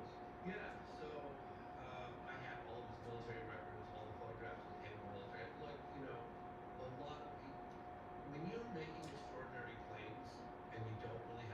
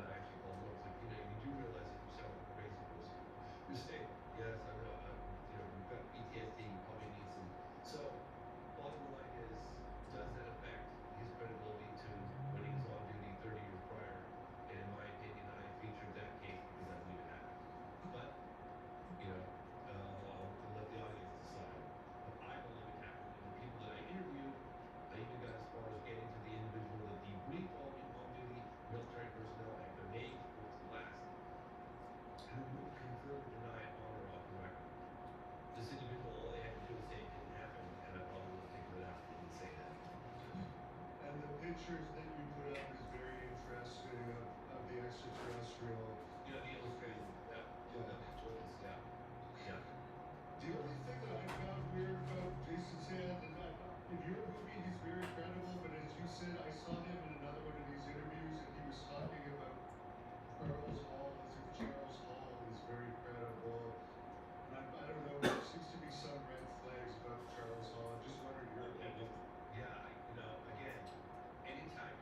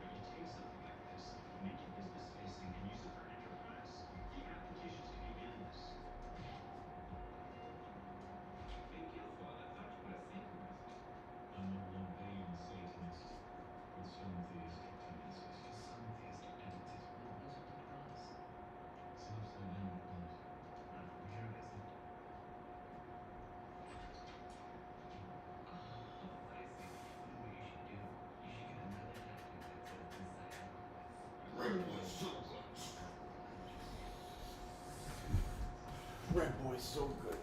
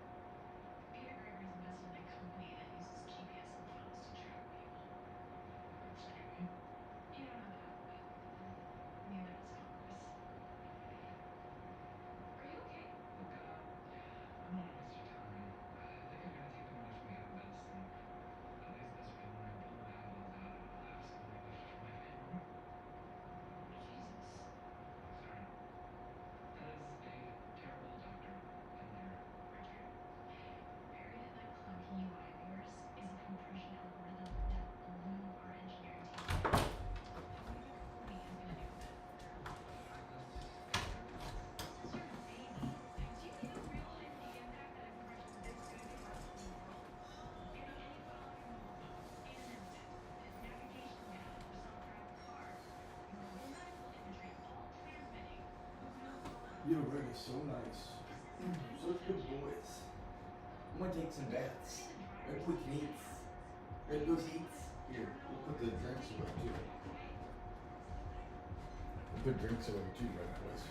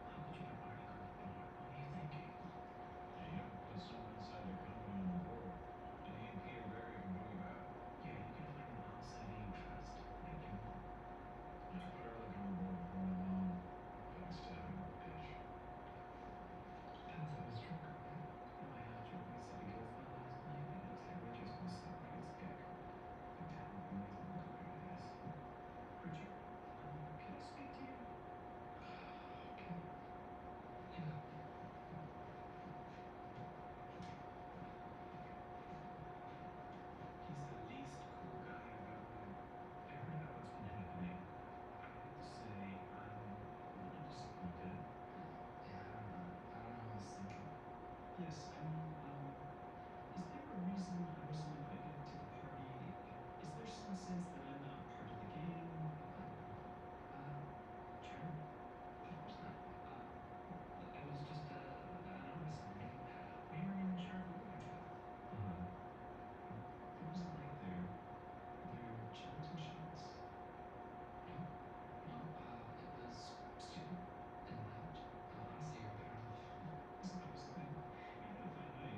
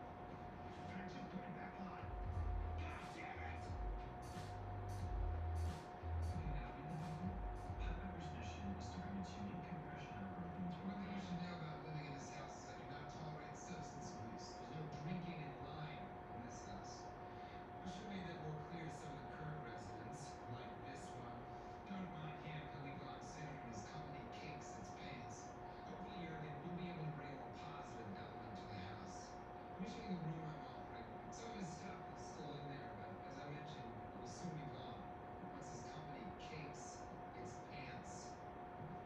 It's okay. Just take a breath. It's okay. Let's get through this. Okay, so bring this back over. Pack up your smush. Hey guys. Hope you don't mind. The front door was just open. Nothing. Hey, what's up? Honestly, nothing. Just been sitting around all day, not working. It's weird, you know. Yeah.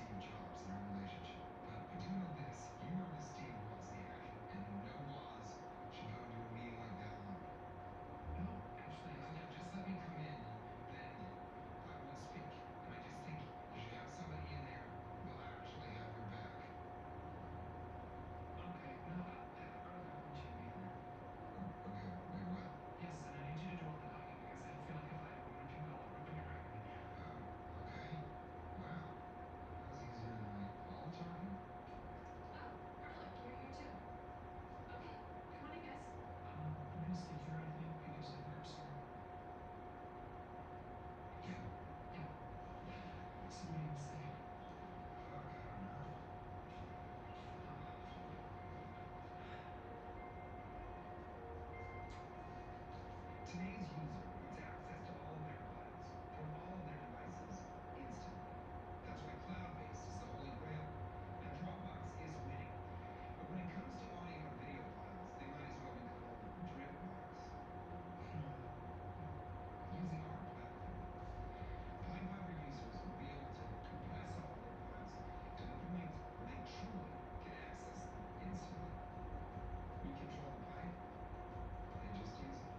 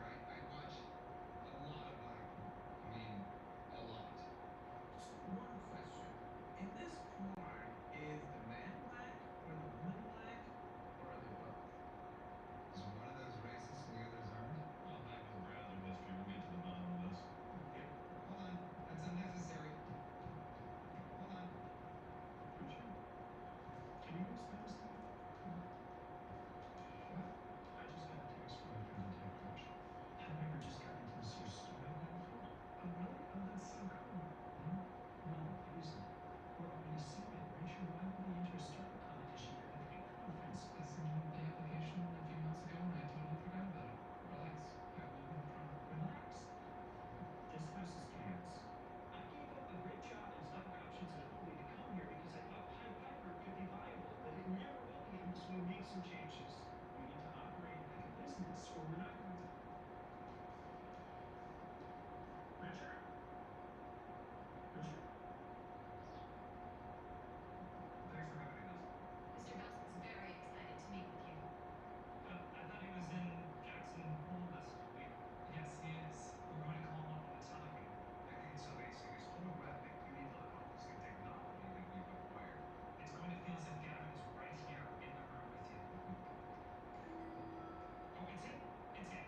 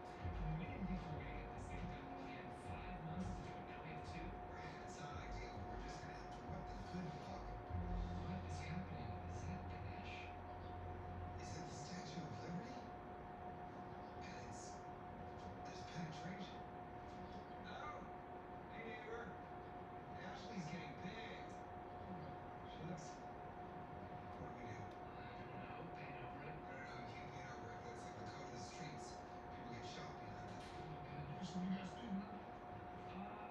I think Ehrlich had a few thoughts. So, I'll let you.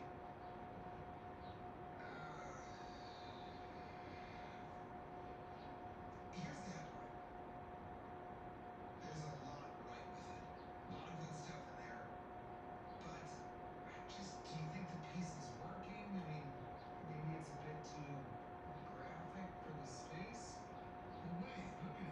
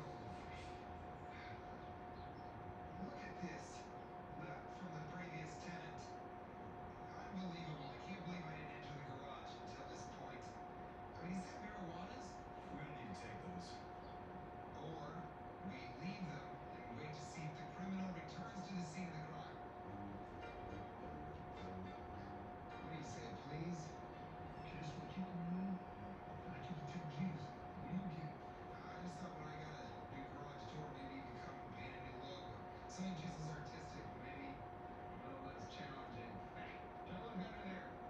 And get away from there. That's not me.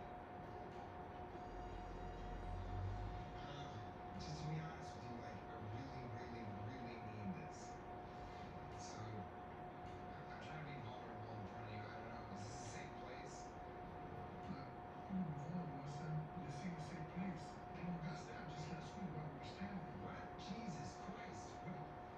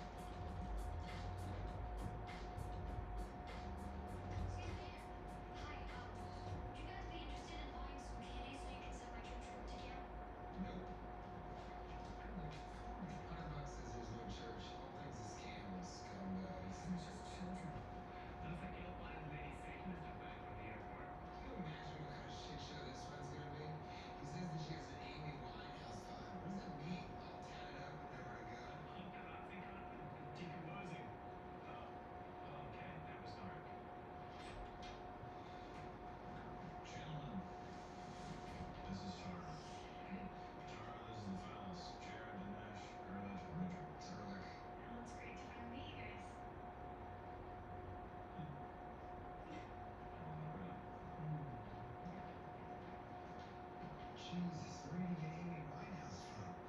You don't have sex with that if you hose the guilfoyle off her. Something in the government was a very strange energy.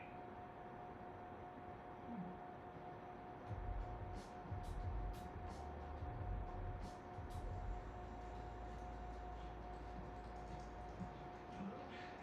Kevin. Okay, Richard, I just need you to agree to speak. I got ready to sign, and there's some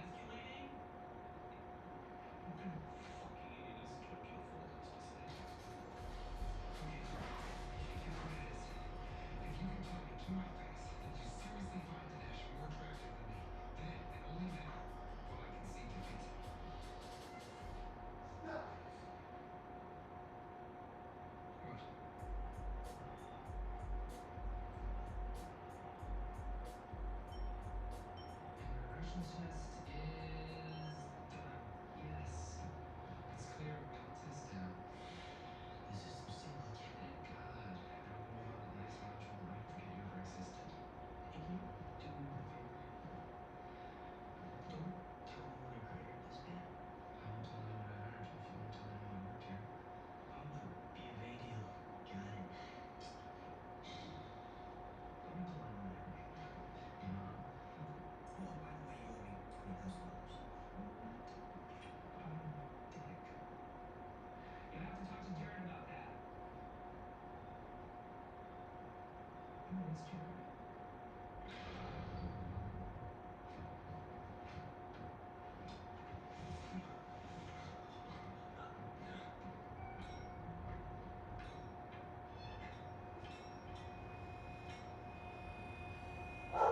Excuse me.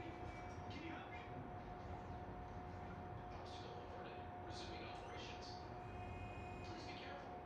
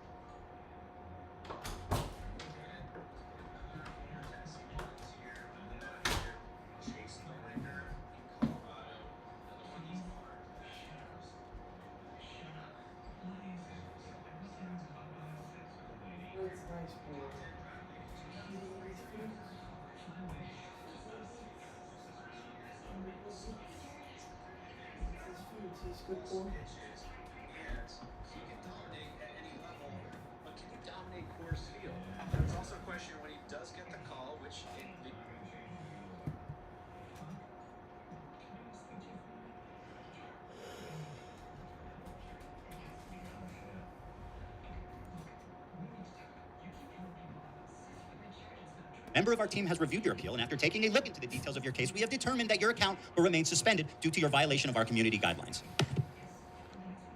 Oh, I have never been so black-pilled. owned. You got absolutely owned.